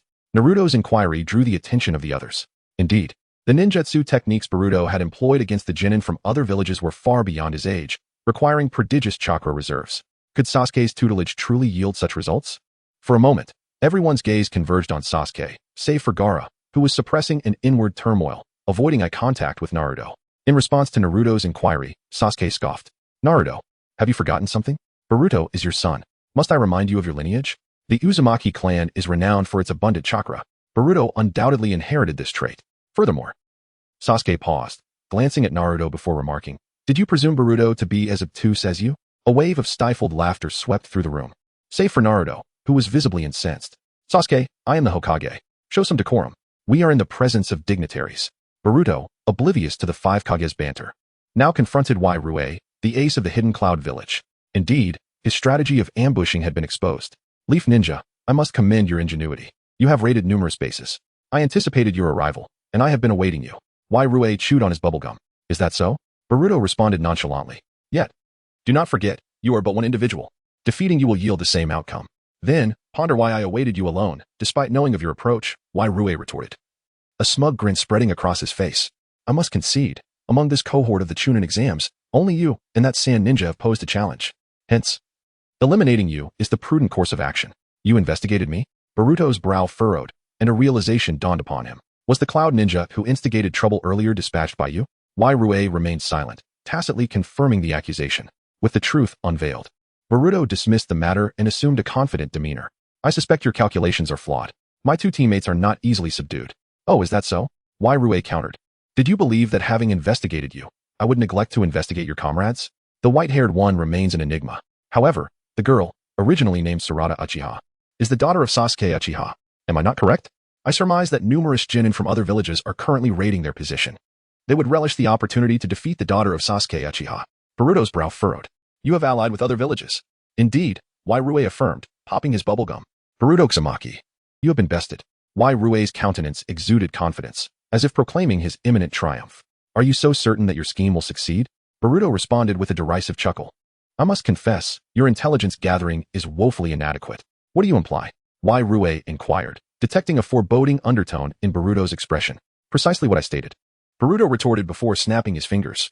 In the next instant, a series of figures plummeted from the sky, landing between the 2 combatants. Rue squinted, recognizing them as the very ninja he had dispatched to raid the Leaf space. Each of them was unconscious. At that moment, Boruto's shadow clones materialized around him, numbering over 20. The spectacle left even the observing Kage in awe. Hokage, your son is exceedingly prodigious. He can conjure over 20 shadow clones simultaneously. Even Naruto was visibly moved. Sasuke seized the opportunity to add insult to injury. I told you, Boruto's aptitude for ninjutsu far surpasses yours. Furthermore, your son appears to possess a superior intellect. Naruto, Sasuke. Chapter 32. Conclusion. Night Talk. These are merely your shadow clones. This is impossible. Yului was startled, gazing at Boruto with fear. Nothing is impossible. The only mistake you made was underestimating me. Otherwise, I would not have been able to see through your scheme. So what? As a fellow genin, I refuse to believe I cannot defeat you. Yului's face flushed crimson. Having always been regarded as a genius in the Hidden Cloud Village, he felt humiliated today by this yellow-haired brat. He was unwilling to accept defeat. Very well, if that is the case. Boruto extended his hand, gesturing for him to come. Do not look down upon others. Yului drew 2 blades from his back, his gaze sharpening as he transformed into a blur, charging at Boruto in an instant. Clang. Boruto unsheathed his own ninja sword, and upon collision, sparks flew from the metal. A ninja sword? Yului exclaimed, surprised that Boruto wielded such a rare weapon. Now you see it? Let's see whether my swordsmanship or your blade techniques prevail. The two exchanged blows with great enthusiasm. Yului's strikes were swift and unpredictable, while Boruto countered each move with composure. However, as time passed, Boruto grew increasingly fierce, while Yului faltered. Ultimately, Boruto discerned a flaw in Yului's technique and struck back with a decisive blow. Reeling several meters back, Yului formed a hand sign. Lightning release, bubble ball technique. This technique was meticulously crafted, appearing unremarkable yet holding great power. Any contact would trigger an explosion. 30 bubbles of various colors encircled Boruto. And should he touch even one, a chain reaction would ensue. Indeed, at first glance, this ninjutsu bore a resemblance to the second Hokage's detonating tags. However, this technique was not without its weaknesses. Boruto focused intently on the bubble gum in Yului's mouth. Yului, it is time to end this. What? Before Yului could react, Boruto vanished in the blink of an eye, evading the bubbles at remarkable speed and appearing before Yului in an instant. So fast, Yului's pupils dilated in shock. How could he discern the weakness of my bubbles? Without waiting for Yului to respond, Boruto struck, shattering the bubble gum and kicking it aside. The banner of the hidden cloud village is now within reach. Damn it! Just as Yului prepared to strike again, a figure appeared before them. From the sand village? Shin-Ki? Boruto regarded Shin-Ki curiously, wondering what he was doing here. Are you here to join him? Boruto inquired. Yului, sensing a glimmer of hope, shouted, from the sand village, let us unite to defeat this leaf brat. What do you say? Not a chance. Shin-Ki glanced at Yului and advised, you are no match for him. Save your strength for the next round of exams. Just now, Shin-Ki had observed the battle in its entirety. He could tell that Boruto had not exerted his full strength, indicating that Yului's abilities were likely greater than this. Thus, there was no need to waste time now. With that, Shin-Ki turned to leave. Do you wish to continue? Boruto shifted his gaze from Shin-Ki back to Yului. Although reluctant, Yului had to admit that the sand ninja was correct. After much contemplation, he ultimately chose to cease his struggle. This scene drew exclamations of admiration even from those far away in the 5 Kage conference room. Yului is actually Killer Bee's disciple. I did not expect him to lose to Boruto. Reikage Darui remarked, astonished. Yului is a disciple of the uncle? Naruto was equally surprised. What astonished him further was that Boruto could defeat Killer Bee's disciple, especially since he had not even noticed Boruto utilizing scientific ninja tools. Time quietly passed. Tintin's gaze swept over the Genin. The second round of the Chunin exams has concluded, and the team led by Boruto Uzumaki has emerged victorious. Upon hearing Tintin announce the results, each Genin present experienced a myriad of emotions. The final round of the Chunin exams will officially commence in 2 days. With that, Tintin left with one last remark. Only Boruto's companions gathered around him, celebrating their achievement.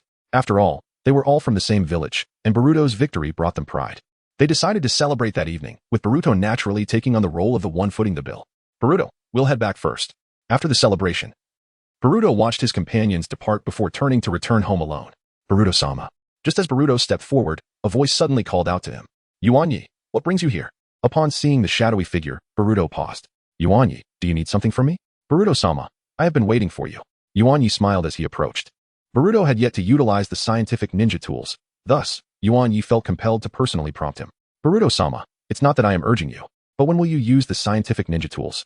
The Chunin exams are nearing their conclusion. Yuanyi hesitated, casting an expectant look at Boruto. So that's what it was. Boruto suddenly realized. Yuanyi, I almost forgot about that. Yuanyi silently grumbled. Uzumaki Boruto, if you don't want to use it, I can find someone else. No need to act as if you were so formidable. Of course, Yuanyi dared not voice this thought. He maintained a smiling facade. All right, Boruto-sama, please remember for the next Chunin exam. Just as Yuanyi felt assured, Boruto changed his tone. Yuanyi, while I don't mind using your tools, I expect some form of compensation for promoting your product. What? Yuanyi was taken aback. Compensation for promoting.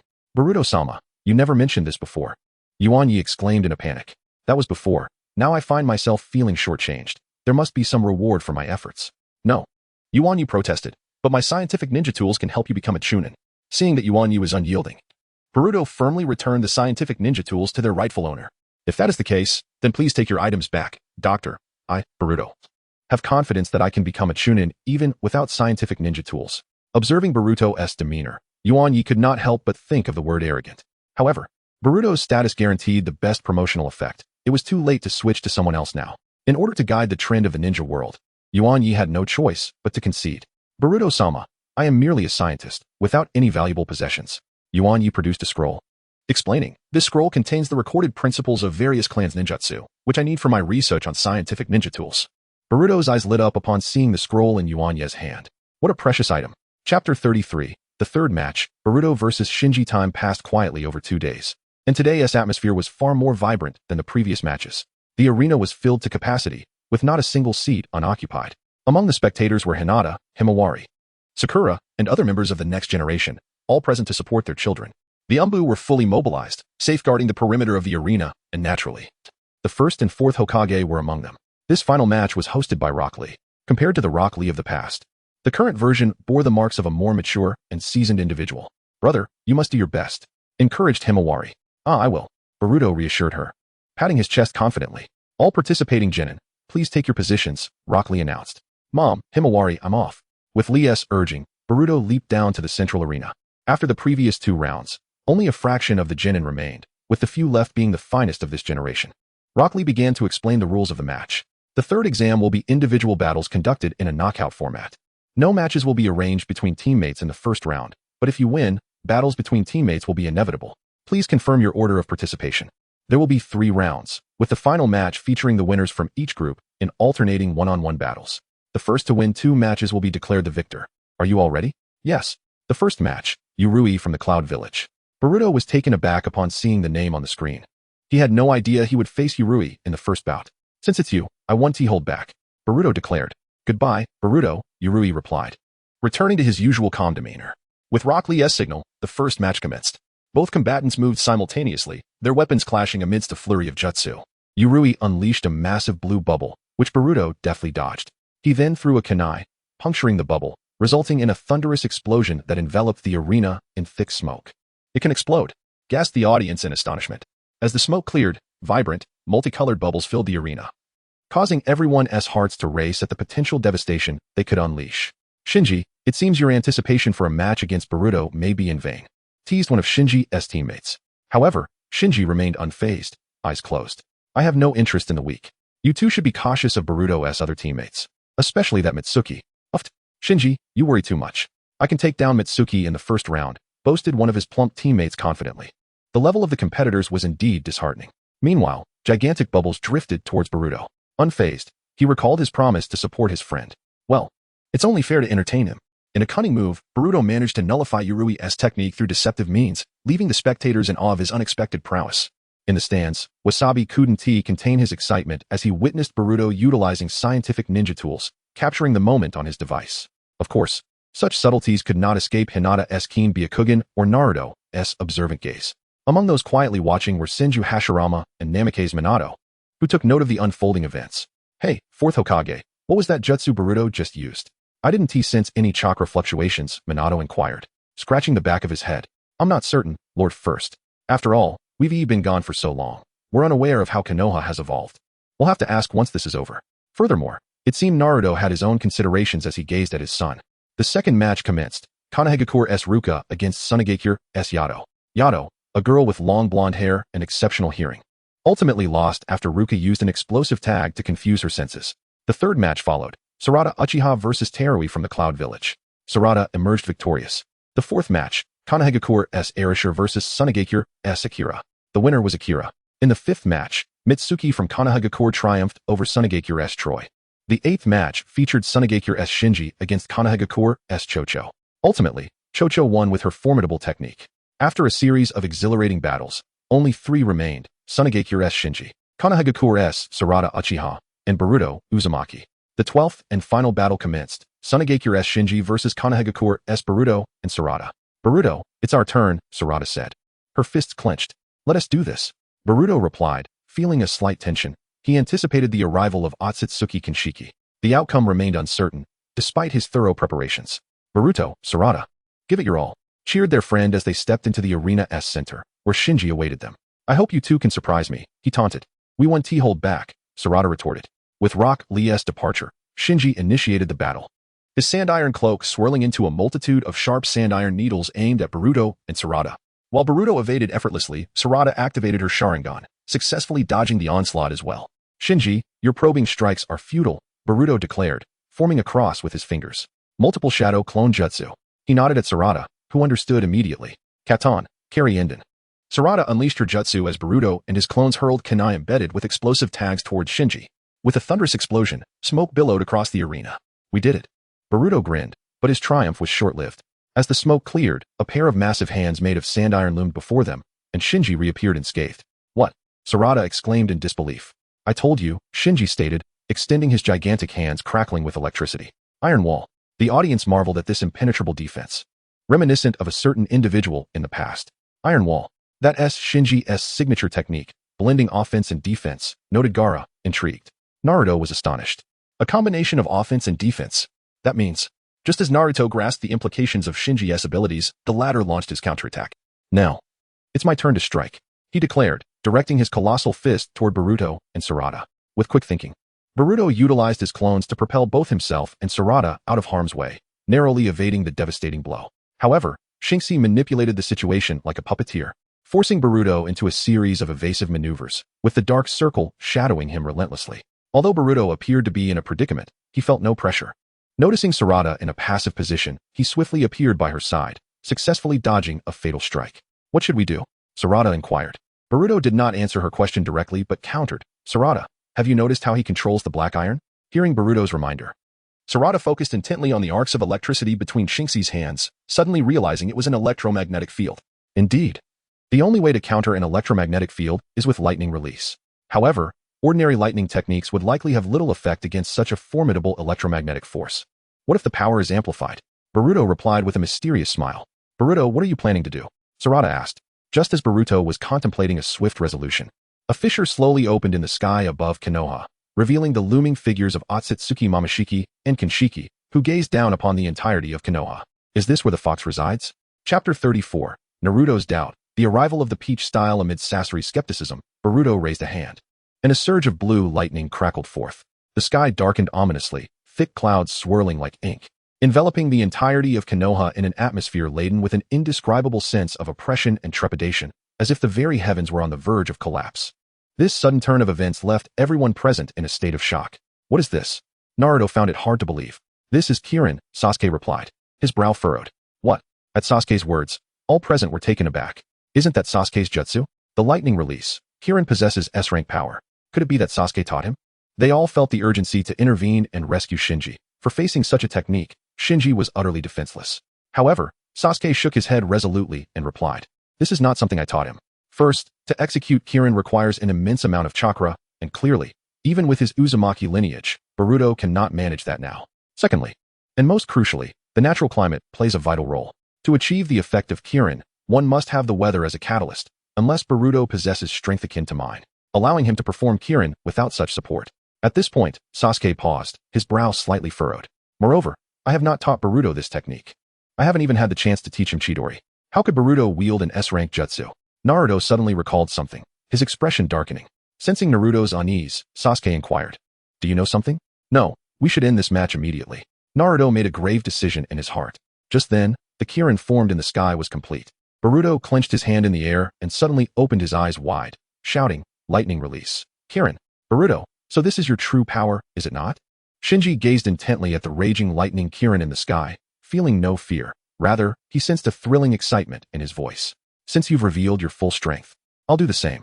Shinji swiftly formed hand seals, and behind him, a pair of massive wings made of iron sand emerged. Black iron. Wings. In a flash, the iron sand wings collided with the Kirin, and at the moment of impact, a storm of flying sand and howling winds erupted, with lightning raging wildly, even affecting the spectators. As the energy center of their jutsu clash, the lightning release, Kirin undeniably pierced through Shinji's defenses. Shinji, danger! Just as the situation grew dire, a voice resounded. Sand Guardian. At the instant the lightning release, Kirin made contact with Shinji, a towering sea of sand enveloped him, forming a spherical barrier. The Kirin nearly penetrated the sand upon contact. Boruto, that's enough. Naruto suddenly appeared before Boruto, interrupting the technique with a grave expression. Dad, what are you doing here? Boruto nonchalantly explained, don't worry, Dad, I know my limits, I won't harm Shinji. Boruto, I forfeit for Shinji. Gaara approached with Shinji in tow. Uncle Gaara, I'm really sorry to have worried you. Boruto then turned to Shinji, are you hurt? Shinji's expression was calm. You're strong, I lost. Dad, see? I am strong. Boruto raised his fist, eager for a fist bump with Naruto. Wait, Boruto. From the audience, Yanagi rushed down, questioning, Boruto, this isn't what we agreed upon. The interruption left everyone puzzled, yet they silently awaited further developments. Boruto, don't you want to explain something to me? Noticing his father's somber demeanor, Boruto surmised that Naruto must have learned about his use of scientific ninja tools, prompting the inquiry. Dad, do you mean this gadget? Boruto revealed the scientific ninja tool from his sleeve. At this sight, all present were taken aback, a singular thought crossing their minds. As Boruto unveiled the scientific ninja tool, Yanagi could hardly contain his excitement, beginning to elaborate on it. However, as he spoke, everyone's expression shifted and hushed whispers ensued. I can't believe the seventh son actually relied on cheating to seize victory. This puts the seventh in a tough spot. Come on, his dad is the Hokage. Isn't winning just a matter of words? If the seventh truly protects him, who would dare participate in future Chunin exams? Hearing the murmurs, even Hinata's sunflower-like demeanor faded as she cowered into her mother's embrace. Hinata looked anxiously at the father and son, fearing a rift between them. Sasuke remained calm, observing Boruto with a contemplative gaze. He alone understood that to unleash a technique as powerful as Kirin was beyond what a mere toy could accomplish. Could a toy even manipulate the weather? Naruto's current stance seemed merely a result of preconceived notions, rendering him oblivious for the moment. What intrigued him was how Boruto had learned this technique. His once missing pupil appeared changed. Boruto, this isn't what we agreed upon. Boruto sheepishly smiled. Sorry. I got carried away and forgot. Boruto, are you even listening to me?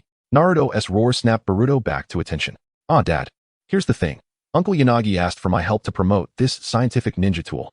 As the son of the Hokage, I wanted to assist in protecting the citizens. So I agreed. See, I didn't embarrass you. Boruto flashed a broad grin. You're still lying. The Umbu informed me about that day. Boruto, you have greatly disappointed me. Naruto pulled down Boruto's forehead protector, declaring, you are disqualified from the Chunin exams. From this moment on, you are stripped of your identity as a ninja. Dad, are you serious? Boruto stared at Naruto, taken aback. If you say that, your precious son will be heartbroken. Even now, you're still foolish. Naruto's eyes brimmed with disappointment. Yet, amidst the bleak atmosphere, a sudden voice broke through. Finally, I found the fox. Chapter 35, the beginning of the collapse. Look. What are you? A voice of terror pierced through the air as someone pointed at the hovering figure of Tsutsuki Momoshiki and Kinshiki. Those familiar with the Tsutsuki clan wore expressions of anxiety, while the uninformed gazed on with curiosity, bewildered by the sight of beings floating midair. Boruto, quickly hide behind me. Upon the arrival of Urashiki, Naruto instinctively shielded Boruto, entering a battle-ready stance. His gaze remained fixed on the figures above. Momoshiki slowly descended to the center of the arena, casting a disdainful glance at Naruto and Boruto. You lowly monkeys, your chakra is nothing but a defilement of its true essence. Are you, perhaps, of Kagaya's kin? He mocked, surveying the surroundings and addressing Kinshiki. There truly are many bothersome lower beings here. Shall we clean them up, my lord? Kinshiki inquired. Indeed, came the response, just as Urashiki appeared, demanding, Hey, who are you? This venue is ours. Naruto's expression shifted dramatically. Stop. Don't approach. He thought to himself, what an incompetent ally. Boruto cast a glance at Urashiki. And in the next moment, Kinshiki concentrated red chakra in his fingertips and struck the ground, causing the entire area to shatter, sending Urashiki flying. Reacting swiftly to the sudden upheaval, Naruto shielded Boruto as the surrounding structures began to crumble, the destruction spreading to the audience stands and the Hokage's platform.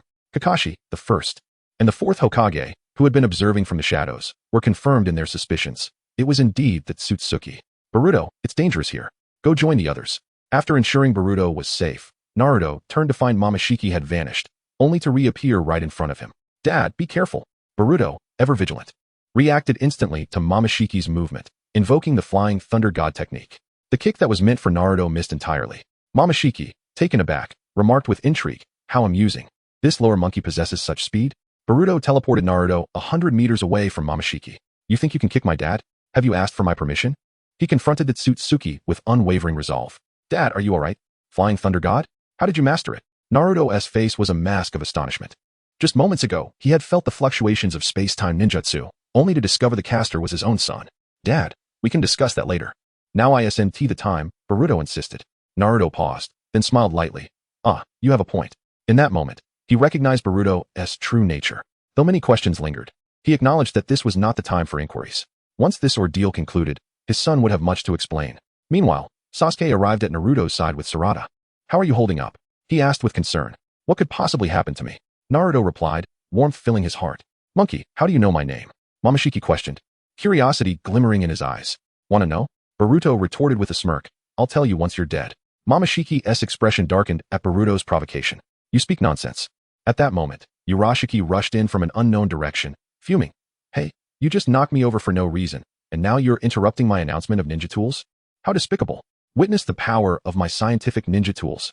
He revealed his scientific ninja tools from his sleeve, preparing to launch an attack on Momoshiki. Wait. Boruto's expression changed dramatically. You can't use ninjutsu against him. Sasuke and Naruto gasped in alarm. Before Boruto could elaborate, he appeared before Urashiki, delivering a powerful kick that sent him flying, preventing the launch of the ninjutsu. Yet, despite this, Urashiki managed to release a lightning-based jutsu. Seeing the technique, Momoshiki wore a mocking grin, raising one hand adorned with the Rinnegan, absorbing the ninjutsu effortlessly. This revelation stunned everyone present. He can absorb ninjutsu. Naruto and Sasuke observed in shock. Dad, Sensei, he can absorb ninjutsu and amplify its power, so we must not use any techniques against him. Understood. As the words left his mouth, Momoshiki conjured an energy sphere resembling a tailed beast bomb, its size swelling as it spun with lightning chakra.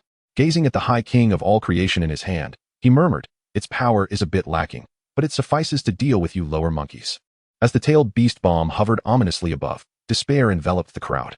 Where's the seventh Hokage? Who will save us? The overwhelming strength of the adversary left everyone hopeless. Listening to the villagers' cries, Naruto had never felt such fury before. Sasuke, we cannot allow that tailed beast bomb to fall on Konoha. He activated the Nine Tails mode, a fox head manifesting behind him. What do you think? Can you still fight? It is I who should ask you if you can still fight.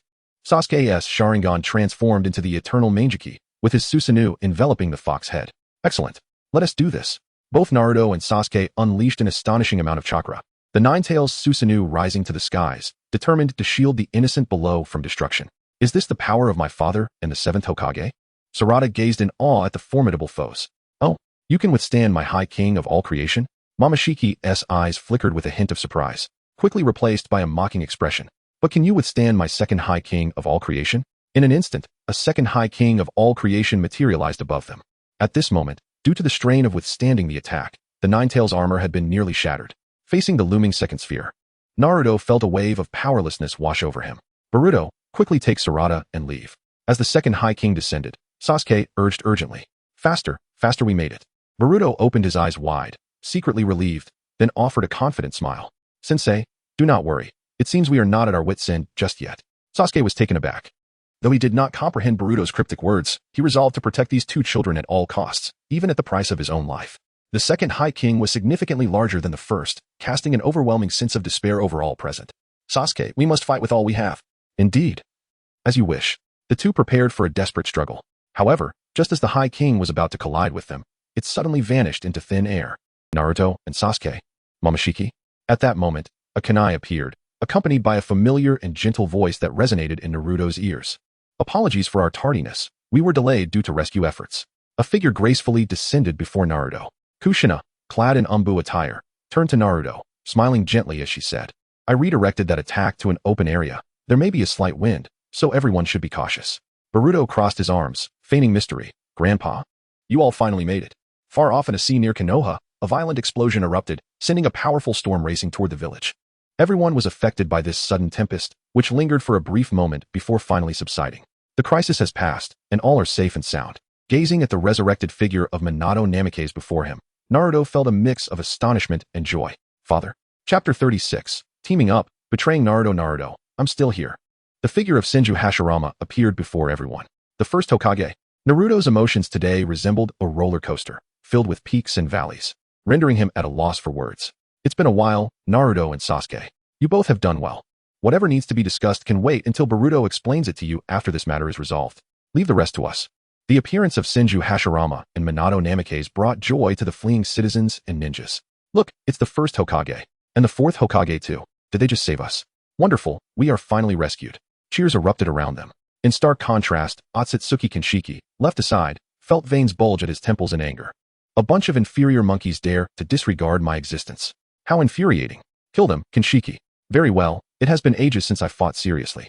Today, I shall test this legendary Otsutsuki. Senju Hashirama clapped his hands, invoking sage art. As soon as Hashirama's words fell, a sage visage manifested upon his face. First Hokage, find a way to relocate these two Otsutsuki away from Konoha. The area of our battle is too vast, it will destroy the village. Boruto's reminder snapped Hashirama back to reality. Ha ha ha, you are right, Boruto. However, before Hashirama could ponder further, Kinshiki charged in, swinging a massive axe down onto Hashirama's forehead. Success. Kinshiki's eyes lit up, but shock quickly followed as Hashirama's body began to turn to wood. A mere trick, Kinshiki scoffed, glancing at Hashirama's chakra fluctuations. He swiftly turned the axe to strike Hashirama again. Dodging the blow, Hashirama clapped his hands together, summoning the sage art, Divine Gate. A sealing gate descended from the sky, causing Kinshiki's heart to tighten instinctively, prompting him to evade. At the same time, Minato Namikaze faced off against Otsutsuki Momoshiki. In his Ninetales mode, Minato, utilizing Flying Thunder God, engaged Momoshiki with equal ferocity. Yet, the pressing issue remained: how to remove Momoshiki and Kinshiki from Konoha. Boruto recalled that Momoshiki's goal was the Ninetales within Naruto. Following the original plot, he should be taken to another dimension for battle, which would be advantageous. A troublesome thought crossed Boruto's mind as he glanced at Naruto. If you have any ideas, just say them. Sasuke, observing Boruto's unusual demeanor, noted the mysterious aura around his apprentice, who now regarded Naruto with an equal gaze.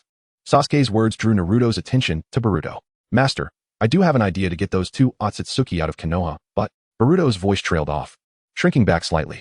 Now is not the time for hesitations. Speak up, Naruto urged, rubbing his forehead. All right, here's the thing. Boruto proceeded to share his plan with the two. As the battle raged on, nearby, Mitsuki watched Boruto in danger, torn within himself. In a decisive moment, he resolved to unleash his power. His appearance began to morph, his aura growing peculiar and formidable. Most notably, strange patterns spread across his skin, resembling mysterious runes. Starting from the sides of his cheeks, his eyes transformed into golden slits, surrounded by an enigmatic energy. Just as Mitsuki was on the verge of completing his sage transformation, a rift opened beside him, and Urashiki emerged. Noticing Mitsuki, curiosity flickered in Urashiki's eyes as he cast his fishing line toward him. The hook pierced Mitsuki's heart, and with a swift tug, the sage energy was extracted, causing Mitsuki to lose consciousness. Urashiki gazed at the sage energy in his hand, momentarily entranced. Such an energy, entirely different from chakra, is truly wondrous. He then turned his attention to the battling Momoshiki and Kinshiki, murmuring, how terrifying. I do not wish to face such a fox. It seems I must think of other methods. With a meaningful smile, Urashiki vanished into the rift. Boruto, are you sure this will work? I feel like you are setting me up, Naruto expressed concern after hearing Boruto's complete plan. Right now, we can only trust Boruto. We have no other options. Kinshiki is manageable, but we have no means to deal with Momoshiki's space-time abilities, Sasuke reasoned, encouraging Naruto to agree. Reluctantly, Naruto acquiesced, and Boruto marked Naruto with the Flying Thunder God technique. Alright, let's move. The two joined the fray. Sasuke and Hashirama confronted Kinshiki, while Naruto and Minato faced Momoshiki. However, after several exchanges, Naruto ultimately fell victim to Momoshiki's onslaught, sacrificing himself to protect Konoha, only to be captured and whisked away into another dimension. Thus, Konoha was pacified but suffered tremendous losses, with nearly 80% of the village in ruins, remnants of shattered structures scattered everywhere. In this moment, nearly all medical ninjas were engaged in rescue efforts. Inside the hospital, Boruto entered a room with Minato. And Sakura, how is my mother? Upon entering Hinata's room, Boruto saw Sakura tending to her. Hello, fourth Hokage, Sakura greeted Minato, who politely responded, then turned to Boruto. Do not worry, Hinata merely overexerted herself and fainted. At that moment, Hinata awoke, and upon seeing Boruto, she broke down in tears, embracing him tightly. Boruto, your father. Don't worry, daughter-in-law. Naruto will be fine. Once the 5 Kage convene, they will initiate rescue, Minato reassured. Yes, Mom, if you fall ill, what will happen when Dad returns? I would be in trouble, Boruto joked. Hinata, upon seeing Minato, grew anxious. Father. Boruto glanced around, noticing his sister was not present. He turned to Sakura and asked, Aunt Sakura, where's my sister? Just then, a weak voice called from the doorway. Brother. In walked Himawari, her forehead bandaged, holding hands with Hayashi Hyuga. As familiar faces met, tears welled in their eyes. Hayashi, seeing Minato, was astonished. He had secluded himself and had not attended the Chunin exams, so encountering Minato was unexpected. Hayashi, sorry for the trouble. Not at all. Naruto is quite filial. However, Minato, I did not expect you to be reincarnated. Haha, it's a long story.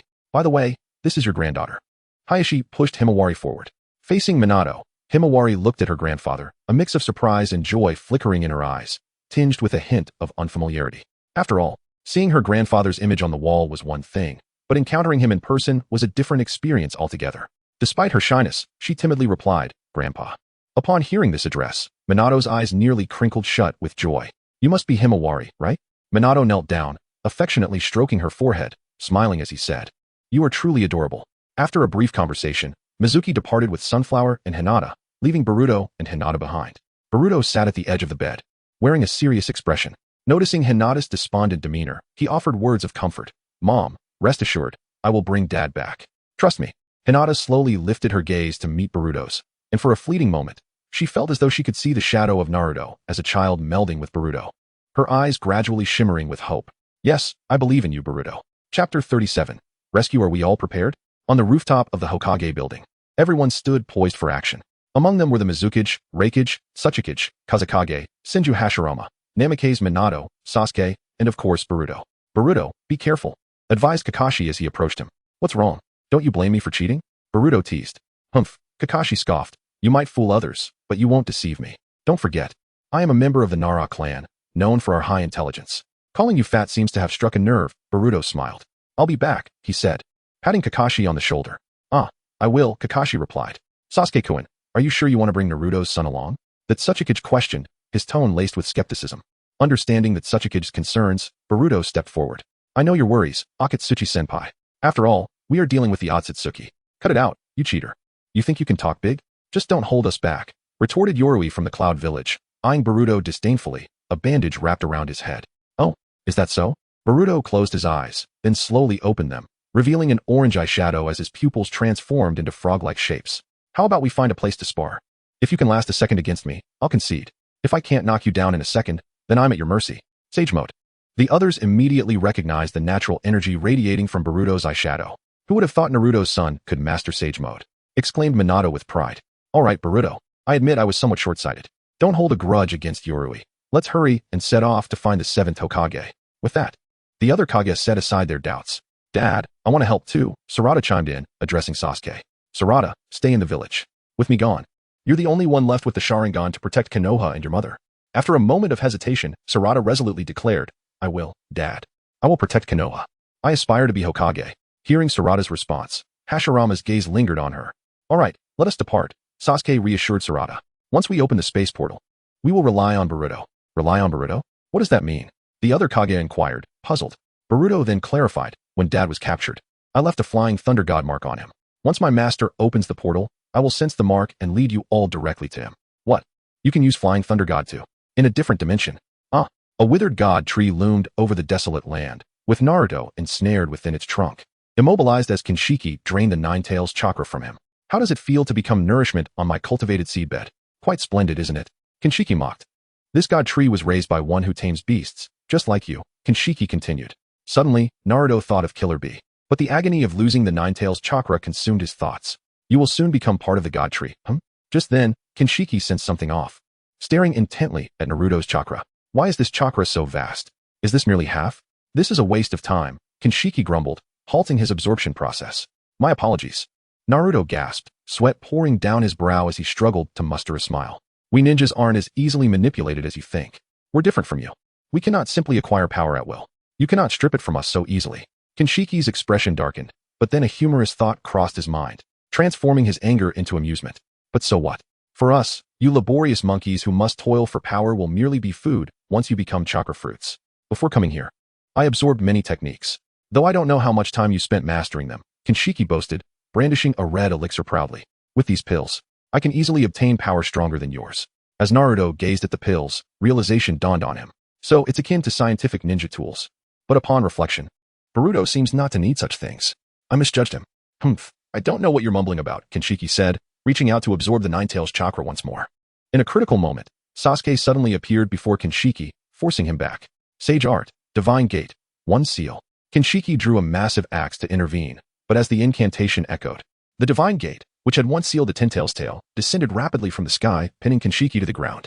Hashirama, adorned with Sage Art facial markings, emerged. The technique having succeeded. How infuriating. You monkeys managed to come here. Kinshiki growled, his face contorted with rage as he conjured a chakra rod. Since you're here, become my elixir. Sasuke met Kinshiki's gaze with his ominous red eyes. The Rinnegan activated, and the two engaged in a fierce exchange of blows, swift as lightning. Kinshiki broke free from the Divine Gate and confronted the 5 Kage along with Hashirama, his chakra-infused weapon dazzling in combat. Meanwhile, Boruto seized the opportunity amidst the chaos. Appearing beside Naruto, accompanied by Minato. Boruto, Dad. Naruto's once weary eyes gleamed with renewed vigor. We're late, Dad. I hope we haven't caused you too much trouble, Boruto jested. It's your fault for that terrible idea, Naruto replied, feigning annoyance, before suddenly asking, by the way, how's Konoha? Dad, even in this predicament, you're worried about Konoha? What are you saying? Your father is the Hokage. As they spoke, Boruto swiftly severed the vines binding Naruto. How long are you two going to bicker? We need to deal with the Otsutsuki first. We can discuss other matters once we return to Konoha. Minato then transferred half of the Nine-Tails chakra to Naruto, revitalizing him. Dad, save any reprimands for when we return home, Boruto said, his excitement palpable. This is the first time our 3 generations will unite in battle. Let the Otsutsuki clan witness the might of the Namikaze clan. Let the battle commence, Dad. Grandfather. Chapter 38. The Assault on Tsutsuki, a band of lesser monkeys. Emboldened by their numbers, dared to believe they could vanquish a deity. I shall make them taste the wrath of the divine. Tsutsuki glared fiercely at the descending horde of inferior beings, his fury threatening to erupt. They had nearly succeeded, but for that man in the black robe with the Rinnegan. Meanwhile, Sasuke was engaged in a fierce battle alongside the 4 Kages against Kinshiki. Chidori. After several probing exchanges, Sasuke seized the opportunity, striking Kinshiki in the back with a mighty blow. The chakra-transformed red giant axe shattered as Kinshiki fell to the ground, with the others quickly following suit. Blood mist blade technique, bone extraction, lava release, ash stone sealing technique, desert layer, great burial seal. Observing Kinshiki firmly imprisoned, the earth shadow, Noki, declared, Sasuke, you and the others go assist the others. We'll handle this Tsutsuki. Without further ado, Hashirama and Sasuke moved towards, who was locked in a fierce confrontation with Boruto, Naruto, and the Senju Hashirama, as well as Minato. Sage art, would release, true thousands hands, ascending Buddha. Hashirama clapped his hands together, causing the ground to tremble violently beneath them. As a colossal statue of the Bodhisattva, adorned with countless giant arms, rose from the earth. This was Hashirama's ascending Buddha. Boruto gazed at the magnificent statue in awe, secretly astonished, unable to deny his envy. The giant fists coalesced with terrifying power, relentlessly bombarding the Tsutsuki. Ignoring the target, the assault continued relentlessly for over 10 minutes. Shattering the earth. If not for the consideration of his comrades, Hashirama, with his infinite chakra, could have sustained the ascending Buddha indefinitely. Is dead? Minato inquired curiously. Grandpa, it's not that simple. Indeed, as the dust settled, everyone sought to locate amidst the devastation, but not even a shadow remained. Suddenly, as all attention was drawn to a specific location, emerged slowly from a crack in the ground, a chakra rod coalescing in his hand, launching it towards Hashirama with blinding speed. The previous technique had been devastating. Had it not been for his ability to slip into the void, he might have suffered grave injuries. Thus, he resolved to eliminate Hashirama first before confronting the other lesser beings. True to expectation, Hashirama was pinned to the earth, and with his chakra supply severed, the Bodhisattva statue collapsed. At the same time, they noted hovering in midair. You inferior monkeys shall now witness the true power of our clan, he proclaimed. How infuriating. The Tsutsuki is indeed not so easily vanquished, Minato remarked, his expression grave. Naruto. Sasuke signaled to Naruto, activating his Rinnegan to employ the heavenly hand power. Naruto understood immediately. In the next instant, Sasuke and exchanged positions. Now, Sasuke shouted. Was taken aback, what? Seizing the moment, Naruto unleashed a Rasengan upon. Simultaneously, Boruto conjured his own Rasengan and hurled it back at, but just as attempted to absorb the technique, the Rasengan gradually dissipated. The son of the fox. Is this all you can muster? Yet in the next moment, a tremendous blow struck his face, sending him crashing into the god tree. What just happened? Naruto exclaimed in surprise. Boruto's Rasengan, infused with lightning nature transformation, had become a disappearing Rasengan, catching the opponent off guard. Sasuke explained, while teasing, Naruto, Boruto is far more cunning than you. Humph. As if you should be surprised by who his father is, Naruto retorted, slightly annoyed. The fox, you have successfully provoked my ire. Said as he emerged slowly from the trunk of the god tree, his Byakugan activated. Yet upon seeing Boruto, he found something intriguing. Is that your child, Fox? How fascinating. It seems the destiny he bears is quite amusing. I pity you, Fox. You possess such formidable power, yet are unable to pass it on to the next generation. Naruto frowned at nonsensical remarks. What are you saying? Nothing of consequence, replied, raising his hand towards the sealed Kinshiki. Now, let me show you the true strength of our clan. Boruto suddenly realized something and shouted, no? His target is Kinshiki. We must stop him. He intends to consume Kinshiki. But it was too late. Kinshiki broke free from all seals and soared towards. Everyone gasped in astonishment. Come, Lord. It seems the time has come for you to devour my chakra, just as my ancestors bestowed their power upon me. Do not hesitate. Smirked, of course. In an instant, Kinshiki transformed into a red orb of flesh and flew into his hand. Began to consume it bite by bite. Witnessing this, everyone was left in shock at its actions. Sensing impending doom, Sasuke launched an attack, raising his Kusanagi sword and leaping forward, striking downwards. However, when he attempted to sever his neck, a sharp sound resonated. Turned to Sasuke and grinned. Too late. A cloud of smoke erupted, and everyone anxiously watched the location of. A long-haired figure with giant horns slowly emerged. As opened his eyes, which had transformed from Byakugan to golden eyes, a golden Rinnegan blossoming between his brows, exuding an overwhelming pressure. "Fox, you shall be next," declared. His palms open, the golden Rinnegan shimmering with radiant light.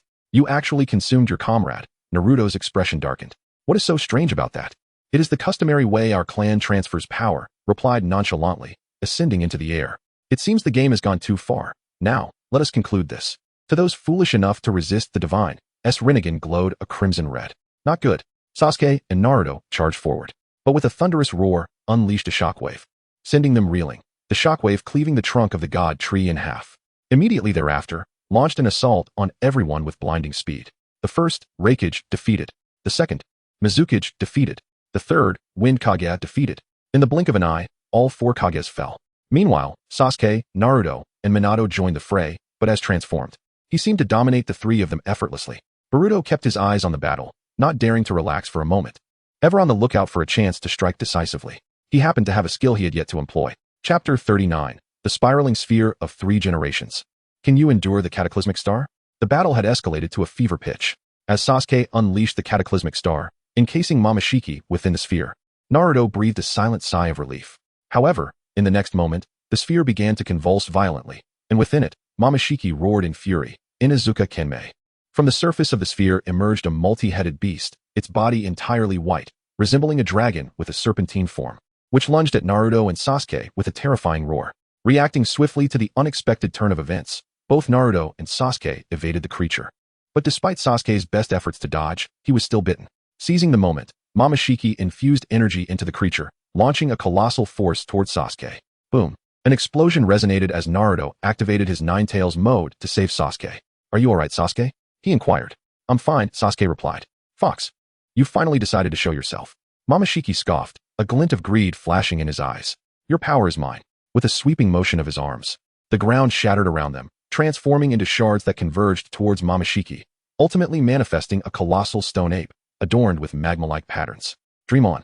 Naruto, in his Nine Tails form, leaped forward to strike the giant ape, but his attack was effortlessly blocked. The giant then swung its massive arms towards Naruto. At that moment, Sasuke's hand appeared behind him, their unspoken bond evident. "Release the Nine Tails," Sasuke commanded, and with a single strike, he cleaved the giant ape in 2, causing it to disintegrate into rubble. Momoshiki floated quietly in the air, on the brink of collapse. Just when it seemed the battle was at an end, a figure appeared before them, finally caught up. It was the original Yawara Kazuki, who leaped down from the cliff and rushed toward them. How did he get here? Naruto felt a sense of foreboding. He must have taken advantage of Sasuke opening the space-time rift to sneak in, Raikage speculated. "Assistant, quickly document the power of the scientific ninja tools," Kazuki exclaimed as he unleashed a barrage of jutsu at Momoshiki. "Stop him."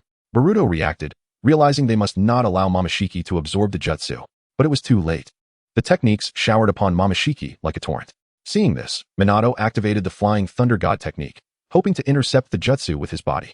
However, at the same moment, Momoshiki, using his residual power, appeared before Minato and kicked him away, absorbing the incoming jutsu.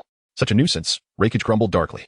They were all battered and exhausted, their chakra reserves nearly depleted, and facing Momoshiki now felt like an insurmountable challenge. After absorbing the jutsu, Momoshiki visibly healed, a look of exhilaration crossing his face. "So that is how it is. This is akin to our elixirs. Though crude, I must thank you fools." With a raise of his hand, he unleashed a torrent of jutsu from his Rinnegan, leaving the others in disarray, while Kazuki, the instigator, faced the peril of being caught in the crossfire. In the next moment, the Nara clan's shadow technique ensnared them all, rendering them immobile. Chakra rods were thrust into Naruto and Sasuke, but Minato suddenly appeared, pulling them out of the jutsu's range. "Father, it seems my path has reached its end," Naruto said with a bitter smile. Minato shook his head. "Naruto, you've done splendidly. You have always been a source of pride for your mother and me. Fear not. Even if my soul is to be obliterated, I will protect you, just as I did when you were a child." Just then, Boruto's voice broke through their poignant moment. "Ah, Dad, Grandpa. It seems we haven't reached the end just yet. Let us not be so pessimistic." "Boruto," Naruto urged Minato, "you should take Boruto and leave. He may surpass me in the future." "Dad, don't say that. If I abandon you and flee, Mom would surely break my legs. Besides, I don't want to disappoint Himawari." Naruto was momentarily speechless. "Actually, Dad, Grandpa, I still have a secret technique I haven't used yet. But I currently lack the chakra to confront Momoshiki." Upon hearing Boruto's words, both Naruto and Minato were taken aback, their expressions softening with a smile. If it's chakra you need, that's easily arranged. Though they were unaware of the nature of Boruto's secret technique, they chose to trust him. For it was a bond forged by blood. Boruto, come here and extend your hand. Boruto complied, and as Minato and Naruto lifted him, a nascent spiraling sphere materialized from his grasp, gradually expanding. Within that spiraling sphere lay an essence of hope, and in a moment of clarity, Boruto felt the influx of chakra from many sources. The sphere grew larger, surpassing Boruto's own size. When the super spiraling sphere finally took shape, Boruto trembled for a moment, but steadied himself to hold it. Gazing at the enormous spiraling sphere, Boruto was entranced, tears glistening in his eyes, a smile breaking through. The weight of 720 episodes truly bears great significance. He then turned his gaze toward Momoshiki, his expression sharpening with determination. Excellent. I am ready now. Master Sasuke. Boruto, the opportunity is singular. Success or failure hinges upon this moment, Sasuke warned, positioning himself before Boruto. Understood.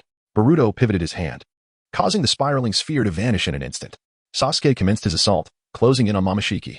Still refusing to accept your fate, lower beings? Momoshiki sneered upon noticing Sasuke still had strength remaining, unleashing jutsu upon him without restraint. Seizing a fleeting opportunity, Sasuke hurled the Kusanagi sword at Momoshiki, who effortlessly dodged. In the next second, Sasuke switched places with the sword, appearing behind Momoshiki. Is this all you've got?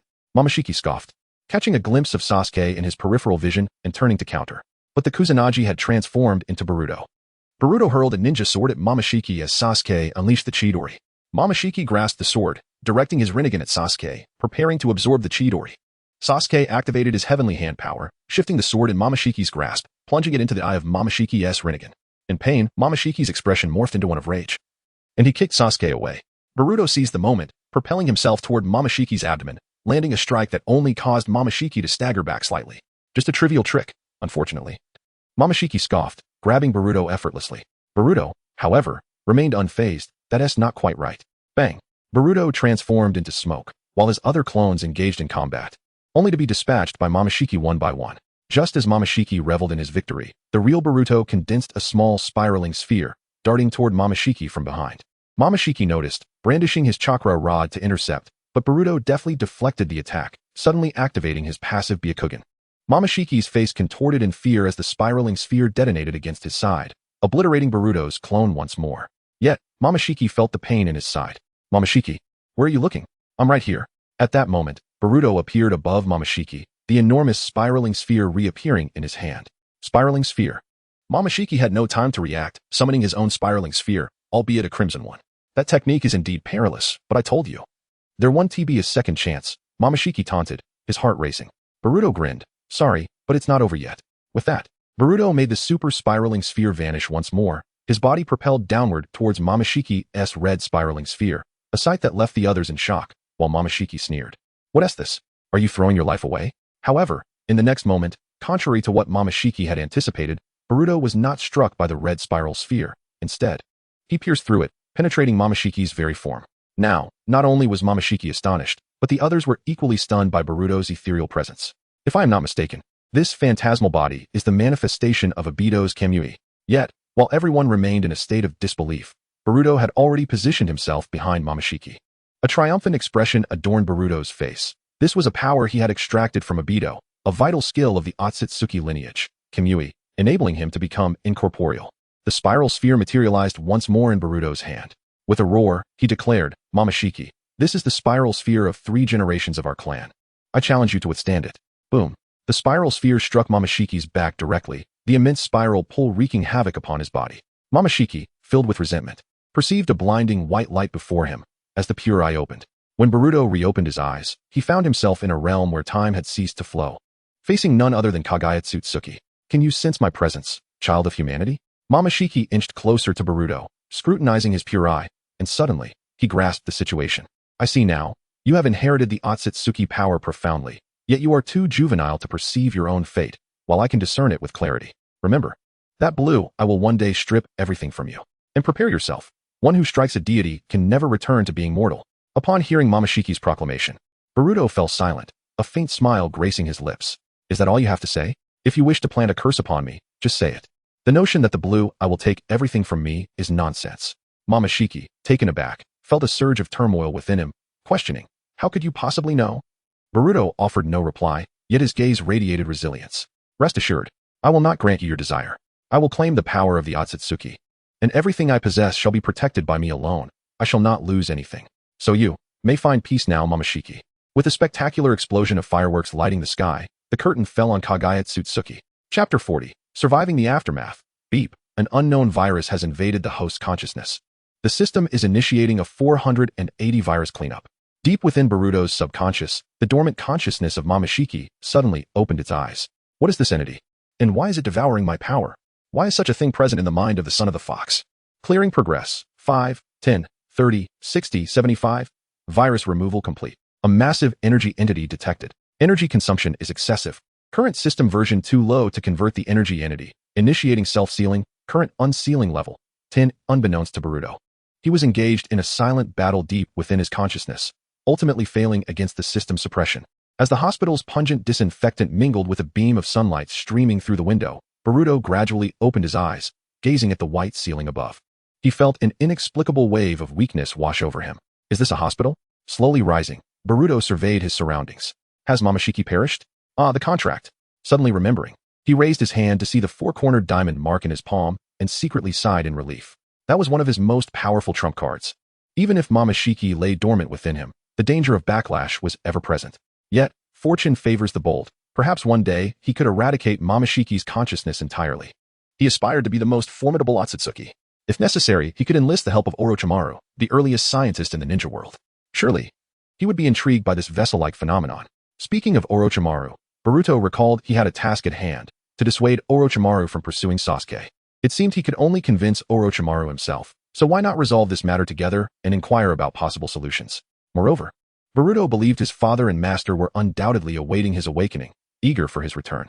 He produced a small scroll inscribed with the character for snake, a gift from Orochimaru meant for communication. Upon unrolling the scroll, a small white phosphorus snake appeared, flicking its tongue. Go tell Orochimaru that I will visit him shortly. After conveying his message to the little white snake, it dissipated into a puff of smoke. Having completed this task, Boruto noticed the door to his room suddenly swing open. Boruto, you're awake. Sarada, is that you? Boruto greeted with a smile upon seeing her. Are you feeling better? Sarada inquired, taking a seat beside him with concern. Yes, aside from feeling a bit drained, I'm otherwise fine, Boruto replied. By the way, how are my mom and the others? They're all well. The casualties weren't too severe. However, the village suffered significant material losses. As for Auntie, she seemed much better after seeing the 7th Hokage return. Boruto felt a wave of relief wash over him as he stood and gazed out the window, listening to Sarada's account. Observing the vibrant recovery of Konoha after the disaster, Sarada ceased her narration, and a moment of silence enveloped the room. Yet, this tranquility was soon shattered.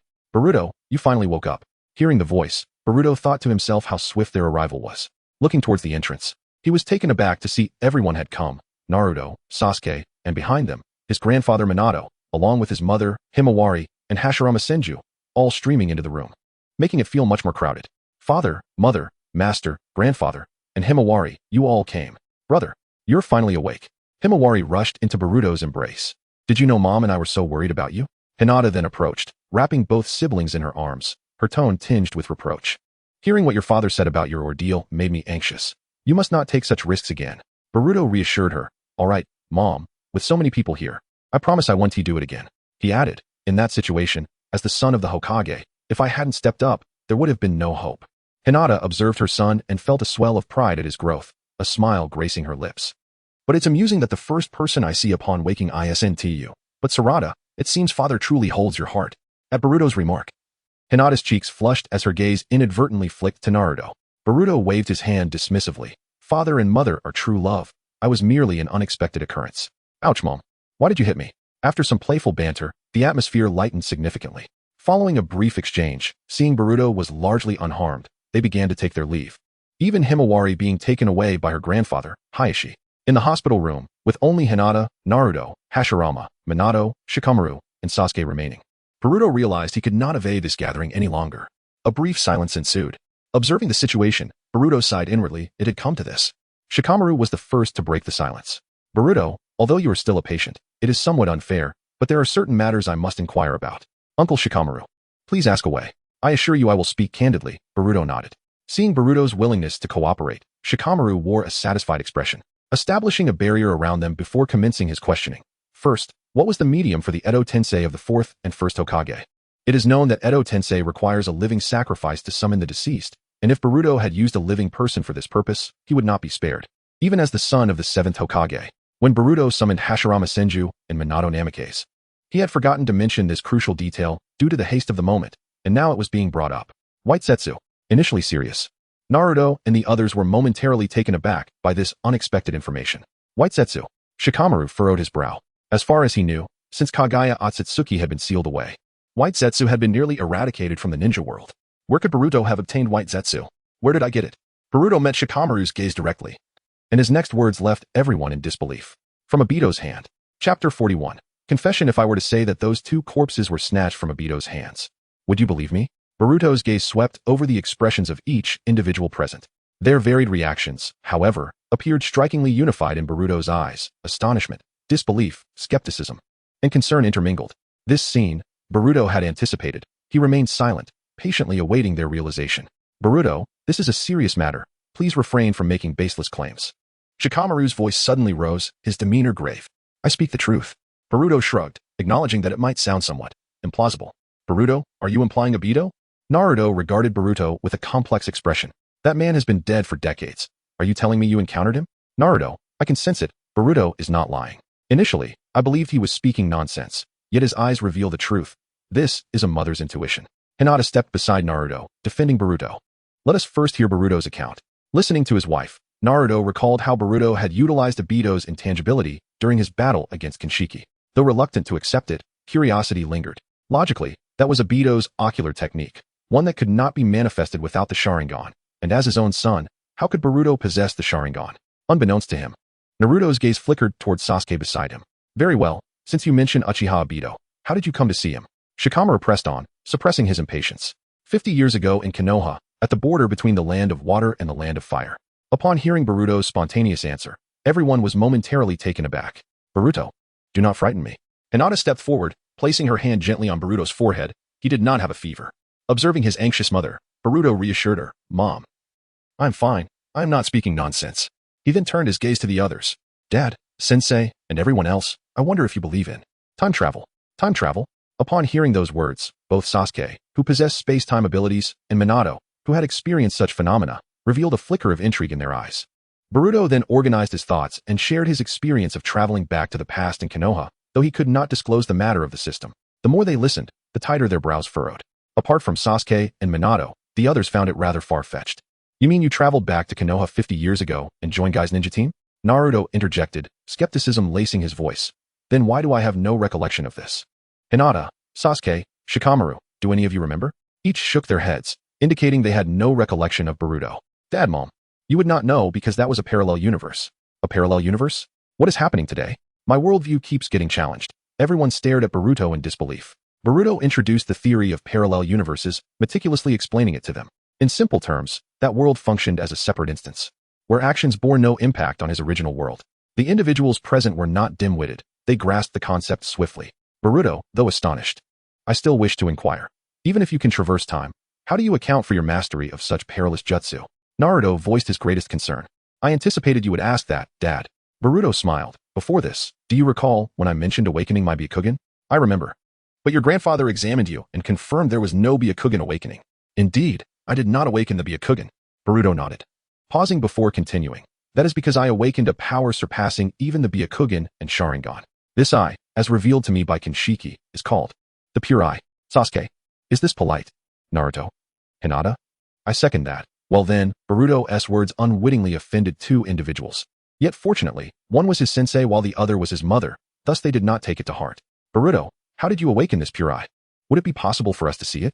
After all, there are only a few notable eyes in the ninja world, and it would be beneficial for your sensei and Naruto to examine it. Hashirama approached with curiosity, eagerly inspecting. Boruto shook his head, turning to Naruto and Sasuke. I regret to inform you, Dad, Sensei, that I cannot control that eye. I suspect my current strength is insufficient to wield it, leaving it in a passive state.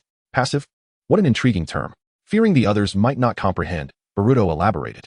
So, how does this pure eye relate to your mastery of ninjutsu? Dad, the pure eye possesses immense power. Upon traveling back, I could effortlessly learn any ninjutsu, even without any foundational bloodline limit. I even suspect that my ability to travel is one of the powers of the pure eye. Verbal Jutsu activated. Sasuke's intelligence decreased by 20, Naruto's intelligence decreased by 40, Hinata's intelligence decreased by 35, Shikamaru's intelligence decreased by 10. Goodness. The potency of verbal jutsu is terrifying, collectively bestowing a buff. Unable to explain the matter of the system to Naruto and Sasuke, Boruto conveniently attributed all peculiarities to the pure eye. Pure eye. I may not be alone, but you are certainly not alone. Listening to Boruto's consecutive explanations, everyone present begrudgingly accepted his claims, primarily due to the fact that Boruto could not control the so-called pure eye's abilities, leaving everything open to discussion. However, they still tentatively believed in Boruto. In the end, Naruto issued a command, designating all of Boruto's revelations as an SSS-level secret, known only to those present. Boruto, I have gathered all the necessary information. You should rest well. After comforting Boruto, Naruto led the others out of the infirmary. Watching their departing figures, Boruto secretly sighed in relief. The reason he spoke half-truths was a matter of consideration. Boruto believed he would likely return to that world. Yet this inexplicable disappearance could arouse suspicion. It was better to lay everything bare, allowing them to worry less upon his departure. Time swiftly passed over several days, and Boruto's condition improved. However, he now found himself in the territory of Orochimaru. As he approached Orochimaru's base, Boruto was greeted by a smiling Orochimaru, flanked by the formidable Suigetsu and the stoic Gale. Sister Snake, Orochimaru-senpai, thank you for personally welcoming me. Orochimaru paid no mind to Boruto's slip of the tongue, as Boruto was indeed capable of defeating the Otsutsuki, thus deserving of a grand reception. Orochimaru gestured for him to enter. Chapter 42. Uncle Snake, do you wish to become Otsutsuki? Orochimaru-senpai, do you not have any questions for me? The two found themselves alone in a secluded chamber, isolated from any prying eyes, the atmosphere tinged with an inexplicable tension. Boruto, eager to dissipate the awkwardness, felt a flicker of trepidation despite Orochimaru's more relaxed demeanor compared to the past. I was merely awaiting your lead, Boruto-kun, Orochimaru remarked casually, sipping from a cup of tea. Very well, Boruto replied with a rueful smile, adopting a serious tone. I have come to disturb you for 2 matters today. What are those 2 matters? Orochimaru inquired, his gaze fixed intently on Boruto, a glimmer of interest igniting within his serpentine eyes. The affairs concerning Boruto might prove to be quite intriguing. Boruto hesitated for a moment before speaking thoughtfully. Before that, I would like to ask you, Orochimaru-senpai, do you aspire to become Otsutsuki? Orochimaru's pupils narrowed sharply at Boruto's inquiry, his heart racing once more. Yet, as a seasoned individual, he maintained his composure, not allowing Boruto's words to unnerve him. What do you mean by that? Boruto abruptly shifted the topic. The first matter concerns a request for your assistance in researching this object in my possession. He extended his hand, revealing a peculiar contract. What is this? Orochimaru asked, his gaze fixated on the diamond-shaped insignia adorning Boruto's palm. This is a contract, Boruto explained. It was left on me after I defeated Kinshiki. It represents his essence, which has been embedded within me as data. Over time, this contract will gradually decompress. And once it has fully unraveled, Kinshiki will resurrect and seize control of my body. Upon hearing this, Orochimaru finally grasped the situation. It bore a striking resemblance to his cursed seals. Simultaneously, he felt a profound curiosity regarding the capabilities of the Otsutsuki clan. Boruto-kun, what makes you so confident that I can entirely unravel this so-called contract of Kinshiki? Ha ha ha, Boruto laughed knowingly. You, Orochimaru-senpai, are the first in the ninja world to delve into science. None can surpass your expertise. If you cannot assist me here, I fear I must leave my fate to chance. Flattery will get you nowhere, Orochimaru retorted, though a hint of amusement lingered in his tone. The laughter soon faded, replaced by Boruto's intense gaze upon Orochimaru. I am aware that you have been secretly studying the Otsutsuki clan. However, since my father sealed Kagaya Otsutsuki, you have been unable to make significant progress. Orochimaru-senpai, this is a prime opportunity for first-hand research on the Otsutsuki clan. Are you not intrigued? Boruto's words dripped with temptation. The prospect of immortality was undeniably alluring to Orochimaru. Yet he countered, but Boruto-kun, your father and you have vanquished the Otsutsuki. Even this contract is merely a technique. Orochimaru implied that his interest lay solely in the Otsutsuki cells, which were now absent due to their defeat, thus requiring more leverage. What a cunning old fox, Boruto thought to himself, maintaining his composure as he replied, what if I told you? There are still Otsutsuki present in the ninja world? Orochimaru's eyes sharpened, a smile creeping to his lips. Interesting. You have successfully piqued my curiosity, Boruto-kun. Come, let us proceed with a thorough examination. Clearly, Boruto had managed to sway Orochimaru's interest. As the chamber door swung open, Kageyama Suigetsu and Jugo stood guard outside, instinctively following behind Orochimaru and Boruto as they stepped out. Hey, kid, what do you intend to do with Orochimaru-sama this time? Suigetsu whispered conspiratorially to Boruto. Just a simple health check, nothing more, Boruto chuckled lightheartedly. They made their way to a laboratory where Boruto reclined on an examination table. Orochimaru and his companions busied themselves preparing the necessary equipment for the checkup. Boruto-kun, are you ready? Orochimaru positioned a metallic device resembling a headband atop Boruto's head. Let us begin. With a series of adjustments, Orochimaru commenced the scanning process. Moments later, a soft exclamation slipped from Orochimaru's lips, prompting Boruto to open his eyes in confusion. What is it, Orochimaru-senpai? Is something amiss? Orochimaru-senpai, are you certain you are not jesting? Orochimaru's expression reflected disbelief as he examined Boruto. To his astonishment, not only was there no abnormal influx of energy within Boruto's body, but it also harbored the natural abilities of both the Richi Cave and my Bokuzen. This revelation intrigued Orochimaru immensely, for the natural powers of these two sacred lands were fundamentally incompatible and could not coexist within a single body. Boruto was perplexed. What does that mean? Orochimaru elucidated. My readings indicate that your brainwaves are entirely normal, and all bodily metrics are within standard parameters. There is no residual energy from the Tsutsuki. What?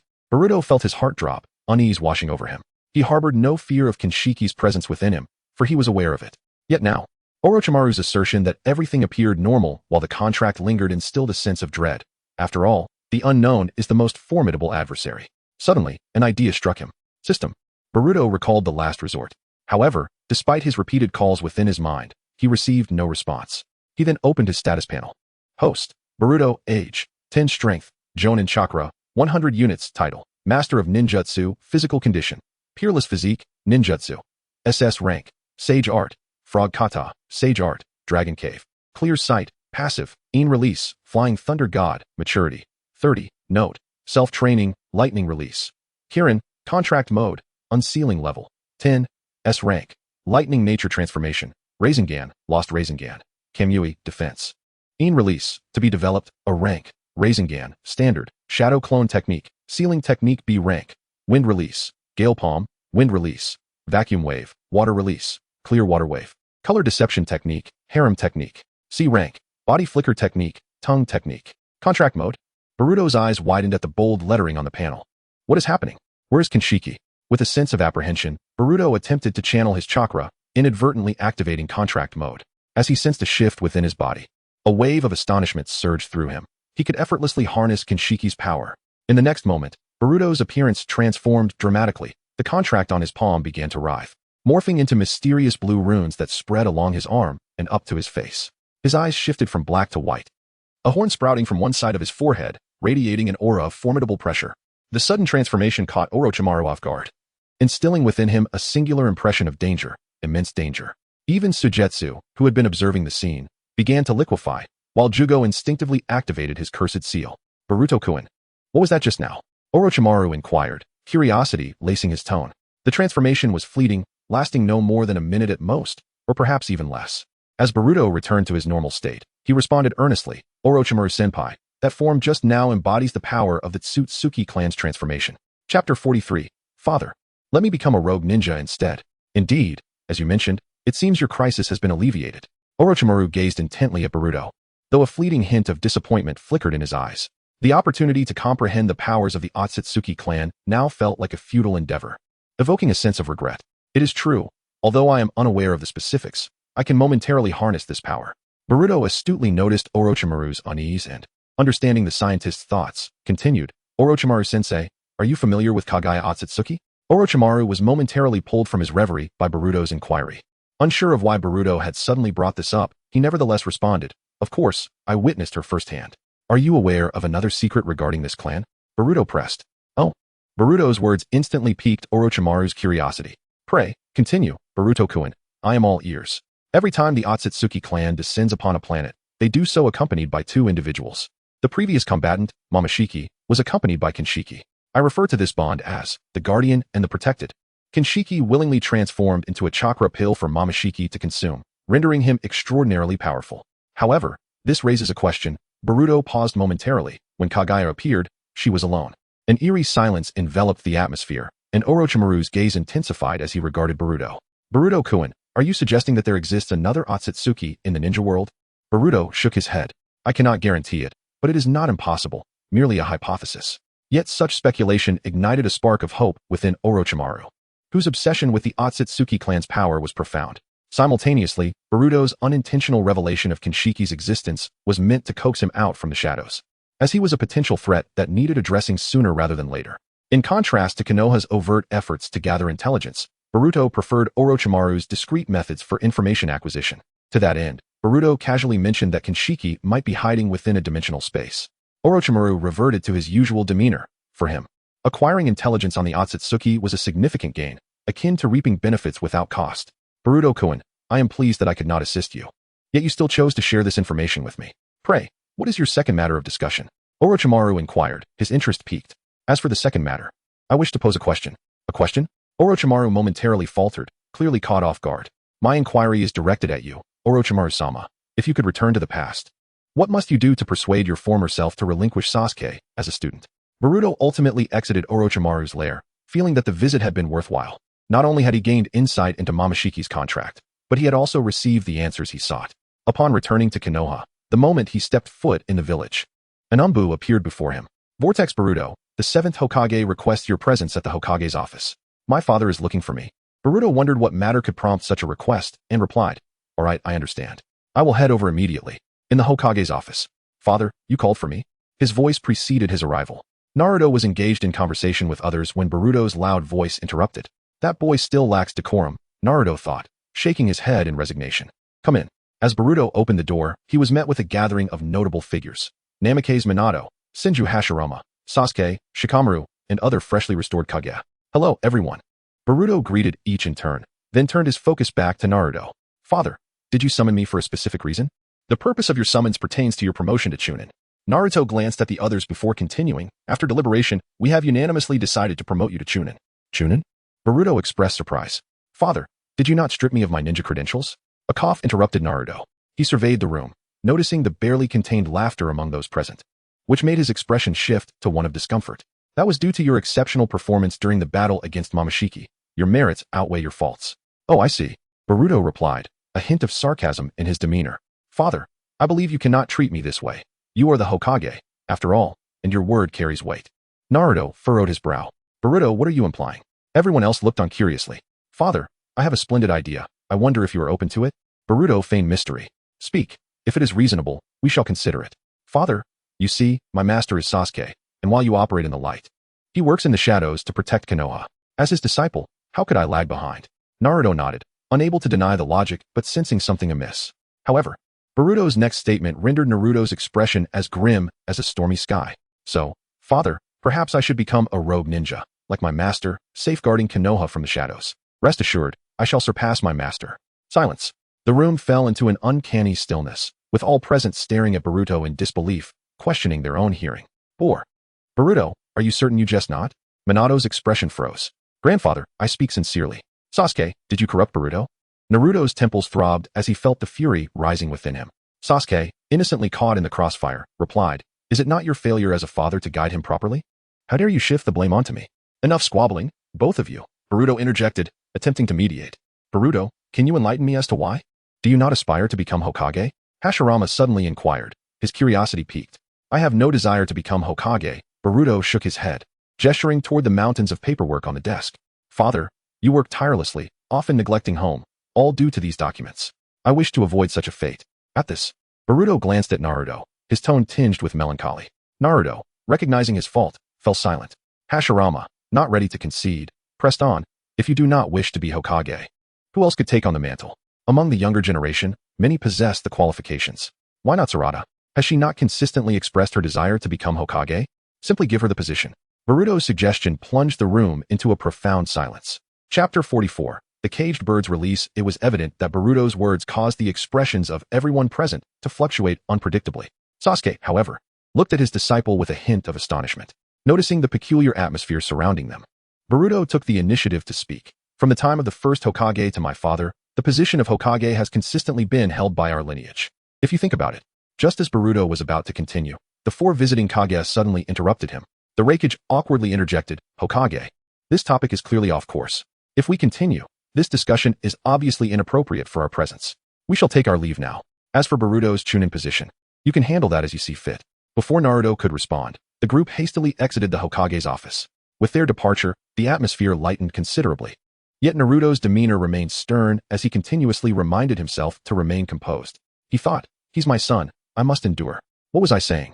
Boruto, momentarily thrown off by the interruption, struggled to regain his train of thought. However, just as he was about to continue, Naruto suddenly admonished, "Enough, Boruto. The matters of Hokage are not for a Chunin to comment on. Let it rest, and go fulfill your duties as a Chunin. Forget about any notions of being a rogue ninja." "Alright, Dad, you don't need to be so upset. Just take it as me joking," Boruto replied. Realizing that his father's frustration was mounting, he silently thought, "Sarada, I've done my best. Don't say I didn't help you." Ultimately, Boruto departed. Watching Boruto's retreating figure, Naruto leaned his head in exhaustion. "Alright, Naruto, Boruto is an adult now, and having his own thoughts is a good thing. We cannot impose our ideas on him. They must choose their own paths." Seeing Naruto's weariness, Minato felt a pang of sympathy. "Dad, I'm fine," Naruto reassured him before inquiring, "By the way, now that the Otsutsuki clan has been eradicated, when do you and the first Hokage plan to return to the Pure Land?" "I'm not certain." Judging by Boruto's demeanor, he seems uninterested in lifting the seal, Minato replied. Naruto furrowed his brow, thinking it necessary to find a moment to discuss this matter with Boruto. As Boruto left the Hokage building, he found himself unconsciously heading home. Upon reaching his doorstep, he was spotted by Hinata and Himawari, who were just about to go out. "Boruto," they called out in unison. Snapping back to reality, Boruto exclaimed, "Oh, Mom." Himawari. As his mother, Hinata immediately sensed something was amiss and cautiously asked, "What's wrong? Didn't Naruto-kun want to inform you about your Chunin status today? Why do you look so unhappy? Did you two argue again?" "Let us not talk about that." Boruto waved his hand, attempting to change the subject. "By the way, where are you two headed?" "Oh, today is your uncle's Memorial Day. Himawari and I are going to your grandfather's house to pay our respects while visiting him," Hinata explained. At the mention of Hinata's words, Boruto's mind drifted to that figure who resigned himself to fate, yet remained unwilling to accept it. Neji Hyuga. I wonder how he is in that alternate world. Snapping back to the present, Boruto said, "Mom, since I'm back now, I might as well go with you." Hinata smiled with narrowed eyes. "That's great. Your grandfather hasn't he seen you in a long time, and misses both you and Himawari dearly." Boruto raised an eyebrow in skepticism. "Didn't we just see him a few days ago? Does he really miss us that much?" The three made their way to the Hyuga clan's estate, where they found Hinata's brother, Hayashi, waiting for them outside. "Boruto, Himawari, you finally arrived." Upon seeing them, Hayashi approached and immediately embraced Himawari. Then, a figure suddenly appeared and enveloped Boruto in a hug. "Boruto, I've missed you so much. Grandpa, please let go. I can hardly breathe," Boruto exclaimed, eliciting laughter from those around him. Upon entering the Hyuga compound, Boruto witnessed the younger generation joyfully training. A vibrant and flourishing scene that illustrated how the Hyuga clan had moved beyond the divisions of the past. Boruto couldn't help but lament. If only Uncle Neji could witness this. Led by Hayashi and Hinata, Boruto and Himawari arrived at the memorial hall, where they observed Neji's portrait. After paying their respects, Hinata noticed Boruto gazing intently at his uncle's image, seemingly lost in thought, showing no signs of leaving. After entrusting Himawari's care to Hayashi, Hinata approached Boruto with concern. "What's on your mind, Boruto?" After a moment of contemplation, Boruto slowly replied, "Mom, I met Uncle in that world." Hinata paused, momentarily taken aback. She was aware of Boruto's experiences, but she was puzzled by his sudden mention of Neji. "Really?" she asked, glancing at Neji's portrait. "What do you think of your uncle?" "In my eyes, Uncle is a very conflicted person," Boruto mused. "Oh," Hinata seemed surprised, smiling gently. "What do you mean by that?" "A genius who willingly yields to fate, yet resents it." As Boruto articulated this, Hinata recalled many memories, realizing the truth in his words. Had it not been for Naruto's intervention, Neji might still be trapped in his own world. Hinata snapped back to reality and asked, "Why did you suddenly bring up your uncle?" "Mom, wouldn't it be wonderful if Uncle Neji were still alive today?" At this moment, Hinata, as a mother, began to grasp her son's unspoken thoughts, and her eyes began to glisten with unshed tears. "Go find your grandfather. I believe he will offer you the guidance you seek." In the end, all that remained for Hinata was Boruto's silhouette as she murmured, "Neji, you have a wonderful nephew. But as your sister, I understand you best. Even with the key to break free from your cage, I doubt you would have chosen it. For what you truly desired was never mere personal liberation." Hinata turned her gaze back to Neji's portrait, a tender smile gracing her lips as she whispered, "Isn't that right, Neji?" Boruto arrived at the courtyard just in time to see Hinata's brother, Hayashi, engaged in a spar with Himawari. Hayashi noticed Boruto's arrival and called out, "Boruto, come sit with your grandfather." Taking a deep breath, seemingly steeling himself for something, Boruto approached. "Grandpa," he said, playfully throwing himself against Hayashi's back in a display of affection. Hayashi, momentarily taken aback, quickly deduced that Boruto must be seeking his assistance, as such behavior was not typical without reason. "All right, Boruto, that's enough. Don't crush your grandfather. I'm getting old. Whatever you need, just tell me, Boruto.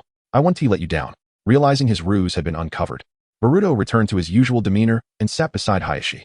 Boruto chuckled sheepishly. "You saw right through me, Grandpa. With you being such a clever rascal, you thought you could deceive me? I've experienced far more than you can imagine. Hayashi straightened his posture and continued, now, go ahead and tell me what you wish to ask. By this time, Hinata had joined them, settling down beside Boruto. Boruto glanced at his mother and cautiously asked, Grandpa, could you teach me the method to release the caged bird seal? Chapter 45, Heart to Heart. Promotion to CH Nin, what do you need that for? Hinata Hizashi initially believed Boruto would present a matter of grave importance, but it turned out to be this. Boruto, our Hyuga clan no longer differentiates between the main family and the branch family. What do you need that technique for? Hizashi inquired with confusion. Grandpa, just give it to me. Boruto implored, attempting to charm him once more. Father, if Boruto desires it, let him have it. He may have his reasons. Upon hearing her daughter Hinata's support, Hizashi reluctantly handed over the scrolls for the caged bird seal and the release technique to Boruto. Thank you, Grandpa. There's no need for thanks. Your companionship brings me joy. As Boruto returned from the Hyuga compound and opened the door, Naruto's figure appeared before the three of them. Dad, you're back. Himawari rushed forward and embraced Naruto tightly. Did you miss me, little sunflower? Naruto affectionately ruffled her hair. Of course, I missed you very much. Knowing that the father and son were in a conflict, Hinata called Himawari over to provide them some space. After all, there should be no lingering grievances between a father and son. Once Hinata stepped away, Naruto turned to Boruto. Come on, let us have a good talk. All right, Dad. The two made their way to the backyard, where after a brief silence, Naruto spoke first.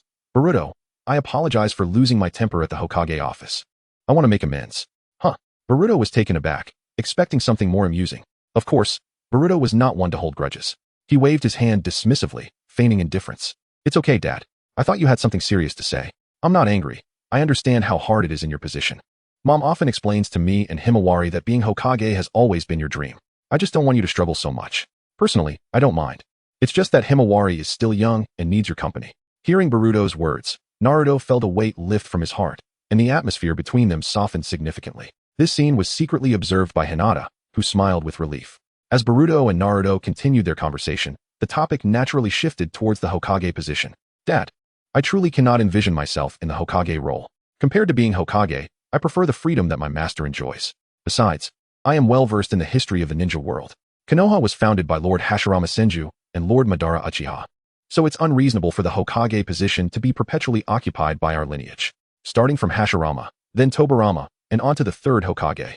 Dad here. It's almost exclusively one lineage, with no sign of others ever taking that position. Naruto's expression shifted to one of surprise as he listened to Boruto's insights. But he refrained from interrupting.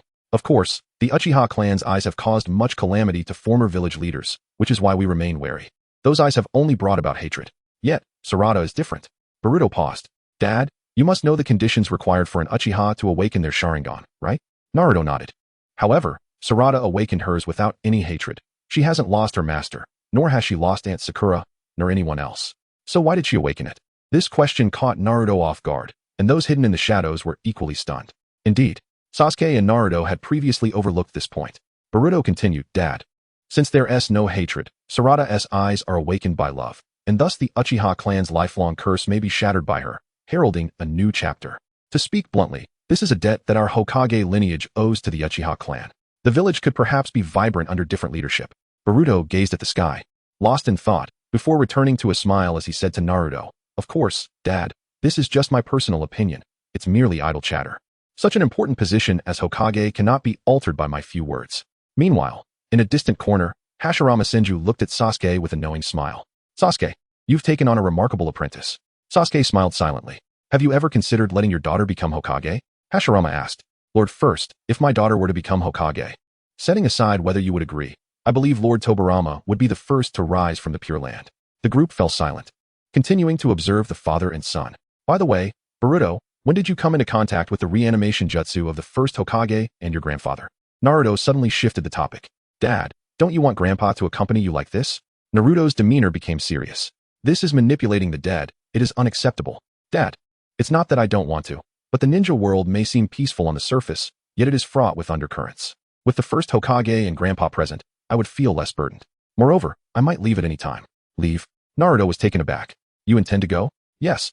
Boruto lowered his head slightly in acknowledgement. Then you must take care of yourself there. It's not the same as this world. Naruto sighed, his thoughts racing. In that world, powerful beings abound, and he feared for Boruto's safety. Sensing the weight of the topic, Boruto spoke in a jesting tone. So, Dad, you must prepare a good excuse for me, lest my friends worry. Understood. Naruto glanced at Boruto, his expression mixed with concern as he asked, "When do you plan to leave?" Hearing Naruto's question, Boruto felt a pang of distress. Surprisingly, despite frequent communication with the system lately, he had received no response. Slowly turning his head, he replied, "I don't know. The abilities of the Pure Eyes are random. I might leave any day now. Is that so?" In the following days, Boruto successfully advanced to CH Nin. The day was lively, and alongside him, Shinki from Sunagakure also achieved the same rank. Before the gathered crowd, Boruto accepted the CH Nin forehead protector that his father personally handed to him, accompanied by words of encouragement. As everyone prepared to leave Konoha, Shinki approached Boruto. "Boruto, when we meet next time, I will defeat you with my own hands." "I look forward to it," Boruto replied with a smile. In the midst of their conversation, the system's voice echoed in Boruto's mind once more. "Beep. Host has completed the mission, and rewards have been distributed. System, you finally appeared." Boruto felt a surge of joy, hastily inquiring, afraid the system might vanish again. "When will my next journey occur? This system's version is outdated. The last time, the host's internal virus was cleared, depleting energy. Please replenish energy promptly to upgrade the system version." Virus? Upon hearing this term, Boruto immediately thought of Kinshiki. Realizing the data was indeed related to the system's clearance. Confirmed. He felt a sense of relief. However, what exactly did the system mean by replenishing energy? Chapter 46. The Unexpected Awakening of the Pure Eye. Setting off to seek the system's traversal through time and space necessitates energy, which cannot be chakra, as Boruto has already discovered its inefficacy. Thus, the only means to replenish the energy for the system's temporal journey must correspond to a being endowed with the capacity to traverse time and space. With this realization, the answer became apparent. Otsutsuki Kinshiki, who had been left in the ninja world. Lee. As Boruto understood, Lee's appearance seemed to coincide with the excavation efforts of an archaeological team within the Land of Fire, indicating that he merely needed to search within that territory, thereby narrowing his quest considerably.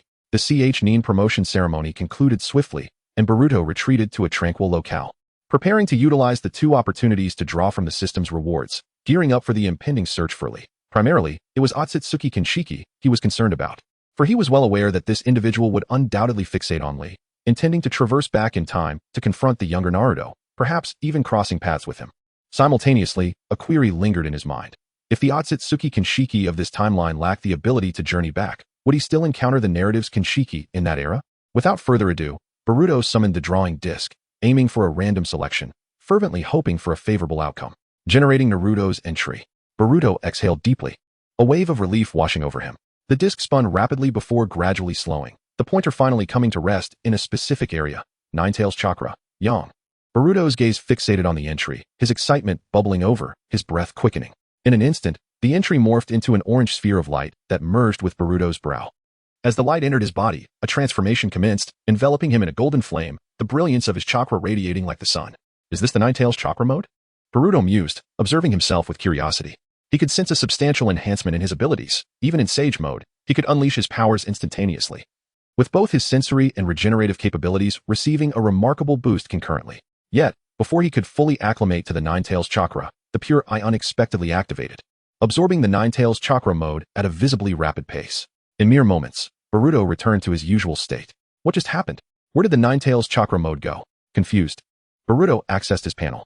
Host, Boruto, age, 10 strength, elite Jonin Chakra, 200 calories title, Ninjutsu Doctor Physique, unique physique, Ninjutsu. SS rank, Sage Art, Toad Sage Technique. Dragonland Sage Technique, Pure Eye Proficiency, 5, in Power, Flying Thunder God, Maturity, 45, Lightning Release, Kirin.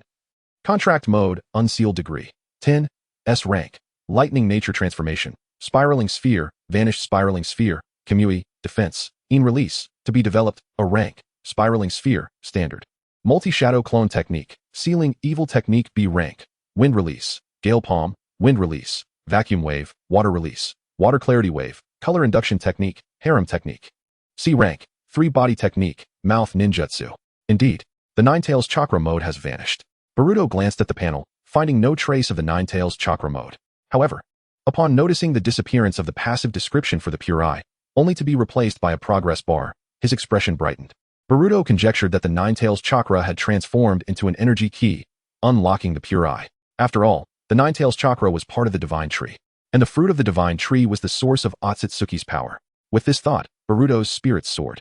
Moreover, he realized that the amplifications granted by the Ninetales Chakra had not dissipated with its disappearance. Now, he was eager to see whose entry he would draw next. Generating Might Guy's entry. Is it Teacher Guy? Boruto fixated on the entry. As the pointer settled, the answer revealed itself, causing Boruto's breath to quicken once more. 8 gates. This was the very taijutsu that Might Guy nearly employed to kick the wind arc out of the conclusion. Today, as surprises were indeed abundant.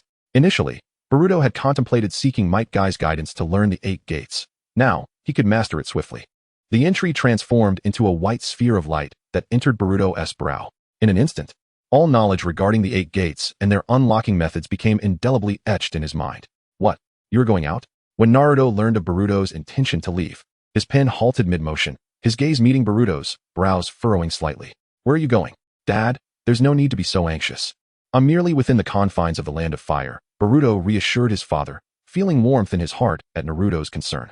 Upon hearing that Boruto would remain within the Land of Fire, Naruto exhaled in relief and inquired, Would you like some company? No need, Dad. The village is already short-staffed. It would be unnecessary to waste resources on me. Besides, you should be aware of my current strength. Reminded by Boruto, Naruto realized that his son had indeed grown to a point where he no longer required his protective wings. A wry smile crossed his face. Very well. Just be cautious while you're out and return early. With his father's consent, Boruto vanished in a puff of smoke. This kid, sending a shadow clone to speak with me, is becoming increasingly audacious, Naruto thought with a mix of amusement and exasperation. He then gazed out the window, murmuring, Sasuke, while investigating the Otsutsuki Kagaya ruins. Please keep an eye on Boruto. Ah, Boruto is my student. You needn't worry about him, came Sasuke's voice as he leaned against the wall, vanishing in the blink of an eye. In the Land of Water, on a certain island, the lair of the Three Tails.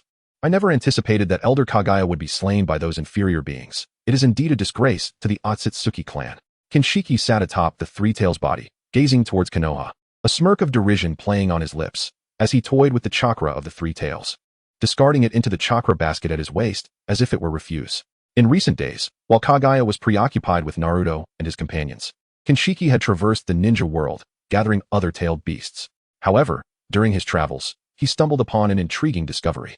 The form that had descended alongside Otsutsuki Kagaya seemed to be hidden in some spatial realm, though Kinshiki chose not to disturb it, despite being of the same lineage. They remain competitors. The fox has become a formidable force. Acquiring its chakra now appears to be a challenging endeavor. Yet, I recall possessing a time-traveling ninja tool. Where did I misplace it? Kinshiki mused to himself, contemplating a notion, to utilize the time-traveling artifact to traverse to a time before the fox had attained its power, thereby seizing its chakra. After a moment's reflection, Kinshiki recalled the location of the time-traveling artifact. Oh, I had discarded it in a coastal area of the Land of Fire. It seems a journey there is in order. Fox, wait for me. Chapter 47. The Shell Organization. The next morning, Boruto meticulously organized his supplies without disturbing his companions. The only ones to see him off were his mother, Hinata, his younger sister, Himawari, and Minato Namikaze, along with Naruto, who bid him farewell from the Hokage building. Mom, Himawari, Grandpa, you need not look so forlorn. I shall return soon, Boruto reassured them. Boruto, please be cautious during your journey, Hinata urged. Understood, Mom, Boruto replied, his gaze shifting to the reluctant Himawari. When I come back, I promise to bring you a gift. Just make sure not to upset Mom while I'm away.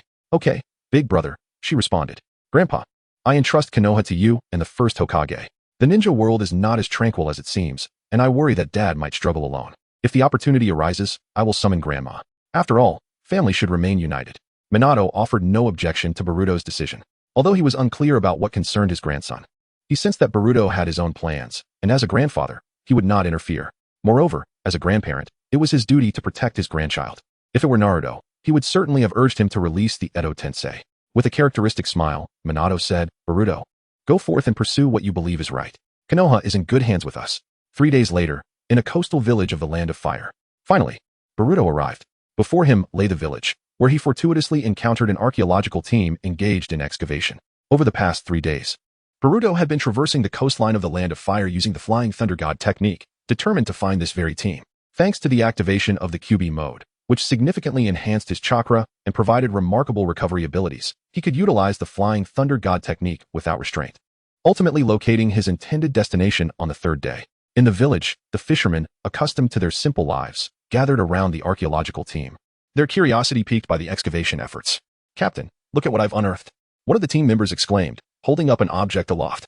Boruto instantly recognized it as a relic, albeit devoid of chakra, resembling a fossilized turtle shell. Simultaneously, a voice in his mind confirmed his suspicions. The artifact could indeed allow the system to advance, or, in other words, upgrade. Detected temporal fluctuations nearby. capable of being absorbed for upgrade. Quickly, secure it. This is a significant discovery. It could very well be a relic from the Warring States period. The captain's eyes gleamed with excitement as he gazed at the artifact as though it were a treasure. Grandpa, can they trade that for a lot of delicious food? A little girl in the crowd asked innocently. Just as the archaeological team reveled in their joy, a shadow darted from the crowd, snatching the artifact away. What? Hurry. Retrieve that person. That's a relic. The captain shouted in panic. At that moment, everyone sprang into action, including Boruto, who had already taken the initiative the instant the item was stolen. As he pursued the thief, he discerned that it was a boy, whose tattered clothing and bruised skin told a tale of hardship, with particularly pronounced scars on his face.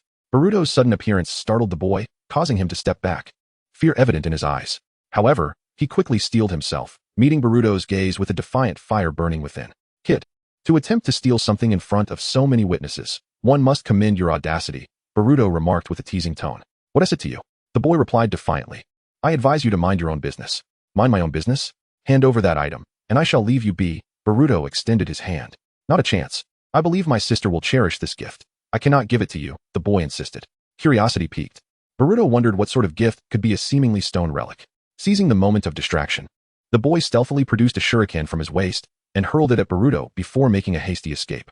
A ninja? Boruto caught the shuriken, observing the boy's retreating figure, a frown creasing his brow. Wait, there's no chakra signature from him. Forget it, it's none of my concern. The priority is to retrieve the relic. Shaking off the distraction, Boruto vanished in a flash, reappearing to seize the boy. Let go of me. The boy struggled in vain. Silence, Boruto commanded. And the boy froze in fear. Sensing the boy's compliance, Boruto continued. I overheard you say you wish to learn ninjutsu? The boy eagerly nodded. What is your name? Under Boruto's imposing presence, the boy relented, responding, Mocha. Then tell me, why do you wish to learn ninjutsu? I want to learn it to protect my family. That's a decent reason, Boruto acknowledged, though a hint of regret colored his voice. However, unfortunately, you cannot learn ninjutsu. On what grounds? You think you can dismiss my aspirations with just a word? Mocha shouted in rare fury. Sister Tang Yishinzi would never deceive me. If I give her this gift, she will surely teach me ninjutsu. Tang Yishinzi? Boruto pondered, finding the name oddly familiar. After a moment's reflection, he recalled that she was associated with the Shell organization's outer circle. This is becoming intriguing, Boruto mused inwardly, then turned his attention back to Mocha. So, you hail from the Hidden Rain village? How do you know? Mocha's eyes widened in alarm, and he quickly covered his mouth, realizing he almost revealed too much. Boruto paid no mind. He admired the boy's audacity to run from the Hidden Rain to the borders of the Land of Fire. But the reason you cannot learn ninjutsu is simple. You lack any chakra fluctuation. This is the inherent divide between commoners and ninjas, a gap that is innate and unrelated to effort. No matter how hard you train, your abilities will only marginally exceed that shuriken you threw at me. Thus, your sister Tang Yishinzi is deceiving you. You're lying. You are the liar. Sister Tang Yishinzi would never deceive me. Mocha's face twisted in anguish. Be that as it may, whether it's deception or truth is of little consequence to me. Believe it or not, it is your choice. With a sigh of resignation, Boruto reclaimed the relic from the boy's grasp and handed him a scientific ninja tool that had once been given to him. As compensation for taking your possession, I offer you this. The detailed instructions are included. Perhaps one day, when you discover the truth, this tool may help fulfill your wishes. As Boruto's figure receded into the distance, Mocha glanced down at the scientific tool in his hands, a mixture of conflict and contemplation swirling within him. Chapter 48, System Upgrade. Encountering the Otsutsuki, how should the upgrade proceed? On the way back, Boruto gazed at the relic in his hand, beginning to awaken the system. Detected fluctuation of the source energy of time and space. Would you like to absorb for an upgrade? Yes. No. Without hesitation, Boruto directed his consciousness to select yes. In an instant, the relic in his grasp seemed to come alive, trembling in his palm, and within mere moments, it gradually settled. Boruto observed the relic. Devoid of any reaction, he knew that it had lost its ability to traverse time and space, transforming into a mere stone in name. Time required for system upgrade, 24 hours. Please be patient, host. The upgrade demanded time, and Boruto had no choice but to wait. During his return, he encountered an archaeological team. One member approached him, inquiring, Young man, have you seen a small child? About this tall I have, Boruto replied, producing the child's remains. Is this what you're looking for? Yes, yes. The team member nodded fervently. How did this artifact end up in your possession? I took it from the boy. But he has already departed. As the item belongs to its rightful owner, there is no need to pursue a child any further. With that, Boruto ignored the expressions of the archaeological team and walked away. Strange, that young man seems so familiar. One member rubbed the back of his head, suddenly recalling, Captain, that lad is the son of the 7th Hokage. Meanwhile, Boruto, who had done a good deed without seeking recognition, sensed a surge of intense malevolence as he prepared to return to Konoha. Son of the fox, I never expected to encounter you here. What a twist of fate. Otsutsuki. Boruto halted, his gaze directed skyward, his expression turning grave. You truly are tenacious beings, the Otsutsuki. With one of your kind fallen, another appears. Pray tell, what name do you go by? Presumptuous. With beings like you, how dare you claim to eliminate the Otsutsuki clan? To us, you are merely scattered chakra, nothing more. Ignoring Boruto's mockery, Otsutsuki declared, I am Otsutsuki Purushi. Remember this name. I shall inherit the will of Peach and fulfill his unfinished ritual. As Purushi descended slowly towards Boruto, he continued, since fate has brought us together, I shall use you to negotiate with the fox. His eyes sparkled with fervor as he brandished a chakra fishing rod, casting a hook directly at Boruto. As the hook approached, Boruto prepared to activate his contract mode when a Kusanagi sword suddenly appeared, striking the hook back. Sasuke descended between the two. Master? Boruto paused, surprised that Sasuke was secretly protecting him. Boruto, stand behind me. Sasuke activated his eternal Manjiki Sharingan, positioning the Kusanagi sword defensively. His gaze gravely fixed on Purushi. I will create an opportunity for you to escape. Return to Konoha quickly. Without delay, Sasuke launched a ninjutsu attack at Purushi. Fire style, great fireball technique. A wall of flames surged towards Purushi. Purushi sneered, glancing at the lower being with Rinnegan. You presume to challenge a god? With a flick of his red fishing rod, the hook embedded itself in the wall of flames, pulling it back and converting the fire into chakra, retrieving it into his basket. Damn, he can even fish out ninjutsu. Sasuke found the situation increasingly troublesome. How could all Otsutsuki possess such bizarre abilities? Lower being. This is the chasm that separates us. Purushi looked down upon Sasuke with disdain. Now, let you taste the consequences of your own techniques. Master, be careful. His fishing rod and basket are made using yin-yang release techniques. They contain the power of the Rinnegan and can disrupt chakra within the human body. The basket amplifies and retaliates against the strength of the ninjutsu and sage arts he captures. Now I understand. It resembles the abilities of that peach, Sasuke realized. Purushi furrowed his brow, questioning with a hostile tone. Lower being. How do you know of my tool's capabilities? Take a guess, Boruto replied, his tone inciting Purushi's irritation. But before Purushi could respond, Sasuke attacked first. Purushi deflected Sasuke's strike, mocking, what does it matter if you know my tool's capabilities? You will ultimately meet your fate as my sustenance. Experience your own ninjutsu. With that, Purushi hurled the fire style he had just captured towards Sasuke. An overwhelming inferno that surpassed the original power of Sasuke's technique, nearing SS-grade potency. As the flames threatened to engulf Sasuke, he activated his heavenly hand power, switching places with Purushi in an instant. Boom. The flames consumed Purushi, and in a moment of burning, he vanished from that spot. Have we disposed of him? Sasuke stared at the location. Boruto activated his clear eye, sensing a disturbance in the space, where Purushi was watching Sasuke with a playful expression. Master, be cautious. He is not so easily defeated. He possesses space ninjutsu. Upon Boruto's warning, both Sasuke and Purushi displayed contrasting expressions. Originally irritated, Purushi's gaze shifted to Boruto as he noticed the sudden closure of his clear eye, revealing a look of intrigue. Clear eye, is it? I see. It seems little Peach has chosen the fox's son. This complicates matters, never mind. Let us first deal with this bothersome lower being. Purushi cast the hook, embedding it deep into Sasuke's chest without his awareness. Success. Purushi gradually appeared before Sasuke, his expression triumphant. Seeing this, Boruto instantly activated his contract mode, his form shifting as a powerful energy aura distorted the surrounding space. Purushi noticed this change, but just as he turned to observe, Boruto appeared before him in a flash. Bang! Boruto delivered a powerful kick, sending Purushi crashing into the ground, a cloud of dust erupting. This is absurd. There is no way Peach's power would unlock so swiftly. Purushi's voice echoed frantically from within the dust. As the dust cleared, Purushi found himself in a deep pit, his once pristine clothing soiled, filling him with rage. He glared upwards at the transformed Boruto, unable to quell the turmoil within. There is nothing impossible. Boruto loomed above, shielding Sasuke behind him, his eyes filled with disdain. This time, I will protect my master. Purushi, do you wish to dance? Chapter 49. The initial appearance of the fifth contract mode. Boruto, is that you? This thought compelled Sasuke to question, for Boruto had undergone a remarkable transformation. His presence was formidable and unfamiliar.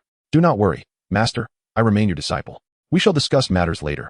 I cannot sustain this form for long, merely using it to intimidate Urashiki. We must depart. Urashiki's abilities are far more complex than we have observed. Sasuke nodded in silent agreement. Yet, before they could leave, Boruto, eager to test the full extent of his newfound power in this mode, sought to engage Urashiki in combat. Swiftly, they launched their assault.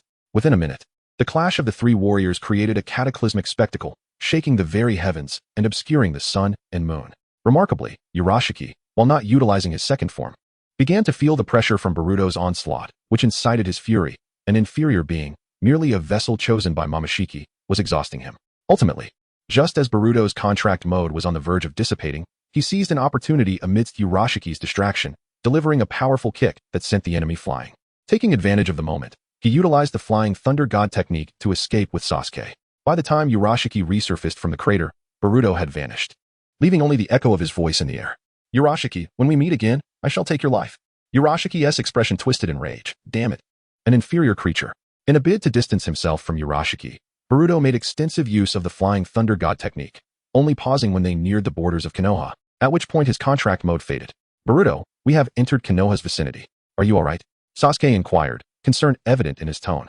He was astounded that his disciple had acquired such immense power, able to hold his own against a member of the Otsutsuki clan. It seemed he was on the verge of being surpassed. Yet, the thought of having nurtured such a talented disciple filled Sasuke with pride. Rest assured, master.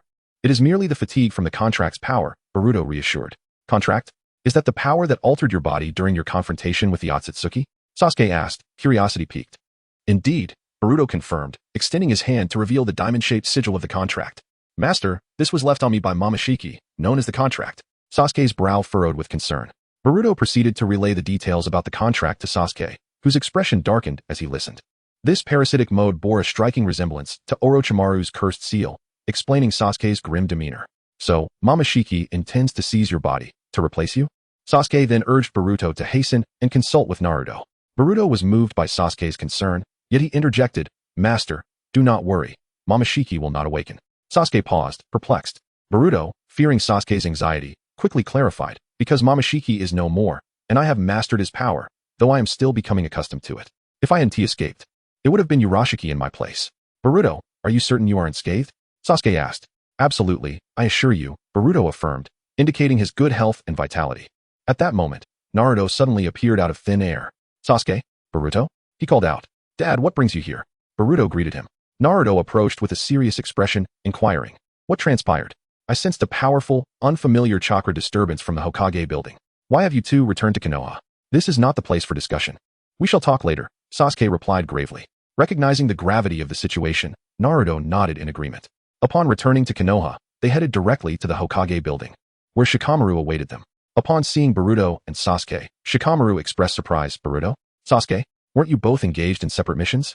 I didn't expect it to be you two causing the chakra disturbance. We encountered a member of the Otsutsuki clan. Sasuke's brief statement plunged the Hokage office into silence, the atmosphere thickening with tension. Please, elaborate, Sasuke. How did you encounter the Otsutsuki? Naruto's demeanor shifted from calm to serious as he activated the barrier surrounding the Hokage tower. Urashiki. Naruto murmured upon hearing Sasuke recount their encounter with the Otsutsuki. His concern shifted to Boruto. Following Boruto's lead, Sasuke informed Naruto of Boruto's circumstances. Upon learning that Boruto's body harbored Momoshiki's consciousness, Naruto's heart raced. Do not worry, Dad. Due to other factors, I have eradicated Momoshiki's consciousness data, and I have perfectly inherited his powers and abilities. Despite Boruto's assurances, Naruto remained vigilant, reminding him, Boruto, if you feel any discomfort, you must inform us. While he could overlook the implications of Momoshiki's power, his primary concern was Boruto's safety. Okay, Dad, Boruto replied, and with the affirmation, Naruto shifted the conversation back to Urashiki. Dad, I possess precise intelligence about Urashiki and his abilities.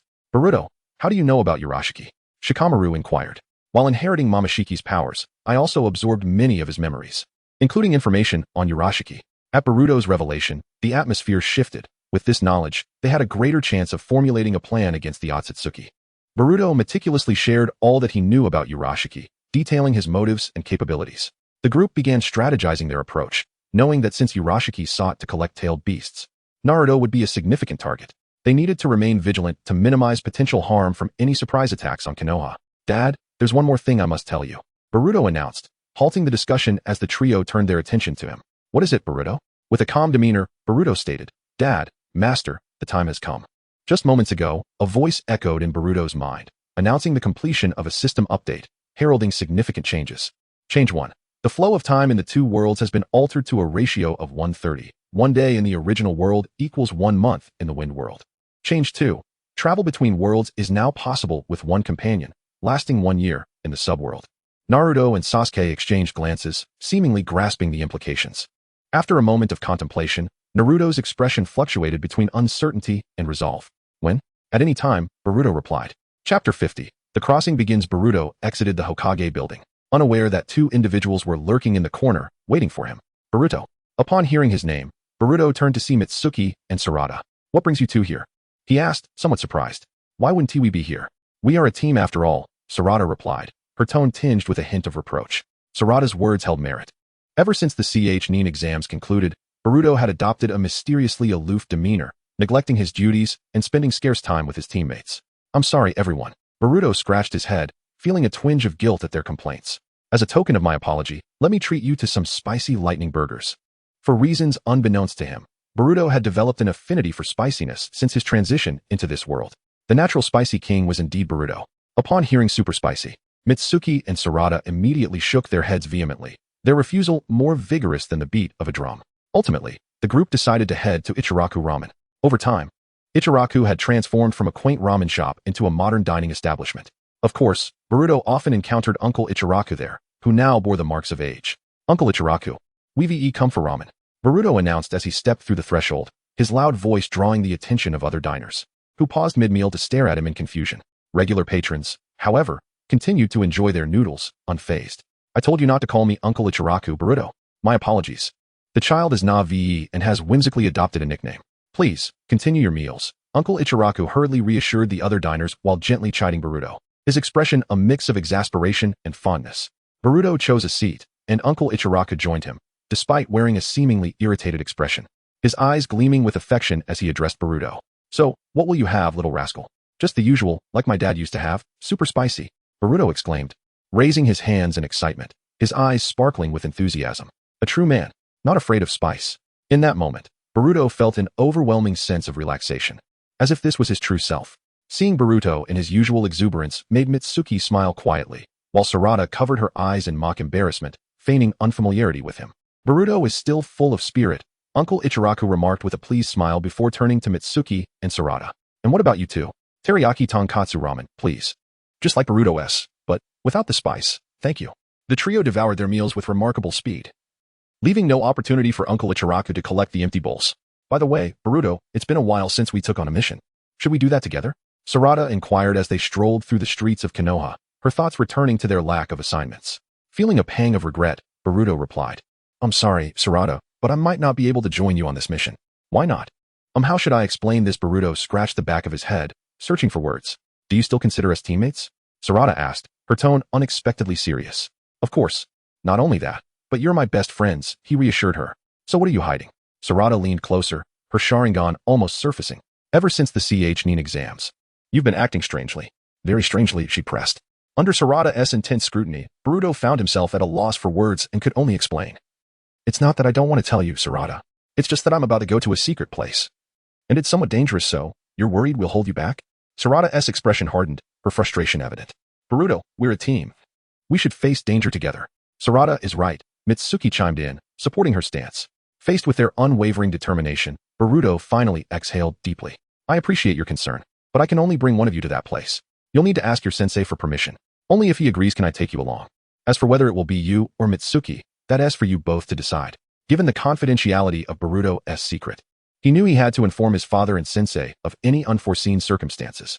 Otherwise, if either Sarada or Mitsuki were mysteriously missing, they might encounter the wrath of the Nine Tails or the formidable Orochimaru upon their return. Of course, that was merely a jest, but a severe reprimanding awaited them. Sarada exchanged glances with Mitsuki. All right, I'll give you my answer tomorrow. After bidding farewell to Sarada and Mitsuki, Boruto felt a sudden surge of panic, as if something important had slipped his mind. When he noticed adults purchasing gifts for children nearby, a bolt of realization struck him. Oh no, I forgot to buy a gift for Himawari. The thought of his sister's pouting face made him shudder involuntarily. The following morning, Boruto entered a secret room within the Hokage building, where Naruto, Sasuke, and Hinata were already waiting for him. To his surprise, Sarada was also present, indicating that not only had Sasuke agreed, but Mitsuki had also informed Sarada about the opportunity, and she was now aware of Boruto's secret. Previously, Boruto had mentioned to Naruto and Sasuke that he could take one person with him on his journey, which had elicited astonishment from them. However, they had no intention of accompanying him. The reasons were twofold. First, with Boruto's current strength, he would face no adversaries if he returned to the past, as long as he avoided the Otsutsuki clan. Second, Konoha needed to remain vigilant against potential Otsutsuki incursions. This was the primary concern. Boruto approached Sarada, his expression earnest. Sarada, did your sensei agree? Yes, and I also learned your secret. You've kept it from me for so long. Sarada reproached him playfully. Circumstances warranted it. Please understand. Boruto replied sheepishly. All right, Boruto, what is our next step? Sarada inquired, her excitement bubbling beneath the surface. All you need to do is hold my hand, Boruto instructed. With that, Boruto grasped Sarada's hand, facing the adults. System, open the portal for crossing, Boruto silently commanded. With a theatrical flair, he slowly closed his eyes. Upon reopening them, his right eye glowed with the power of the Byakugan. Witnessing this transformation, everyone displayed expressions of astonishment. And the skepticism that lingered in the air dissipated entirely. Behind Boruto, the space began to warp, and a swirling portal gradually materialized before them. Sasuke, take care of Sarada. Boruto promised. I will, he nodded. Mom, Dad, Sensei, and everyone wait for my return, Boruto said, as he stepped into the portal hand in hand with Sarada. As their figures vanished completely, the portal slowly closed, as if it had never existed at all. Chapter 51. A Homecoming and Calamity in Konoha? With a spatial distortion, Boruto and Sarada materialized. Boruto, is this the Konoha of the past? Sarada inquired, her gaze filled with curiosity. Boruto, however, appeared intimately familiar with their surroundings. Indeed, it is the very place where I first encountered Naruto. He inwardly bemoaned the system's machinations. Let us proceed to Konoha without delay. Boruto, grasping Sarada's hand, employed the Flying Thunder God technique, swiftly approaching the village. Yet, the closer they drew, the more uneasy Boruto became. His brow furrowed as he detected two distinct areas of volatile chakra. One emanated from Konoha itself, while the other originated from a location nearby. Within Konoha, he discerned four powerful chakra signatures, one of which unmistakably belonged to the first Hokage, Hashirama Senju. Having previously established a connection with Hashirama's chakra during his reanimation, Boruto was able to identify him instantly. The other location pulsed with two intense auras of malevolence, one bearing traces of the nine-tailed beast's chakra, and the other. A realization dawned upon him. Blast it all, has Konoha fallen into disarray once more? Boruto lamented inwardly, the specter of Orochimaru's Konoha crush looming large. He had not anticipated this event transpiring so swiftly, catching him unawares. He attempted to consult the system, but it remained unresponsive, asserting its absolute authority and denying him any recourse. Boruto formed a hand seal, creating a clone that immediately veered off in the opposite direction while he continued towards Konoha. Noticing Boruto's unease, Sarada inquired with concern, Boruto, what troubles you? What is happening? Boruto, his expression grave, replied, Sarada, prepare for battle. Konoha may be on the verge of collapse. Upon the rooftop of Konoha's arena, Orochimaru stood, consumed by a twisted sense of gratification. Can you fathom it, Lord Hiruzen? The sense of accomplishment and joy that comes from surpassing one's former mentor? Before him stood the reanimated figures of the first and second Hokage. To grant you this pleasure, I have prepared a most exquisite tribute. Hiruzen Sarutobi, his gaze filled with a complex mix of emotions, could not restrain the tears that streamed down his face. Orochimaru, you defile the dead. I disavow you as my disciple. Irrelevant, my dear teacher. You have grown old and deserve a grand finale. Orochimaru's serpentine eyes narrowed as he initiated a hand seal. Savor this moment, Sensei. Hashirama Senju and Tobirama Senju lunged towards Hiruzen, engaging him in combat. A cacophony of water, fire, wood, and earth ninjutsu filled the air. As the three Hokage clashed, Boruto emerged from thin air outside the barrier. Phew, I have arrived just in time. He surveyed the scene, a sigh of relief escaping his lips. However, Hiruzen appears to be on his last legs. It seems the Reaper Death Seal is imminent. Who are you? This is not a place for you. Leave at once. Umbu operatives stationed around the perimeter, sensing Boruto's presence, cautiously encircled him. They could not permit any unforeseen interference while their Hokage battled his adversaries. Relax, Boruto reassured them. I am Boruto, a ninja of Konoha. His voice, though soft, carried to the ears of Hiruzen and Orochimaru within the barrier, eliciting expressions of surprise and intrigue. Boruto, you are still alive, Hiruzen exclaimed, his tone a mix of astonishment and joy. However, mindful of the gravity of the situation, he sternly admonished, Boruto, depart immediately. This is far too perilous for you. Grandfather, fear not. I am here to ensure your safety. Boruto glanced at Orochimaru before addressing the Umbu operatives. Allow me to pass, brothers. I believe I can be of assistance. Before they could respond, Boruto vanished, reappearing within the barrier. Well, if it isn't the little prodigy. I recall Lord Hiruzen mentioning your name, Boruto. You and Sasuke have both piqued my interest. How would you like to join my hidden sound village? Orochimaru inquired, his tongue darting out, his eyes gleaming with avarice. Orochimaru, if you desire my person, simply state it outright. There is no need for such elaborate pretense. Boruto placed his hand upon the barrier, his tone devoid of emotion. Such insolence. It seems I shall have to extend an invitation after I have dealt with the third. Orochimaru chuckled, his amusement laced with malice. He cast a disdainful glance at Boruto's actions. Do not trouble yourself. This is the 4 Violet Flames barrier, second only to the 4 Red Yang formation. You cannot possibly breach it. Even the Umbu operatives, who regarded Orochimaru as an enemy, could not deny the truth in his words. Oh, are you certain? A hint of mockery flickered across Boruto's countenance. Orochimaru studied Boruto's expression, a sense of foreboding creeping into his mind, though he could not quite place it. For Violet Flame's barrier, be absorbed. Boruto murmured, a vortex of potent suction forming in the palm of his hand. In a moment that defied belief, the 4 Violet Flames barrier visibly diminished until it vanished entirely. This is impossible. The barrier, vanquished by this unassuming child. Not only the Umbu operatives were stunned into silence, but Hiruzen himself paused his preparations for the Reaper Death Seal, his eyes wide with disbelief. Even Orochimaru, the architect of this scheme, was taken aback. Boruto, you never cease to amaze me. My interest in you only grows. Orochimaru recovered his composure, ignoring Orochimaru's words. Boruto turned to the dazed Umbu operatives and prompted, what are you waiting for, brothers? The barrier has been breached. Go and assist Lord Third.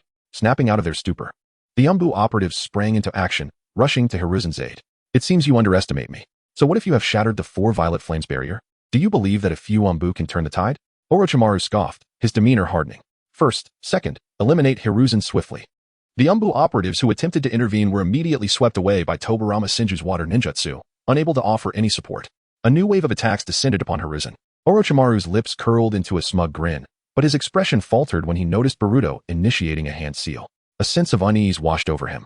Mere imperfect reanimations? You dare flaunt them before me?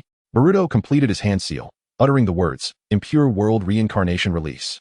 Boruto had studied extensively under Orochimaru, acquiring a deep understanding of the technique, including an enhanced version. It is plausible that he could undo the original Impure World Reincarnation. Witnessing his prized creations begin to crumble, Orochimaru was shaken to his core. How can you possibly undo the Impure World Reincarnation? Take a guess. Chapter 52. Repelling Orochimaru, you have successfully enraged me. Orochimaru's expression twisted into a menacing grimace. In orchestrating the downfall of Konoha, he had meticulously prepared, including luring away its formidable warriors, intending to confront his former teacher alone in a grand finale. However, with his primary advantage shattered, it felt as though his plans had crumbled, igniting his fury. Serpent's Shadow. Orochimaru unleashed his jutsu, summoning a multitude of serpents to strike at Boruto. Yet, in an instant, Boruto vanished from sight. What? Where is he? Orochimaru's pupils dilated in shock. By the time he realized what had transpired, Boruto had materialized beside him, a Rasengan gleaming in his hand. Bang! In the terrified gaze of Orochimaru, the Rasengan collided with his abdomen, sending him hurtling away. Though this blow was not fatal, it certainly dealt a significant amount of pain. Boruto was aware of Orochimaru's notorious resurrection abilities and thus refrained from delivering a lethal strike, merely leaving behind a trace of his power. At that moment, the Konoha ninjas were returning to the village, and sensing the tide had turned, Orochimaru could only retreat in defeat, transforming into a white serpent. Fortunately, Boruto had arrived in time. The third Hokage had not perished as initially feared, but had sustained grave injuries. Orochimaru's hands remained untouched by the Shinigami's seal, which Boruto deemed a satisfactory outcome, successfully altering the course of events to his advantage. Although many of his jutsu went unused, Boruto believed that an abundance of techniques was never a burden. Who would complain about possessing powerful abilities? Ding! Successfully altered the fate of Sarutobi Hiruzen's demise. Rewards have been distributed. B-rank jutsu has been randomly upgraded. Upon hearing the system notification, Boruto finally turned his attention to the third Hokage, approaching to assist him. Concern etched on his face. Grandfather Third, are you alright? Ah, young Boruto. I am fine, Sarutobi Hiruzen replied, coughing lightly, his gaze fixed on Boruto. A strained smile attempting to break through his pain. It seemed that during Boruto's absence, he had matured into a capable ninja. Boruto could only offer a smile, not wishing to delve into lengthy explanations. Just then, the Konoha ninjas who had pursued the Suna shinobi returned, including Naruto and Sasuke. However, it appeared they were carried back by Boruto's shadow clone. According to the information relayed from the clone, it had arrived just as Naruto and Gaara were exhausting themselves in battle, allowing Boruto to seize the opportunity. Third, are you unscathed? Kakashi suddenly appeared before the third Hokage, his eyes widening in astonishment upon spotting Boruto. Boruto? You're alive? Kakashi-sensei, did you want me dead? Boruto teased. Now, young Boruto. Let us not jest at Kakashi's expense. When you were taken by that mysterious figure, no, it should be referred to as Obito. Sarutobi Hiruzen spoke with a tone heavy with complexity. When you were absorbed by Obito, Might Guy opened the 8th gate, holding out until Kakashi arrived to drive Obito away, sustaining significant injuries in the process. Kakashi searched the Fire Country for you and Obito, but found nothing. Kakashi, too, bore a complex expression upon hearing Obito's name, still struggling to accept the reality. As Kakashi was momentarily lost in thought, Sarutobi Hiruzen proceeded to explain the events to him. Kakashi, Orochimaru's invasion of Konoha was thwarted thanks to Boruto's timely arrival. Otherwise, I would have surely perished today. The thought still sent a shiver down Sarutobi's spine. By the way, young Boruto, Sarutobi Hiruzen continued, can you tell me where you have been all these months? How did you escape from Obito? Listening to the barrage of questions from the third Hokage, Boruto couldn't help but internally lament, with such severe injuries, you still have the strength to inquire. It seems your condition isn't as dire as it appears. At that moment, their conversation was interrupted by Sarada's voice. Boruto, I completed the task you assigned to me. Sarada approached Boruto, nearly revealing too much upon seeing Sarutobi, Hiruzen, and Kakashi. Boruto, who are they? Oh, this is my companion, Sarada, whom I encountered outside. Before coming to rescue you, I had her assist Konoha in repelling the invaders. I see. Good children, Sarutobi Hiruzen remarked, about to return to his previous line of questioning when Boruto interjected. Grandfather Third, we can discuss that later. You've sustained serious injuries and should go to the hospital for a checkup. Once you recover, I will explain everything. Seeing Boruto's reluctance to elaborate, Sarutobi Hiruzen could only sigh, subsequently escorted by the Umbu to the hospital. Boruto, we owe you a debt of gratitude. Without you, Konoha would have suffered greatly. Kakashi stated as he approached Boruto. We're all part of Konoha. It's only natural, Boruto replied dismissively, waving his hand. Having not seen Naruto and the others in a while, he declared, Kakashi-sensei, I'll go find them. As Boruto was about to leave, Kakashi's voice resonated behind him. Boruto, make sure to inform Guy of your return. He has been the most worried about you. I will, Kakashi-sensei. Outside Konoha, a white serpent slithered through the trees. And in the next moment, a disheveled and drenched Orochimaru emerged from its maw, his face shifting, revealing a new feminine visage. Boruto, I shall remember you. Orochimaru leaned against a tree, his eyes brimming with resentment towards Boruto.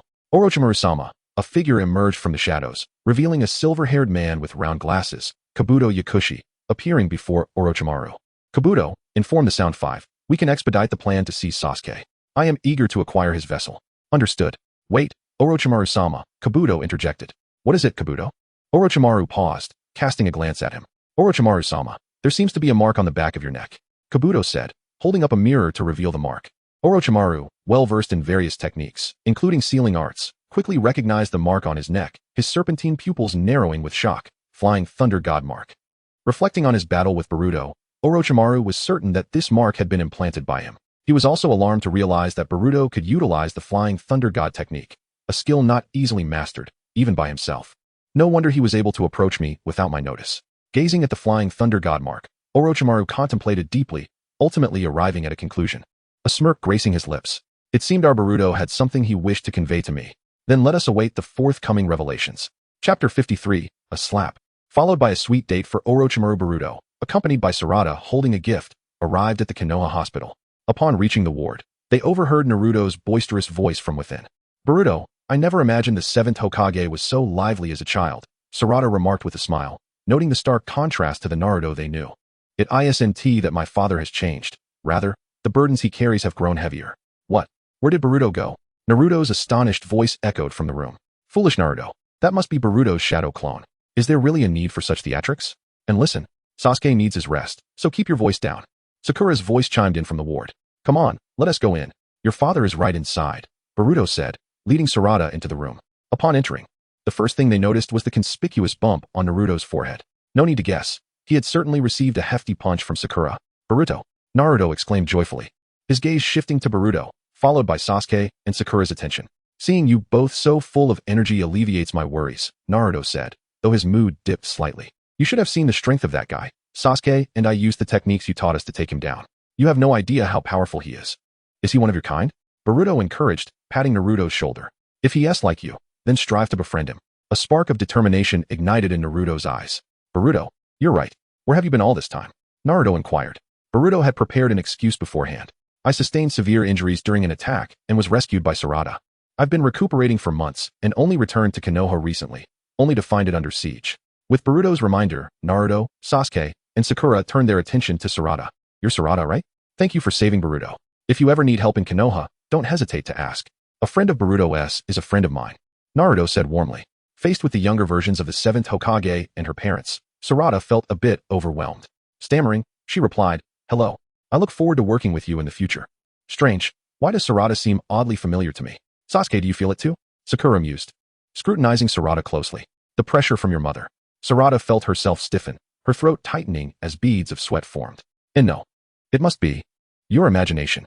Sasuke remained silent, yet he too exhibited a similar sensation. At this moment, Boruto intervened. All right, Sakura, stop staring. You both should rest. I need to go report to Teacher Guy. Afterward, Boruto and Sarada exited the ward.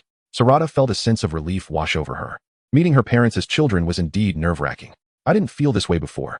Just get used to it, Sarada. Meanwhile, outside Konoha, Orochimaru awaited with anticipation. Sensing something amiss behind him, a chilling smile creeping onto his lips. Boruto-kun, you finally arrived. I've been waiting for you, my esteemed junior. Kabuto, slow to realize, kept a wary eye on Boruto. Orochimaru-senpai, it has indeed been a long time, Boruto's shadow clone greeted. Boruto-kun, you previously disrupted my plans. And now you send a clone to converse with me. You truly do not regard me highly, Orochimaru remarked, his voice laced with displeasure. His serpentine gaze fixated on Boruto like a predator stalking its prey.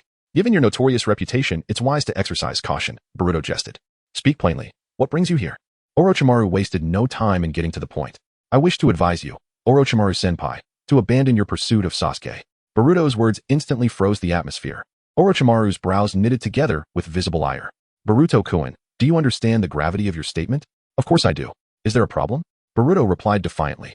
Sasuke Uchiha is the one I have chosen. Do you truly believe a mere statement from you could compel me to let him go? Orochimaru, furious yet amused, retorted. Do you intend to sacrifice yourself to take Sasuke's place? That is not an option. Moreover, I am not here to negotiate. Rather, as Boruto spoke, an overwhelming aura surged from him, akin to a volcano erupting, his chakra mark glowing fiercely, intricate patterns spreading across his face. What tremendous power! Orochimaru, enduring the pressure of Boruto's might, felt an uncontrollable thrill mixed with apprehension. Yet, he recognized that Boruto, in this moment, was far beyond his capabilities. It was a primal instinct. This power, however, was fleeting. Before Orochimaru could fully process the shift in expression, Boruto's transformation subsided, reverting to his usual state. Boruto-kun, I must admit, your strength is truly captivating. However, it does not serve as a rationale for abandoning Sasuke. Orochimaru had initially aimed to seize Boruto's body, but the raw power Boruto had just displayed convinced him that such an endeavor would be perilous, especially given that Boruto was merely a clone, with unknown abilities hidden in reserve. Orochimaru was not foolish. Compared to the unknown Boruto, he knew Sasuke well enough to manage him. He would not forsake the substantial for the trivial. Thus, Sasuke was not an option he would relinquish, not even if it meant sacrificing his current vessel. Boruto discerned Orochimaru's resolve and quietly acknowledged it. At this juncture, Orochimaru's obsession with Sasuke was alarming, perhaps even more so than with Itachi Uchiha. In resignation, Boruto tossed a scroll toward Orochimaru. This scroll contained knowledge from the future, encompassing scientific advancements and Orochimaru's insights. Orochimaru opened the scroll, immediately captivated by its contents. Intrigued by the words from his future self. To be honest, Orochimaru found himself tempted, though he hadn't finished reading the scroll. Overwhelmed by the information, he met Boruto's gaze. Kabuto, return and instruct the sound ninja to remain on standby. I require some private discourse with Boruto-kun. Only when he realized Kabuto's departure did Orochimaru relax his caution. So, Boruto-kun, you come from the future, do you not? Boruto could not deny it. Since he sought assistance from the future Orochimaru, the past version must have been aware, and he was prepared for it. In the silence, Orochimaru's expression turned dreamy. I never anticipated this world to be so filled with wonders. It truly is enticing. Now, Orochimaru-senpai, what is your answer? Orochimaru's gaze fixed intently upon Boruto, betraying no discernible emotion.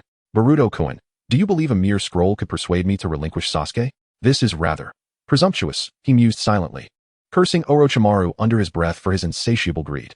Before Orochimaru could articulate his thoughts, Boruto opened his right eye, the pure eye manifesting, and in an instant, he drew Orochimaru's soul into his own. Notably, during this period, Boruto had diligently practiced the pure eye alone, enhancing its numerous capabilities. Among these was the ability to draw another's soul into his eye and project images from his perspective. Orochimaru now found himself ensnared in this state, witnessing a conversation between himself and a future version of Orochimaru. It was a tactic of juxtaposition, first to intimidate with overwhelming strength, then to entice with matters that piqued Orochimaru's interest. This was the only strategy Boruto could conceive at the moment. If it works, it works. If not, then it does not. Yet, it became evident that Boruto's approach was effective. Moments later, Orochimaru's soul returned to his body, and his eyes sparkled with an unprecedented brilliance. The scroll bestowed by the future Orochimaru, along with the visions granted by the pure eye, stirred a tumult of emotions within him. It appeared as though a plethora of intriguing possibilities awaited him. Observing Orochimaru's transformation, Boruto felt a surge of confidence. This time, Orochimaru would not escape. He then inquired once more, Orochimaru-senpai, do you have an answer this time? Chapter 54. A bird in a cage. This world is becoming increasingly captivating. I once perceived it as insignificant, but now I realize I was merely looking through a narrow lens. As Orochimaru marveled, his gaze softened upon Boruto. The former malice now absent. If the world is as you present it, perhaps I can relinquish Sasuke. However, Orochimaru continued, a hint of skepticism in his voice. Can you truly ensure Sasuke's growth to such an extent? Boruto's brow furrowed. What do you imply? Nothing of consequence. Orochimaru's tone was playful. As Sasuke's apprentice, are you certain you should be his instructor? While your power is undeniable, even I sense a certain danger. Strength does not equate to effective teaching. Orochimaru paused, then emphasized a crucial point. Furthermore, you are not permanently anchored in the past. You must eventually return to your own time, correct? Boruto immediately grasped Orochimaru's meaning. Seeing Boruto's contemplation, Orochimaru added, I can assure you that I harbor no ulterior motives towards Sasuke, yet I still desire his presence. Boruto was perplexed by Orochimaru's contradictory statement. But Orochimaru's subsequent words altered his perspective. As a student-teacher relationship, of course. Ding. Successfully influenced Orochimaru. Successfully diverted Orochimaru's attention from Sasuke. Rewards have been issued and are available for redemption. Upon hearing the system's notification, Boruto's eyes gleamed. This was the moment he had been anticipating. He dared not fully trust Orochimaru's words, but the system's validation was the ultimate confirmation. Very well, it is settled then. After Boruto finalized the details with Orochimaru, his clone dissipated. Sasuke, wherever he was, might have exclaimed, did you two conspire to trade me without my consent? Simultaneously, in Konoha, Boruto, who was reuniting with Team Guy at a barbecue restaurant, received the memories transmitted by his clone. A weight lifted from his shoulders, and he felt a sense of relief. Boruto, now that you've returned, Team Guy is finally complete. Let's celebrate by running around Konoha 100 times. Lee's exuberant voice jolted Boruto back to reality. Boruto, join me. I appreciate the sentiment, Lee, but I must visit Lord Third.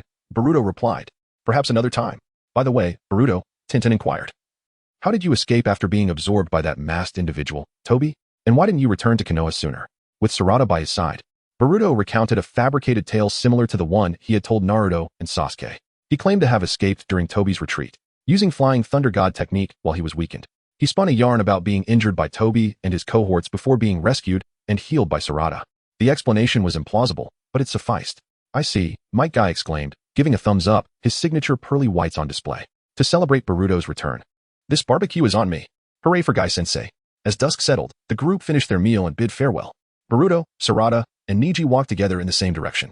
As they neared the Hyuga compound, Boruto abruptly stopped Neji. Neji, wait a moment. Boruto, what is it? Neji asked, pausing and turning to Boruto. Boruto turned to Sarada and said, Sarada, please go home. Neji and I have something to discuss. Sarada nodded. Understood. Once Sarada entered the house, Boruto's gaze fixed on Neji's forehead, meeting his eyes. Neji, would you remove your headband and allow me to see the caged bird seal hidden beneath it? Neji's brow furrowed slightly, a hint of displeasure in his expression. His initial thought was that Boruto intended to mock him, but remembering who Boruto was, he inexplicably removed his headband, revealing the caged bird seal. Boruto stared intently at the seal, momentarily tempted to defy Neji's uncle's wishes and destroy it. However, reason prevailed. He knew that such an action would not be appreciated and might even incur Neji's resentment. In that brief moment, Boruto considered many things before deciding to ask Neji directly. Neji, do you recall our previous conversation about the caged bird seal? Neji nodded, puzzled by Boruto's sudden inquiry. Boruto, what are you trying to say? Neji, if I told you I could remove your caged bird seal, would you allow me to do so? Boruto's words struck Neji like a bolt of lightning, leaving him speechless and staring at Boruto in disbelief. However, Neji was a composed individual. He quickly regained his composure and led Boruto into a narrow alley, his voice tinged with urgency and admonishment. Boruto, do you realize what you're saying? And where did you learn about this seal removal? If the clan finds out, do you know what will happen? Despite his youth, Neji was acutely aware of the rigid hierarchy between the main and branch families. Any deviation was strictly forbidden. If anyone discovered that his caged bird seal had been removed, the entire Hyuga clan would be thrown into chaos. Neji, don't you yearn for freedom? The opportunity is now within your grasp, Boruto pressed. Neji smiled and shook his head. The freedom I seek is not of that nature. Even if the seal were to vanish from my forehead, the spiritual cage that imprisons my heart cannot be truly erased.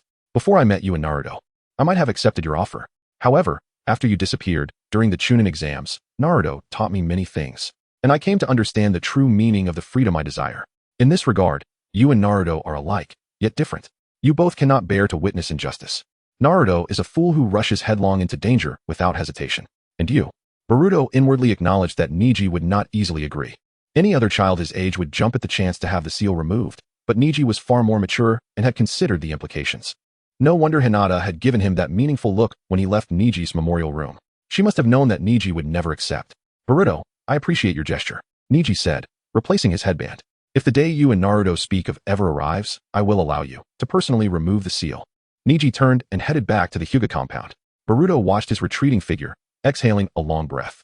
Rest assured, Niji, I will ensure you witness that day. Chapter 55. The position of Hokage should rightfully be mine the following morning. Boruto and Sarada were dining indoors when the sudden appearance of a member of the Umbu outside shattered the tranquility. Boruto glanced over, puzzled. Umbu? What brings him here? Boruto, the third Hokage requests your presence, the Umbu stated. Do you need me to accompany you? Sarada inquired, noticing no signs of objection from the Umbu. Boruto nodded slightly at Sarada. Let us go? With that, Boruto and Sarada vanished into thin air, leaving the Umbu in a state of bewilderment. They arrived at the Hokage building, and with the Hokage's prior notice, they easily gained entry. However, upon reaching the office door, Boruto overheard a heated argument from within. The voices sounded familiar. One belonged to Danzo Shimura, while the other was both familiar and unfamiliar. Teacher, you know my temperament. I cannot possibly take on the role of Hokage. Please choose someone else. Did you hear that, Jiraiya? It's not that he doesn't want to take the position. I, Danzo Shimura, as your close friend and fellow disciple of the second Hokage, firmly believe that the Hokage's seat should rightfully be mine. Listening to the commotion, Boruto began to piece together the situation. It appeared that the third Hokage intended to step down, wishing to elevate his disciple Jiraiya to the position. However, it was evident that Danzo had caught wind of this plan and was eager to seize the opportunity for himself. Boruto found himself curious, according to his hazy memories. Danzo had not been so insistent in the past. Could it be that his own actions in saving the third Hokage had caused this ripple effect? Regardless, such matters were not his concern. It was unlikely that the position of Hokage would be handed to him. Casting aside these distractions, Boruto knocked on the door, and upon hearing the invitation to enter, he stepped inside with Sarada. Upon seeing Boruto, Hiruzen Sarutobi, the third Hokage, displayed a warm smile. Ah, little Boruto, you have arrived. After several days of recuperation, Hiruzen's injuries had nearly healed. During his time in the hospital, he had engaged in profound contemplation and reached a significant decision: to resign. After all, he was aging and had held this position for too long. It was time to pass the mantle and enjoy a well-deserved retirement. As the most suitable candidate for Hokage, he had set his sights on his disciple, Jiraiya. However, unexpectedly, Danzo Shimura barged into the Hokage's office. Upon entering, Boruto was taken aback to see all the high-ranking officials of Konoha present, including the often overlooked Konohamaru Sarutobi and Mido Kazamaru. Yet, his attention was immediately captivated by the white-haired sage, Jiraiya. His father often spoke of Jiraiya at home, expressing regret for not having rescued him personally, even lamenting not being able to say goodbye. These sentiments had left a profound impression on Boruto. He did not want Jiraiya to perish. He had yet to witness his father's ascension to Hokage or his marriage to his mother. In Jiraiya, Boruto felt a deep respect. As Boruto gazed at Jiraiya, the latter scrutinized him in return. So, you are Boruto?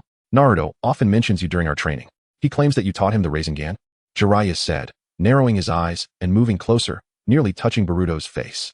Ah, hello, Lord Jiraiya, Boruto stammered, caught off guard by the sudden proximity. Naruto has mentioned your legendary reputation as the perverted sage. Despite Jiraiya's usual playful demeanor, Boruto was keenly aware of the sage's perceptiveness. Any hint of weakness would not escape his notice. Jiraiya, don't scare Boruto, Hiruzen interjected. All right, Jiraiya waved dismissively, teasing. Naruto really should be more careful about slandering me in front of others. I am merely dedicated to my masterpiece. However, the amiable atmosphere was abruptly disrupted by an untimely voice. Bang! Danzo slammed his cane against the ground, his expression simmering with anger. Boruto, do you think I am invisible? Ah, who might this be? Boruto leaned in for a closer look. Oh, if it isn't Elder Danzo. It's been quite some time. My apologies. You tend to blend into the shadows, making it easy to overlook you. His words dripped with sarcasm, unmistakably mocking Danzo. Danzo, recognizing the affront, glared with rising ire. Boruto, I must ask where you have been during your absence. I have the right to suspect you may have defected to another village, returning to steal Konoha's secrets. What an outrageous accusation. Boruto's playful demeanor vanished, his eyes flashing with barely concealed hostility. Just as tensions escalated, Hiruzen's reprimand broke the standoff. Enough, Danzo. Boruto would never betray the village. I trust him completely. How can you be so definitive, Hiruzen? Is this the conduct of a Hokage? Danzo's expression was slightly twisted with disdain. Enough, Danzo. I have yet to resign. Though unwilling, Danzo fell silent, his resentful gaze fixed on Boruto, as if plotting something sinister. And you, Boruto, do not engage with Danzo. He only seeks what is best for Konoha. Listening to Hiruzen's conciliatory words, Boruto marveled at the third Hokage's diplomatic approach. Soon, the conversation shifted back to the matter of the Hokage candidates.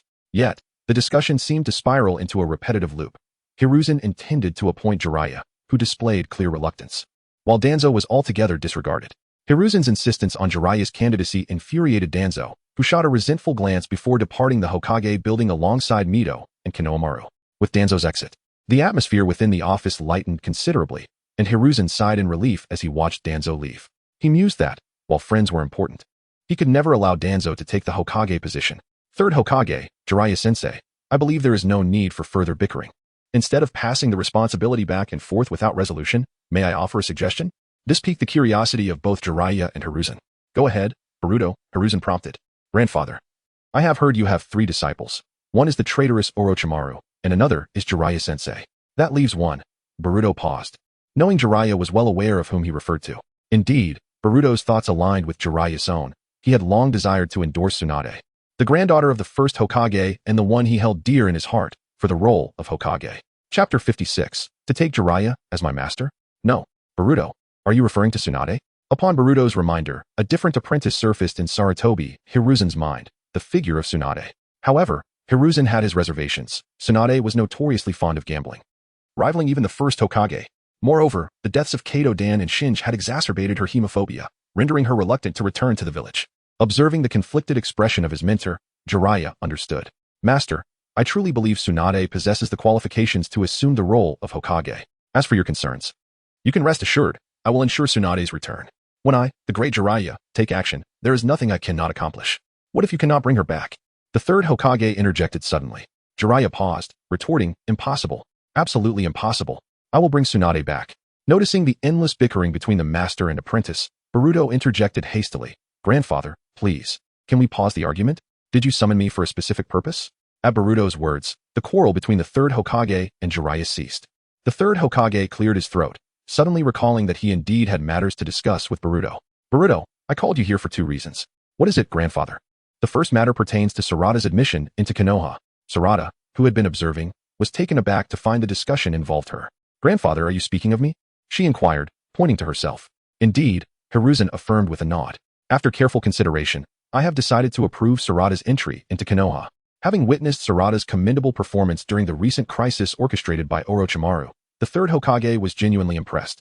Konoha required passionate youths like Sarada and Boruto, who were willing to dedicate themselves to the village. With this thought, Hiruzen felt optimistic about Konoha's future. This was also his reason for stepping down as Hokage. Thank you, grandfather. I will protect Konoha diligently and aspire to become the future Hokage. Hearing Sarada express her ambition to become Hokage brought a deeper smile to the wrinkles on the third Hokage's face. It is admirable to aspire to be Hokage. Boruto felt genuine happiness for Sarada's successful integration into Konoha, but was curious about the second matter the third Hokage mentioned. Grandfather, what is the second matter you referred to? The third Hokage smiled mysteriously at Boruto. For the second matter, I would like you to take Jiraiya as your teacher. The moment Hiruzen's words fell, the atmosphere around them fell into an abrupt silence. Even Jiraiya was taken aback, yet as Hiruzen's disciple, he quickly grasped his mentor's intentions. You want me to take Jiraiya-sama as my teacher? Boruto exclaimed in astonishment, pointing at himself. The third Hokage's sudden proposal indeed caught him off guard. However, Hiruzen's idea was straightforward. He wished for Boruto to become a potential candidate to inherit the Hokage lineage. Firstly, Boruto possessed exceptional talent, rivaling that of Minato Namikaze. Secondly, while he was still alive, Hiruzen could guide Boruto and assess his suitability for becoming Hokage. Though Jiraiya had Naruto as a pupil, the unpredictable nature of the Jinchuriki posed too many uncertainties. Perhaps, before Boruto's emergence, Hiruzen would have placed his hopes on Naruto. Yet now, he seemed to have discovered another optimal choice. Thus, prudently, Hiruzen decided to nurture another candidate, effectively adding an extra layer of security for Konoha. Just as Hiruzen was reveling in his grand plans, Boruto's next words shattered his aspirations. Grandfather, I appreciate your goodwill, but I must respectfully decline. Setting aside the fact that he had already taken Sasuke as his master, he would not take Jiraiya as his teacher. Boruto held deep respect for Jiraiya, but respect did not necessitate a formal teacher-student relationship. Moreover, he was not oblivious to the third Hokage's ulterior motives. Did he truly think he was a mere child? What? Hiruzen was taken aback by the outright rejection, his complexion shifting between hues. Boruto, you must understand how many aspire to be taught by the legendary Sannin. It is an exceedingly rare opportunity. You cannot simply dismiss it without consideration. May I ask why? Boruto pondered for a moment before explaining. Grandfather, I genuinely appreciate your kindness. But it is not that I think Jiraiya-sama is inadequate. I simply already have a master. You have a master? Hiruzen's expression shifted, intrigued. When did this happen? Boruto initiated his fabrication. Actually, during my last disappearance, I was pursued by Obito and his group. I managed to escape multiple times using the Flying Thunder God technique. Eventually, I fled to an unknown village far from the Land of Fire, where I encountered my master, who drove Obito and his group away. If you don't believe me, you can ask Sarada. She is aware of this matter as well. Ah, yes, Sarada chimed in, not expecting her own affairs to be involved and recognizing the need to cover for Boruto. After all, Boruto was not entirely wrong. His master was indeed his father. Boruto, what is your master's name? Jiraiya inquired, intrigued. I have not been informed of his true name. All I know is that he wears a black cloak and has only one arm. Hearing Boruto's description, Jiraiya sifted through his memories but could not identify such a figure. The room fell silent, the atmosphere turning somewhat awkward. Since Boruto has a master, then I shall not force you, Hiruzen said, taking a deep breath, a hint of disappointment flickering in his eyes. Noticing the tension in the air, Jiraiya spoke up to ease the mood. Master, since Boruto and I are not fated to be together, there is no need to insist. As members of Konoha, each person walks a different path. Yet one thing remains unchanged. We all strive to protect the same Konoha. Jiraiya's boisterous personality lightened the atmosphere considerably. Ha ha ha, it seems I have been too obstinate, Hiruzen conceded, patting Boruto on the shoulder. Boruto, do not hold it against your grandfather. He only wishes the best for you. I understand, grandfather, Boruto replied, relieved. If there is nothing else, I will take Sarada and take my leave. Go on, Hiruzen said, watching Boruto's departing figure. He turned to Jiraiya and asked, what do you think of Boruto? Ah, he is quite an interesting individual. Moreover, he shares my love for freedom. Of course, that golden hair and blue eyes certainly resemble Minato and Naruto.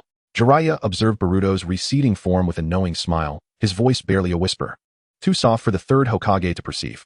Chapter 57. The arrival of Itachi just as Boruto and Sarada departed from the Hokage building. Konoha was graced with the unexpected presence of two visitors.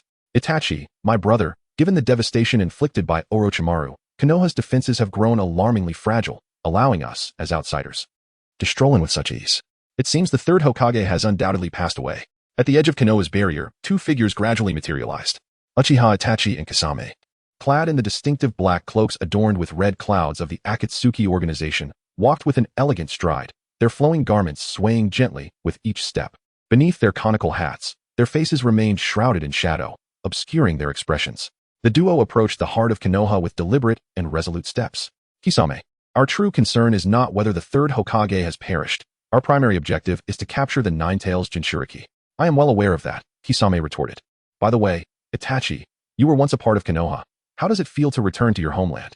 Kisame's teasing remarks floated past Itachi like a whisper in the wind, as he seemed utterly unfazed, his aura calm and composed. His gaze was tranquil, reminiscent of a still autumn lake, not betraying the slightest ripple of emotion. Though Itachi's return to Konoha ostensibly aimed at capturing the Nine-Tails Jinchuriki, there lay a deeper purpose beneath the surface. First, he needed to ascertain the veracity of the third Hokage's demise. Second, if the third truly had passed, Itachi felt compelled to protect his foolish little brother, Sasuke. This endeavor to capture the Nine-Tails Jinchuriki would serve as a guise to uncover the truth regarding the third's death. Itachi's greatest concern was that Danzo and others might plot against Sasuke. Thus, he had to return to warn Konoha's higher-ups against harboring ill intentions towards Sasuke. Concurrently, he sought to provoke Sasuke, deepening his resentment towards himself, ensuring Sasuke remained in Konoha to safeguard it. Third, he aimed to impart to Kakashi the true power of the Mangekyo Sharingan, instructing him to guide Sasuke and relay the Akatsuki's intentions regarding the Jinchuriki. However, shortly after Itachi and Kisame entered Konoha, three figures emerged before them: Kakashi Hitaki, Asuma Sarutobi, and Kurenai Yuhi. Stop, Kakashi commanded, his presence radiating an intense aura. After scrutinizing the newcomers with sharp eyes, he spoke in a low, serious tone. Who are you? You have entered Konoha without permission. What is your purpose? Due to the conical hats obscuring their features, Kakashi and his companions failed to recognize Itachi. Beneath his hat, Kisame wore a faint, almost imperceptible smirk, letting out a low, raspy chuckle. Itachi, I thought Konoha was merely a hollow name. To be stopped so swiftly upon our arrival suggests it is not as pitiful as I presumed. With a swift motion, Kisame removed his hat, revealing his true visage. It seems we cannot quietly take the Nine-Tails Jinchuriki after all. I am Kisame Hashigaki, a rogue ninja from the village hidden in the mist. Upon seeing his forehead protector and countenance, Kakashi and the others were struck with shock, their weapons already drawn. Recognized as one of the 7 ninja swordsmen of the mist, Kisame's identity was clear. However, their astonishment only intensified when Itachi also removed his hat, causing their pupils to constrict in unison. You are Uchiha. Itachi. It has been a long time, Itachi said, lifting his gaze slowly. Time seemed to stretch as the Sharingan emerged in his eyes, the 3 tomo gradually transforming into the intricate and mysterious shape of the Mangekyo. Mangekyo Sharingan. Kakashi's lips parted, seemingly on the verge of uttering a word, yet the sudden shock rendered him voiceless. The air grew thick with tension, suffocating in its intensity. In this charged atmosphere, Itachi's lips parted, his voice icy and devoid of warmth. We have come for but one purpose. We request the 9 tails Jinchuriki of Konoha be handed over willingly, lest you invite suffering upon yourselves. Their target was Naruto. Kakashi's pupils dilated in realization. Asuma Sarutobi expelled smoke from his mouth, summoning a chakra blade into his hands. Uchiha Itachi, a rogue ninja of Konoha. Spare us your grandiose words. Konoha is not a place for your reckless antics. It seems negotiations have failed, Kisame replied. Drawing his sword, Samahata. Let us engage. Itachi's tone was frigid. Moments later, a fierce battle ensued, with Kakashi, wielding his Sharingan, and Kurenai, skilled in Jinjutsu, confronting Itachi. While Asuma faced off against Kisame. Despite Kakashi's possession of a Sharingan, he found himself outmatched by Itachi's Mangekyo. With but a glance, Itachi ensnared both Kurenai and Kakashi in his Jinjutsu, while Asuma was forced back by the formidable Kisame, known for his prowess against tailed beasts. Just as Kakashi succumbed to the Jinjutsu and Asuma was overwhelmed, a green figure descended from the heavens, delivering a powerful kick that sent Kisame flying. Might Guy had arrived just in time. Simultaneously, several individuals sensed the intense chakra fluctuations within Konoha. On his way home, Boruto halted, suddenly aware of a potent malice. Sensing Boruto's unease, Sarada inquired, "What is it, Boruto?" "Sarada, we must go. Konoha is under attack." Boruto grasped Sarada's hand, his expression grave. And in the next moment, he activated the Flying Thunder God technique towards the source of the malevolence. Meanwhile, Sarutobi Hizashi also sensed the powerful chakra surge and vanished in an instant. As for Jiraiya, he had once again found himself in a different bathhouse, not to spy, but to gather material. When Boruto and Sarada arrived at a corner to investigate, Boruto's gaze was drawn to a familiar figure, causing him to speak the name that lingered on his lips, Itachi Uchiha. Hearing this name, Sarada froze, recalling the uncle her father had mentioned on numerous occasions, a relative she had never met but shared an indelible bloodline connection with, now standing before her. "Boruto, are you saying that person is my uncle, Itachi Uchiha?" Sarada's voice was laced with a mix of complexity and curiosity as she gazed at Itachi from a distance. "Yes, Sarada. Does your family not possess any photographs of your uncle, Itachi Uchiha?" "No." Sarada's features tightened slightly, her head shaking slowly. As they conversed, Sarutobi Hizashi appeared, and sensing his presence, Boruto's attention shifted once more. "Itachi, is that you?" Upon seeing Itachi, Hizashi's expression was a mixture of complexity and caution. Seeing the 3rd Hokage, Itachi felt a sense of relief wash over him. He retracted his Sharingan's control over Kakashi, reverting it back to its 3-tomo state, and faced Hizashi with resolve. "Oh, 3rd Hokage, I see you are still alive. Since you are, I have a request to make of you." "What is it?" Hizashi responded, maintaining his composure. "The 9 tails Jinchuriki of your village. We of the Akatsuki wish to retrieve him. I implore you, 3rd Hokage, grant us this favor." Note: this is a work in progress. The next chapter is still in production. Please be patient. Chapter 58. Sarada, let us go meet someone. What? Your target is Naruto. Sarutobi Hiruzen's brows furrowed tightly as he glanced at Kakashi, who looked utterly exhausted, and at his other son, Asuma, along with Might Guy, who were engaged in a tense standoff with the rogue ninjas from the mist. A surge of chakra enveloped him. He would not allow any faction to harbor intentions against Naruto. Moreover, Hiruzen had learned from Itachi that the Akatsuki's aim seemed to be capturing the Jinchuriki. "Itachi, as a rogue ninja, I will not permit you to take Naruto. Even if it costs me my frail body, I will stop you." In an instant, the 3rd Hokage's aura surged, confronting Uchiha Itachi. In that fleeting moment, the battle was on the brink of erupting, with both sides launching fierce attacks. The 3rd Hokage's hands moved swiftly, forming seals like lightning, and his fire release technique transformed into raging flames, intent on incinerating everything in its path. Meanwhile, Uchiha Itachi remained composed, unleashing his signature fire release technique. Itachi's fire ninjutsu surged like a tidal wave, clashing with the 3rd's flames, creating a tempest of heat that evaporated the surrounding moisture. Then, the red glow of Itachi's Sharingan flickered, as blood tears streamed from the corners of his eyes. The black flames of Amaterasu materialized, exuding an aura of utter destruction, latching onto Hiruzen's arm. The inferno threatened to consume him. And upon realizing the mysterious flames could not be extinguished, Hiruzen tore at his Hokage robe without hesitation. The collision of their techniques generated a deafening roar, leaving the ground around them pockmarked and littered with debris. Naturally, the commotion attracted the attention of other Leaf villagers, including Naruto and Sasuke. Recognizing the gathering of Leaf villagers, Itachi understood that this was not the time to linger. Aside from the absence of his foolish little brother, all other objectives had been met. For him, there was no longer any reason to remain in the Leaf. As the fierce battle between Itachi and Hiruzen raged on, Itachi seized the opportunity to distance himself, turning to the still locked-in combat Kisame Hoshigaki, his voice low yet clear. "Kisame, we're leaving." "Understood, Itachi." Kisame nodded slightly and turned to Might Guy, saying, "Hey, Watermelon Head, we'll call it a day. You are the best taijutsu user I've ever encountered. I look forward to our next battle." Kisame's eyes brimmed with intense battle spirit. Though he felt a twinge of regret, he returned to Itachi's side. Just as they were about to depart, a roar pierced the tense atmosphere. "Itachi, stop right there." Sasuke's figure appeared on the scene. His gaze immediately fixated on the familiar silhouette. In an instant, his pupils constricted, his heart raced, and his breath quickened, as if the flames of hatred scorched his very soul, involuntarily activating his Sharingan, causing an icy chill to envelop him. The suppressed hatred within him surged forth like a breaking dam. Were it not for Naruto standing beside him, Sasuke might have recklessly charged forward. Boruto, witnessing Sasuke's furious demeanor, sighed internally, preparing to intervene personally. Faced with his elder brother, who was also the perpetrator of his clan's massacre, Sasuke found it increasingly difficult to control his emotions. "I never imagined my father was like this in his youth." Sarada, standing nearby, was filled with concern. Witnessing such a scene, it was hard for her to reconcile her childhood memories of her father with the man before her. Her master, too, was caught in a tormenting duality, confronting a brother who was both family and foe, making it nearly impossible to maintain composure, especially considering her master was still a child. Boruto's gaze remained fixed on the enraged Sasuke, complexity swirling in his eyes. He murmured, "Perhaps my master is striving to suppress his hatred for this man who has taken everything from him." Ultimately, Itachi made no move towards Sasuke, silently departing from the Leaf.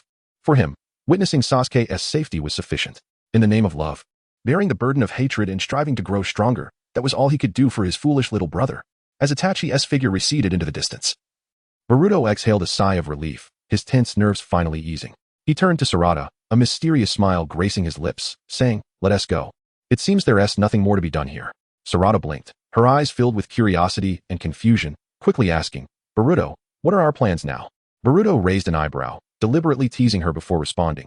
"Having brought you here with such great difficulty, we must seize this rare opportunity to meet someone." Upon hearing Boruto's words, Sarada immediately understood, her heart racing with anticipation.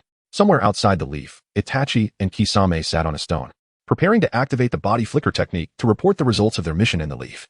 However, Itachi's keen intuition alerted him to an unseen presence. He slowly turned his head, his gaze sharp and precise, chilling the air around him, infused with murderous intent. "You've been following us for quite some time. It's time to reveal yourself. If you don't show yourself now, I won't hesitate to take action." Truly remarkable, Uchiha Itachi. You noticed my presence so swiftly. Boruto and Sarada gradually emerged into Itachi and Kisame's line of sight. Kisame instantly became alert, ready to strike with his sword. "Are you a Leaf ninja? I didn't expect you to catch up so quickly." Just as Kisame was about to act, Itachi intervened. "Wait, Kisame. You might not be his match." Kisame replied. "What are you joking about, Itachi? He is just a Leaf brat. You're gravely mistaken if you perceive him as such. The only impression he gives me is one of danger." Itachi's calm gaze scrutinized Boruto. Then he asked in a deep voice, "Whoever you are, you made your presence known on purpose, didn't you? Speak, what are your intentions?" As Itachi's gaze shifted between Boruto and Sarada, he felt an inexplicable sense of familiarity when his eyes landed on Sarada, but he quickly dismissed the thought. Truly, as Sasuke's brother, his perceptiveness is admirable. Boruto chuckled heartily, giving a thumbs up, but his attention abruptly shifted to Kisame, his tone turning cold as he spoke without courtesy. "I ask that any bystanders please step aside." Kisame, infuriated by being dismissed by the Leaf brat, retorted with a laugh. "What do you mean by bystanders? You're asking for trouble." Unfazed by Kisame's rage, Boruto replied calmly, "Kisame, this is a conversation between me and Mr. Itachi. I hope not to be disturbed. Therefore, I'll give you two options. 1. Leave quietly. 2. I'll personally ask you to leave, though it may be a bit painful. You choose." Chapter 59. Sarada Uncle, Sarada called out, while Uchiha Itachi observed with a hint of boredom. The Akatsuki member, Kisame Hoshigaki, has roamed the ninja world for many years and displayed arrogance like no other. Yet, I have never encountered someone as audacious as Boruto. How can one endure such insolence? He has long ceased to be a ninja. What does he even know of patience? Whoever endures is a fool. Boruto, Noticing that the shark-like Kisame was on the verge of erupting, whispered to Sarada, "You should step back. Be careful not to let this guy's water touch you." Sarada nodded, determined to cause no trouble for Boruto, and leapt toward a sturdy tree in the distance. In contrast, Itachi remained remarkably indifferent to the scene unfolding before him. It was not that he wished to intervene. Rather, he discerned through observation that Boruto harbored no murderous intent toward Kisame. Additionally, Boruto's approach seemed to suggest ulterior motives, and eliminating Kisame would not serve his interests. Thus, Itachi pondered whether Kisame should test the capabilities of this bold young man, to ascertain if he was worthy of standing before him. "Is it true, Kisame, that you are a man of the sea?" Boruto mused, stroking his chin with a contemplative expression. "I imagine a lightning burger made from shark meat would be quite delectable." Boruto's audacity ignited Kisame's fury. "Such insolence! Mocking me! Kisame Hashigaki will cost you dearly." Enraged, Kisame swiftly formed hand seals. Water style, great water prison technique. In an instant, a torrent of water surged forth, threatening to engulf the entire forest. Just as Kisame's technique was about to solidify into a water prison, Itachi seized the moment to leap away from the impending deluge, landing atop the tree where Sarada had taken refuge. However, he furrowed his brow upon noticing that Boruto remained motionless, seemingly oblivious to the danger. "Is he foolish?" Itachi mused, fixated on Boruto's reckless demeanor. Kisame, known as the tail beast without a tail, possessed an extraordinary reservoir of chakra rivaling that of the tailed beasts themselves. Coupled with the formidable water prison he was conjuring, enhanced by the chakra provided by his shark skin, few could contend with him. Even Itachi would need to tread carefully. Thus, Boruto's lack of countermeasures piqued Itachi's curiosity. Just as Itachi prepared to observe the clash between the two, he noticed a peculiar girl beside him, whose emotions, nervousness, anxiety, curiosity, excitement, and anticipation swirled within her gaze. Such a multitude of emotions should not coexist in one pair of eyes, yet this young girl embodied them all. Itachi instinctively surmised that she feared he would pose a threat to her, prompting a flicker of kindness to stir within him. His expression softened as he reassured her. "Do not worry, I have no intention of harming you. Until this battle concludes, I shall not act against you."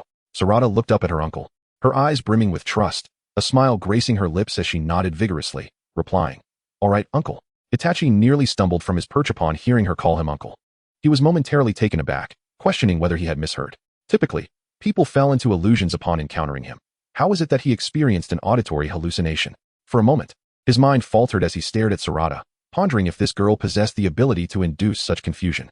However, dismissing the thought as mere jest, Itachi quickly regained his composure.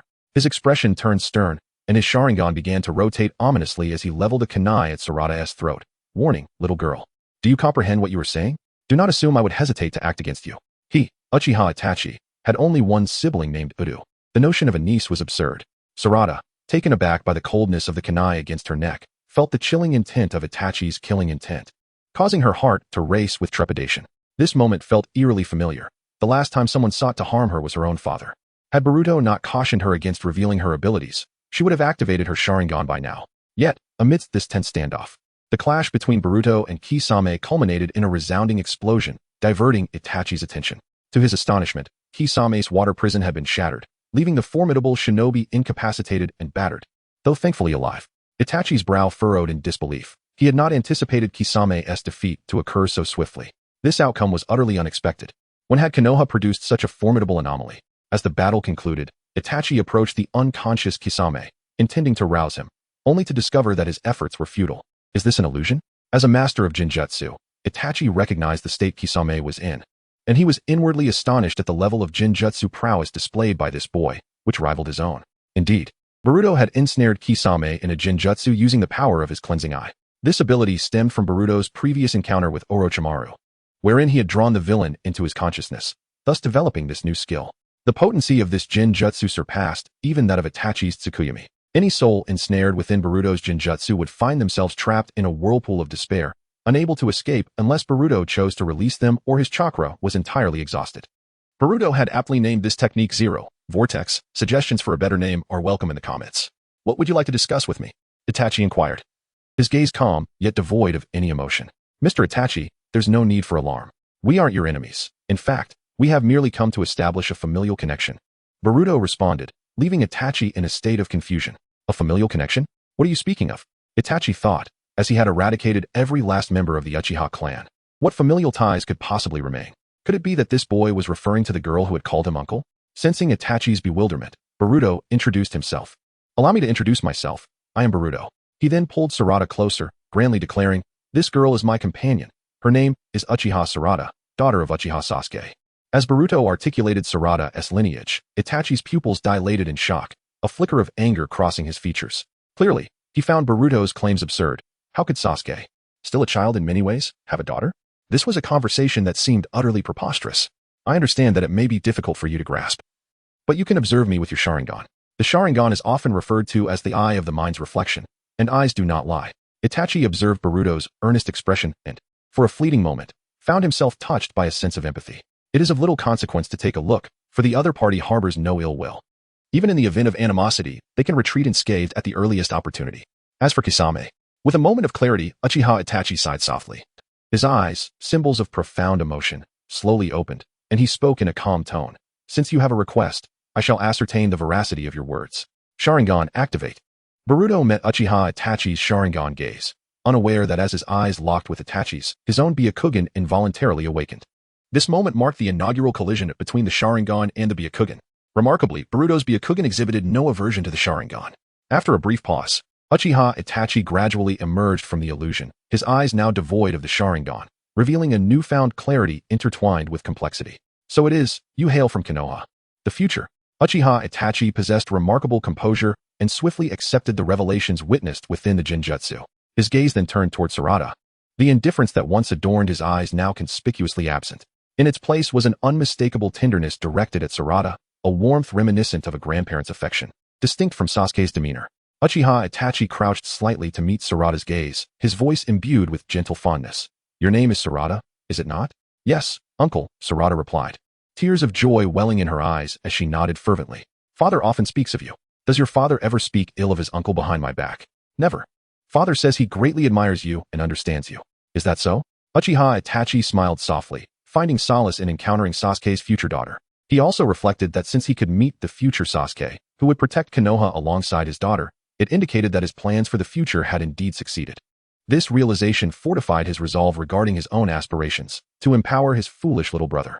Perhaps, when that day arrives, he too could embrace his fate with tranquility. Chapter 60. Has the Sharingan evolved? Upon witnessing the emotions displayed by Itachi Uchiha towards Sarada, Boruto felt utterly convinced that he had accepted their identities. What surprised him, however, was the calm demeanor of Itachi regarding their circumstances, especially when compared to Orochimaru's madness.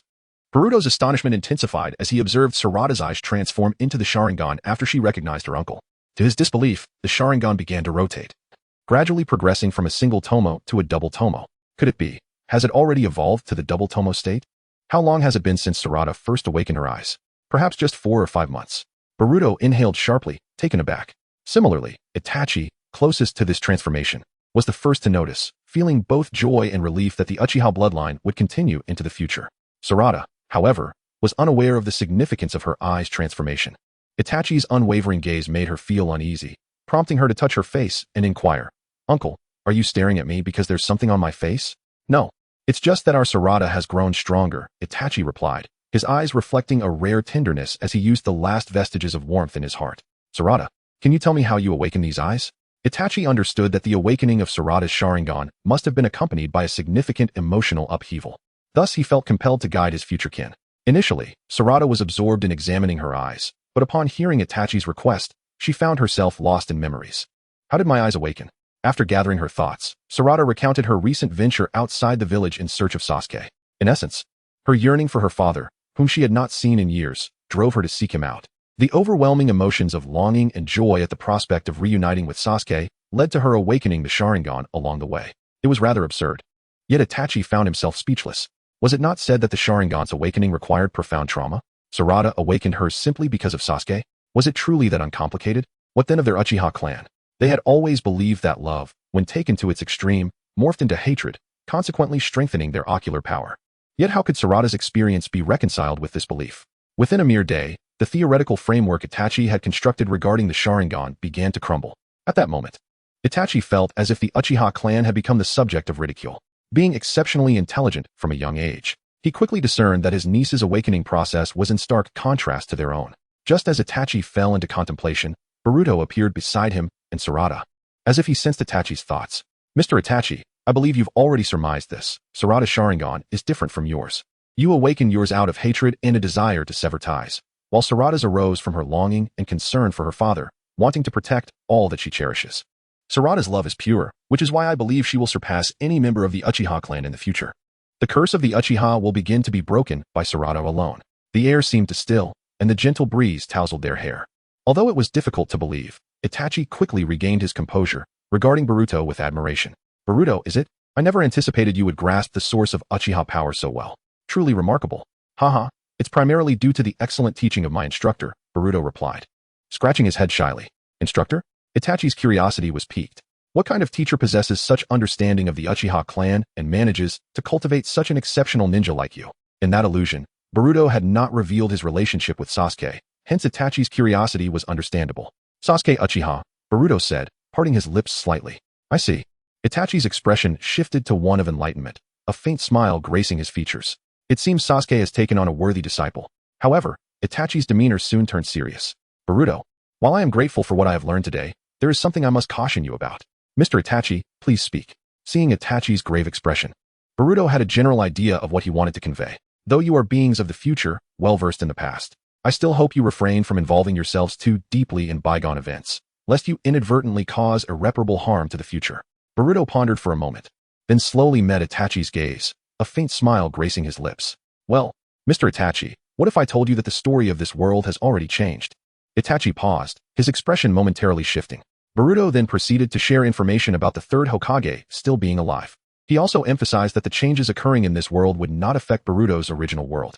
Boruto, even if what you say holds true and does not bring about substantial changes on your side, my resolve will remain unchanged. For I am, at my core, a sinner. Mr. Itachi, it need not be so rigid. The conclusion of a story is never bound to a singular path. Why must you adhere to such a notion? Itachi interrupted Boruto's attempt at persuasion. Boruto, do you have someone you love? Boruto found himself momentarily at a loss for words, his thoughts drifting to Naruto and Hinata. Despite being a traveler from another world, he had come to regard Naruto and Hinata as family. Particularly, he had a beloved little sister as well. It seems you have already found your answer, Itachi remarked, casting Boruto a meaningful glance. I promise to keep your matters a secret until we reach the Pure Land. You can rest assured. Please take care of Sarada. Itachi then shifted his gaze to Sarada, speaking softly. Sarada, forgive your uncle for not being able to grow up alongside you. I have my own mission. Just as Sasuke protects you, I too must guard him. Tears streamed down Sarada's face as she finally comprehended the complexity of her father's feelings towards his brother. Sarada, do not cry. Itachi wiped away her tears. Your uncle must take his leave, but before I go, I have a gift for you. From within his chest, Itachi produced an aged photograph and handed it to Sarada. Murmuring to himself, after that incident, this photograph was the only thing I managed to bring with me. As Sarada accepted the photograph, her heart brimmed with anticipation as she glanced at it, her expression turning to one of astonishment. For it was none other than a family portrait of the Uchiha clan. The very photograph Sasuke had sought in vain from Itachi, the sole family picture they possessed. As Sarada processed the significance of the photograph, she lifted her gaze only to find Itachi's finger gently pressed against her forehead. Itachi displayed a long-lost smile. Sarada, this photograph is to be given to the future Sasuke.